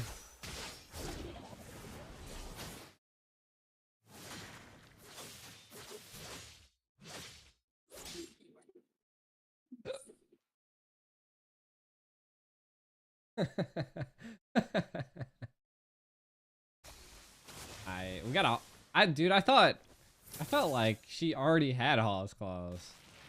How does she have so much or not anti-heal, but lifesteal? It's crazy. Joy's a monster to be messed with. Trying to build a lot of that physical penetration, but also have no physical. Steel boots don't penetrate none.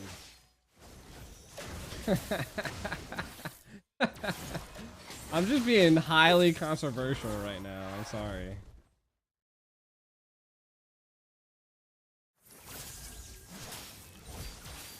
I need something to happen though. It's 9 and 23. Like Odin, summon the power of the gods. Give me one of those sexy hooks again that curves walls. I mean that Rico. Oof.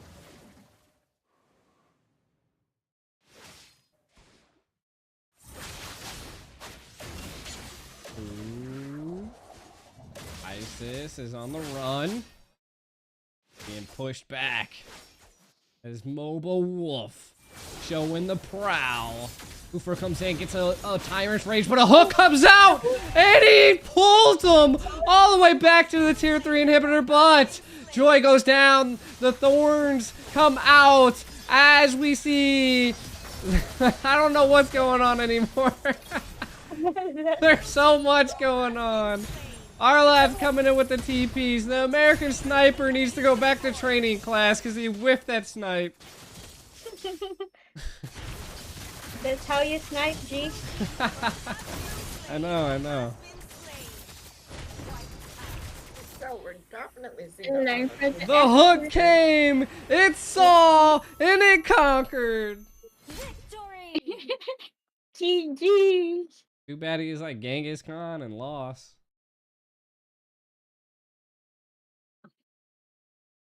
Easy end. Not too bad.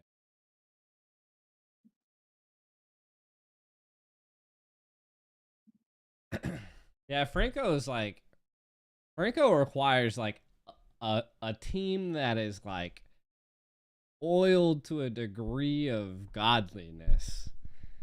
The hooks were insane, but I mean, I They don't don't think have he should have enough. had 3 kills. Like the team should have had 3. Like that should have been split between the team.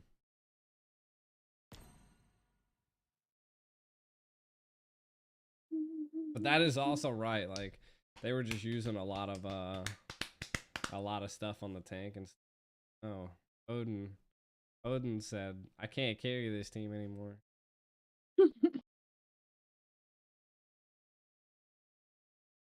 Come on, Odin, man, you can't do that, bro. Need your godly hooks. The dude just tossed his phone. They were way behind. It required like really, you had to.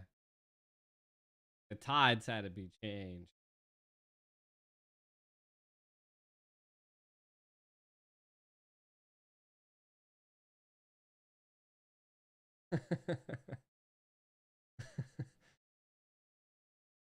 I see this a lot in the North America. Though he could just be resetting his device. Maybe I don't think he was lagging because he was hitting some hooks. Unless the lag was what was causing the hooks to be.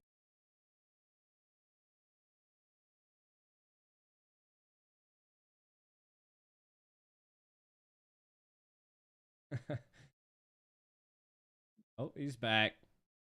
Back again. JD's back. Odin is back. Your team is banning.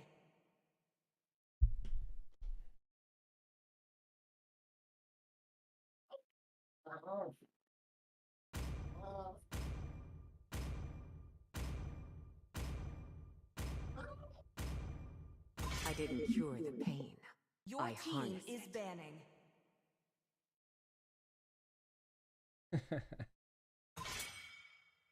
Your team is banning. To live is to trick the Reaper. Ace one there. Time to drop the beat of the flash. Your team is banning.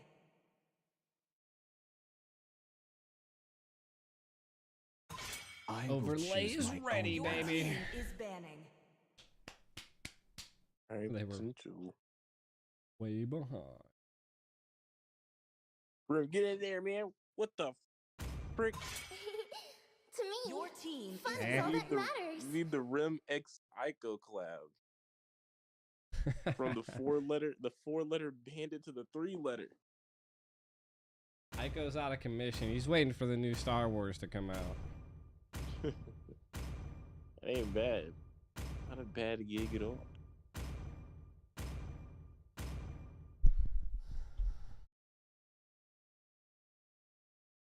I like the Prime band the Arlot this time. Good call for them. Did they ban the Franco? Nope. I mean, the Franco wasn't a problem for Ace, but Only because of the team fight. Yeah. See value in me?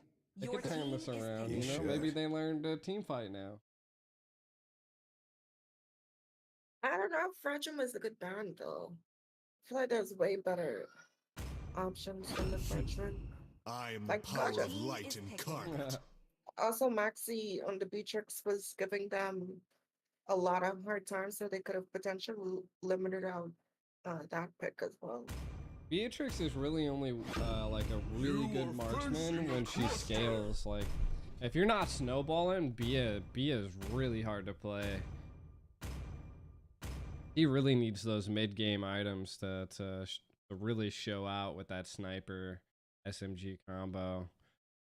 But yeah, I mean, I feel like leaving a glue open is also something that could smell problems. But I mean, they do have a Valentina duel could be picked. I mean, I personally Pain could be is the proof that something you I'm go still with, but alive. on the side of Ace, I mean that would be a decent amount of magic damage at that point, but you're already gonna be at that. They're gonna have to solidify a good mage. Absolutely right, but it looks like they're looking for their gold laner right now. I'm not sure if this hovers are some troll picks or if they're actually gonna slot in I one think of they're them just and show us some hidden potential. I was say I think they're just eeny meeny miny moeing it at this point. which I was made for. Who do you think is gonna get it? I I feel like don't they know. might go Oh. with Roger? Eeny Question meeny mark? miny mo, did the tiger touch my toe? Do they really want this Layla? Yo, that zero is so. What is going on? Your team is picking. Nope, they're Holy. gonna go ahead and lock in the Bia again. And I like it. It worked last game pretty well. It's a good matchup up against the Brody. Plus they have the team fight in their favor with the Eve, as well as some additional pressure with Kaja. So I like it.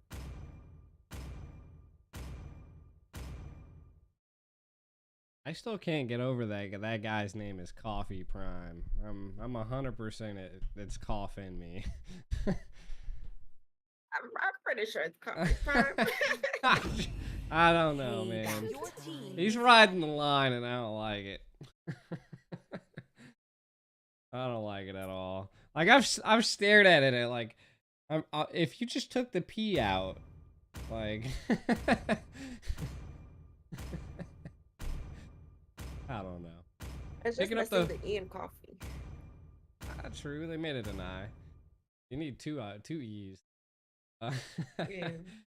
I don't know if Yeeve's a good mage pick anymore. Like she used to be at one point in time, but I just feel like a lot of people have learned how to counter her. There's so many people that can dive into that back line. True potential. Another problem they're going to be running into now is this Farja's burst damage. Like, what are they going to use? What are they going to do to stop this? Because, I mean, the Kaja could dive in, but I feel like they're going to need something else to be able to get into the back line to get Farja. And that's probably going to be where the EXP is going to come in for the side of Ace.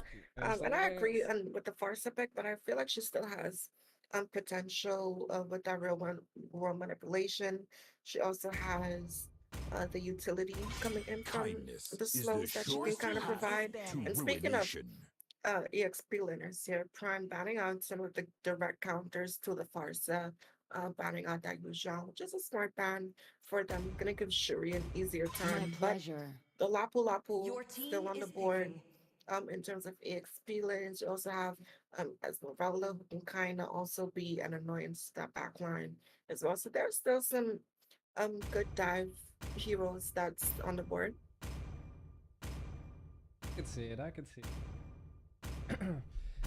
I mean, it's very frontal. The only thing I could possibly think that they're attempting to do, utilize some of that slow to be able to, slow down the glue, keep them from being able to press onto Ace. But again, I think it's gonna really fall onto what they pick for jungle. I will protect you. One of the jungles that are open is Martis. We might see a Martis. Oh no, he's banned. I see him. He just looks just like Arthur. So maybe not Arthur. not Martis. I don't think they go tank. I just don't know what MOBA Wolf's hero pool is. Maybe Assassin? But I feel like he needs something tanky. Team's just so squishy. Yeah, he definitely needs a little bit more of that frontline composition. Or he could go an assassin that also can go for that tank route, but the Karina has been banned out, the Lancelot has been banned out as well. I'm not sure if he plays assassins. An assassin jungler could also be a good answer to get to this Farsa or even Coffee. And he is gonna go ahead and lock in this Julian. I mean, now we're just seeing that Ace has a ton of magic damage. Not only that, we're gonna see that Prime Odin with this Lolita is probably going to do something to stop quite a bit of their team. I mean, so we'll see how it goes. I feel like the Xborg's a decent pick, but again, NA is the only teams I know that use Xborg. Yeah, like our signature hero in NA. I mean, he's Bumblebee. I feel like Transformers were born in America. Muscle I would sports say cars. though, Odin on this Lolita, yes, it's a good pick in terms of like overall team fight for the side of Prime. The side of Ace has a lot of disrupt. You have the knockups coming in from Cho. You also have Kaja who can potentially use the Divine Judgment just to deny a good Luminous Blast set potential coming in. And you also have the enhanced change from Julian as well that can be able to kind of, I feel like they really went the Julian route because they needed more damage, you know, but they didn't want to go assassin. They wanted something with a little bit more escape, a little bit more survivability. So they already have a lot of magic, so I guess it's just going to determine on how well they can utilize these heroes at this point. Can they keep peeling the back line and show a lot of pressure? for sure. And we're already seeing a lot of mid lane pressure coming in from the side of Ace, having Sky and Ali there, being able to just clear that lane. And we're already seeing them being an annoyance here to this export, but Lolita goes in first time. Yeah, I mean, Lolita trying to get some CC on a Luna. As it comes in, the Jabop does connect, and they're able to secure the first blood on the Kaja, though it does go to Odin. Once again, he's kind of securing a lot of kills when he should be giving it to his team. Ashborg overextends a little bit too much, does get CC'd and knocked up, but Prime is there. Though, coming in from the back line, putting a lot of pressure on Odin. Odin utilizes that flicker to get out of dodge, but Glue coming in, utilizing that glue potential. Not able to do too much, but a good response to the rotation by Ace. I was like, what's the other team? Yep, for sure. And that's one of the things, right? You give up this glue, but you don't really have a direct counter for him. Even in terms of getting him bursted down, you don't really have anyone that can kind of supply that burst. He was a poke and harass type mage. And then you have Mobile Wolf on this Julian that, yes, he does have a combo, but he can barely like one shot. But we do see a flicker with the dragon. The way of the dragon, like, sends him into the wrong direction, and he knows it at this point. He essentially TP'd on himself on that play. So it was interesting, but Icarus, Isis, whatever his name is, able to secure a turtle here. Cobb trying to make up for that nasty way of the dragon. No, he's not going to be able to find anything, but we're already seeing Prime on the invading the Julian here. Definitely, the Numan Blast does come out. Doesn't look like it's utilized to its full potential as Luna is able to secure a kill on Icarus there. Luna looking to do some more plays. Maxi trying to get that snipe, waits and baits. The American Sniper connects on Shuri, but he just doesn't have enough damage yet. Jay Kudo tries to get into the back line of Prime, but he's not able to do too much just yet. I feel like the Cho has potential, but he just has to get there. Like he hasn't been able to fully capitalize on what a Cho can really do. Absolutely right. And he's going up against this glue, so he's not really going to be able to make much happen in that top side. We're already seeing glue cutting that lane, so it's going to give him a lot more pressure. We're seeing Shuri picking up that Block of Destiny, going to be scaling pretty well as this game goes on. But on this bot side, we're seeing both teams with the heavy presence being down there. Yeah, but at the bot lane, we see the Divine Judgment come out on the Coffee. Prime is able to secure the kill. Reward manipulation does come out to stop them from retreating. Alana is knee deep into the bush of the enemy. Odin utilizes the Jabop, but is it enough as Maxi's able to come in and just basic attack them down? maybe at some point you should just retreat instead of utilize everything you possibly can. Absolutely right. And you really don't want to get kills to Maxi. You mentioned Bia needing that snowball potential, and she's already getting it. It's 4 minutes into the game. She has 2 kills on the board right now. And looking at the enemy's gold laner, all he has is a death on his side, right? But speaking of having some things there, Ace looking for the crucial objective. Ace being able to secure this neutral objective is going to be huge. Glue was kind of just getting a vision and, you know, giving a peeksies to the enemy team. Wasn't able to really do too much because they knew they had the retry. Luna really wants something here, but it is Icarus. I don't think they can really do too much against an export right now. For sure. And that's really not who they're targeting, right? We're seeing them still hovering. They want coffee in this bot lane. We're seeing Maxi looking for the sniper shot, gonna use it to clear out the waves a little bit. But look at the positioning coming in from the side of Team Ace. Oh yeah, this is the good old Oreo. I like to say that the my judgment does come out. Coffee goes down. I feel like if one thing Prime needs to learn is that gold lanes wins games, and Odin getting CC'd and set up, and the damage is coming out. The snipe connects right in the bosom of Odin, and he goes down. And that is a killing spree into the hands of Beatrix, and not much of a response. We're seeing Ace finding this tower in the bot side, and then potentially gonna find yet another one, but split, slam.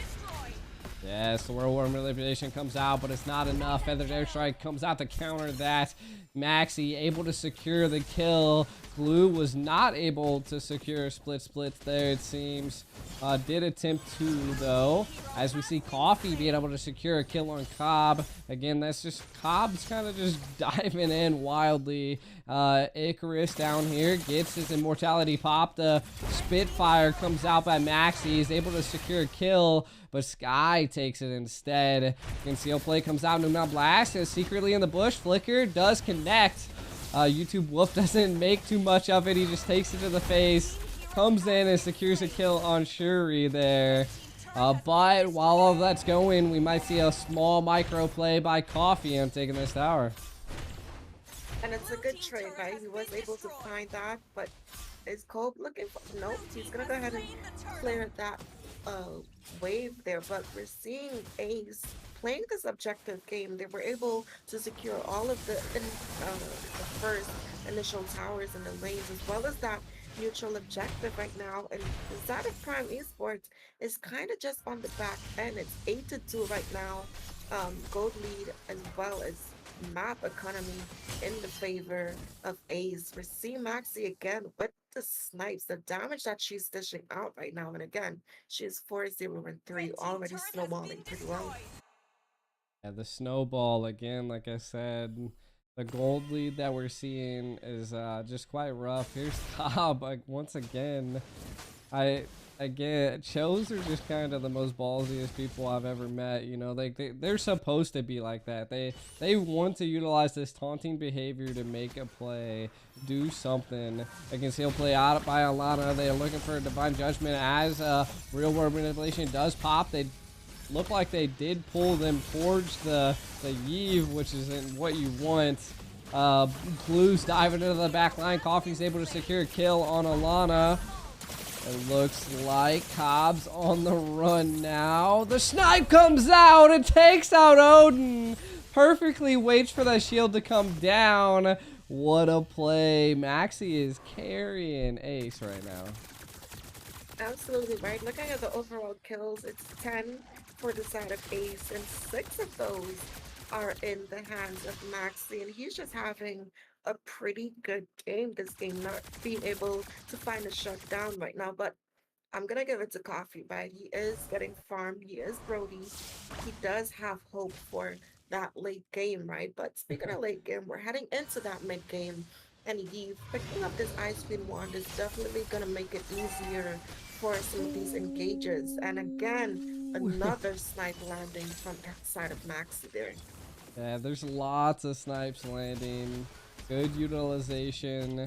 Again, they zoned them out for the Lord, so I think it's just going to be coming down to if they can survive this next Lord's pick. You know, like they have a Farja, but I just don't feel like anything else right now besides Coffee's doing much for their team. Absolutely right. And it's just because of like the item advantage right now, looking at the levels as well. The levels coming in from the side of Ace is relatively higher than what Prime Esports has going for them, but Cobb was almost going down to the shattered memories by Cough, but that's okay. Now they utilize that. The split's gone as well, and then they have all these super minions coming in, and the Lord is still at a sizable HP. Cobb waiting here, but a Divine Judgment does come off, secures the pick on Shuri. MOBA is able to take that kill as well. The snipe comes off and is able to secure the kill. Once again on Odin, Maxi just going insane on this Bia. This might be the end of them. They do have their marksman though, so we shall see. The clue is utilizes the split to go to the back line to possibly wait and bait this game, but he wasn't able to. He died as soon as he dived into the back. We do see again super minions coming down the lane, but Ace decides to back off. I mean, I'd rather them be more disciplined and try to force this push. Mobile Wolf had to recall, so did the Eve as well, right? So they also didn't have the minions on their side just yet. So starve them out a little more, take that jungle, and I do like that they only secured the buff, leaving that small camp, which is gonna stop the blue from actually respawning until that's killed. But away of the dragon coming in. They really wanted Nob here where the dragon did connect, but glues into the back line. Another snipe by Maxi, taking the pick on the glue. At this point, why wait 51 seconds for a Lord? Maybe get another pick here. You seem to be pretty good at it.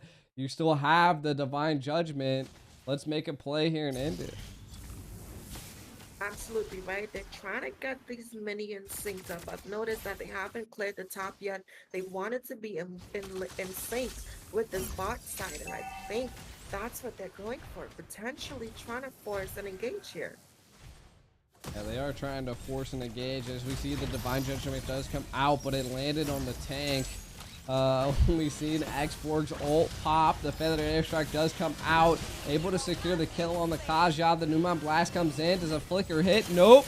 But yet they're able to secure another kill on Cobb. That's 2 for the side of Prime. Can they keep this up? This is not what Ace wanted. Lord is here, and it is now 5v3. Absolutely right, and I think Ace is going to direct their attention to this Lord right now. But I would advise against it. The number advantage is way too strong. We already see Prime sending in their reinforcements for this Lord. But they were able to reset the Lord pretty well as Skyd was able to secure the kill on the glue there. Now, once again, Prime Esports is on the run. The Feathered Airstrike does come out. And they're able to shut them down. They shut down Maxi with the Feathered Airstrike, which is pretty crazy. So good play by Prime, but I mean, they did lose the Lord for it. Absolutely right. With the marksman down, they definitely could have tried to engage on that, as the only damage that was present is Mobile Wolf. But speaking of damage here, Eesh, Cobb once again falling to Coffee. That is not something you wanted to do when the Lord is essentially about to be barreling down. Now it's 4v5. It just seems like Prime always has the number advantage, just not the correct number in gold. What we can see from Ace here is they possibly take a tower. And I don't know if they have the possibility to end here without their tank. But if they can get a pick onto the marksman, they might be able to change this tide. They really want something because they're staying. But it looks like they made the call to back up. and again, they have to. In order for them to end this game, they'll need the full team to commit. They have this Guardian. They also have this Cho vibe. For the jungle, they have this Julian as well. So it's kind of dive in and get out type of heroes that they have on their side. So I think what they're gonna do, focus on this tower and then try to push up with some of these minions. Yeah, they didn't know that they had the super minions, which we're able to utilize and actually secure that final inhibitor there. Snipe comes out, hits Odin, but this time Odin's looking a little bit thicker than they used to be. Cobb still showing presence when not too much of his team is around. Can they turn it around though? They really want this game. I do have to say that Julian does start to fall off the later the game gets. So falling into another 71-second Lord, a minute and a half almost, is a little rough for Ace and a sign of life for Prime.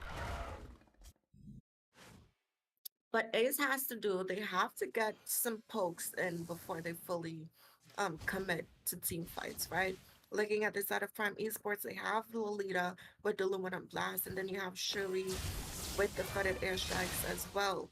Then on top of that, you have Coffee on this ability with the turn apart memories that can kind of just be that execution strike. And again, I mentioned that the side of Ace have to secure some pokes. As long as they can get the HP lower, it's going to make it harder for Prime Esports to fully decide to commit on an engager. But speaking of commitments, a great engage, possibly. We do see the snipe trying to get a little bit of damage onto the back line, but again, Prime is just getting thicker by the moment. And you know, Ace, none of them are freezing the lanes, you know, like they constantly know where NABA is gonna be. Like he's not able to get like that easy pick off in the bush. Again, now he's running to the left side to kind of pull the enemy team away from the Lord. But I mean, this hopefully this isn't the last Lord for Prime. If they can hold this out and continue to do this, they might be able to turn the game around with a key play. absolutely. And as long as no members from the side of Ace falls, this should be a relatively um easy push for them. All they have to do, Maxi, focus on that phase, and they might be able to close this game out. But we do see the way of the dragon going in. Great way the Dragon Divine Judgment does come off on a Coffee. Coffee gets shut down by the real world manipulation. The Glues diving into the back line, trying to put some damage on Sky. But it is a 4v5 here. Can Prime keep it? But the base is just going to fall to minions and the team. GG's. That's the game in the hands of Prime not Prime Esports, my bad, into the hands of Ace. Prime would have liked to take the game, but you know, Ace came out on top. They needed like another 8 minutes. 8 minutes and maybe a Lord steal. Yeah. That Lord is just a severe advantage to most teams.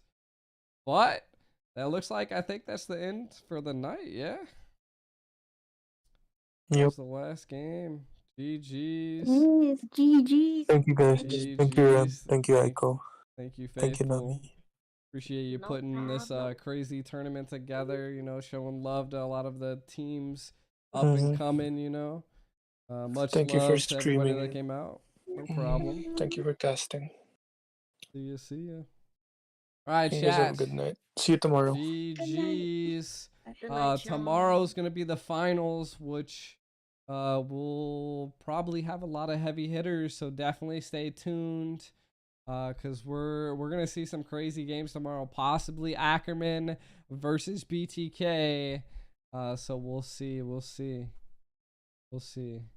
When has it been 7 days already, Carmen? I can, if it has, I can send the skin. Can you request the skin? I can send it right now.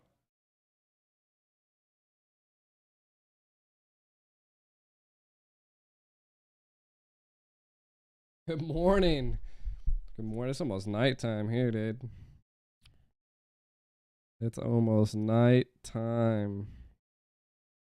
It's that time. The time of the day. Oh yeah. The Gushin Epic. Are you able to request the skin?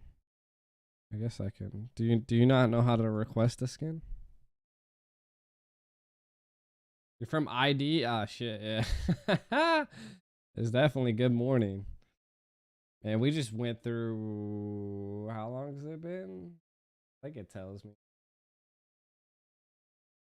Probably tells me here. 4.5 hours. It's been a long day. Are you Venezuela? You're not Venezuela, are you? I don't know who this guy is.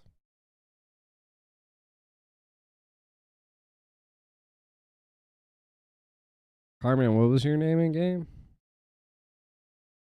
I forgot. I guess I can pull.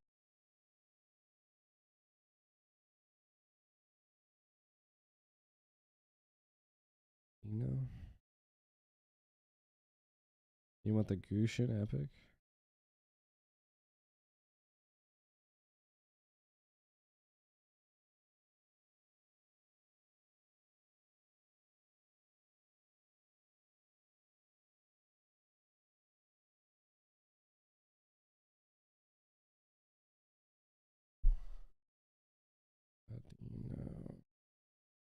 No. Oh. There you go. I sent it to you. Thanks for waiting. I sent it to you. I'll be live again tomorrow. The NACT playoffs are this weekend. Yes, this weekend.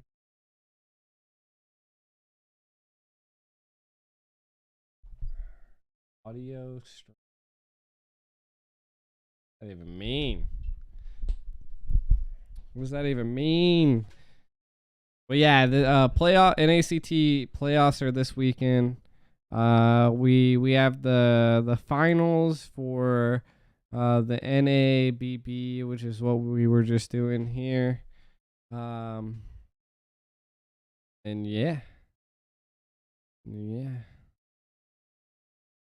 So we'll have that. GG's were the Kaja. GG's. I'll shoot my cams on, huh? Like dark in my room. I couldn't say your name. Unless you were, are you Odin? Oh, LA. I definitely butchered your name. So it's a little saucy. Love you too. we had a good time. We had a good time, you know. A little bit of casting, had some fun. Oh yeah, Ali. Listen, listen. It's been a long day. I've been up all day. You know, had a little bit of special hydration. You know, I can't do names, man. I can't do names. I didn't even say my own name right for a long time. But much love, Ali. Much love. Meow. Much love for coming out as well. All of you guys, it was good seeing you. Till next time. Just tomorrow. Then GG's. Catch you later.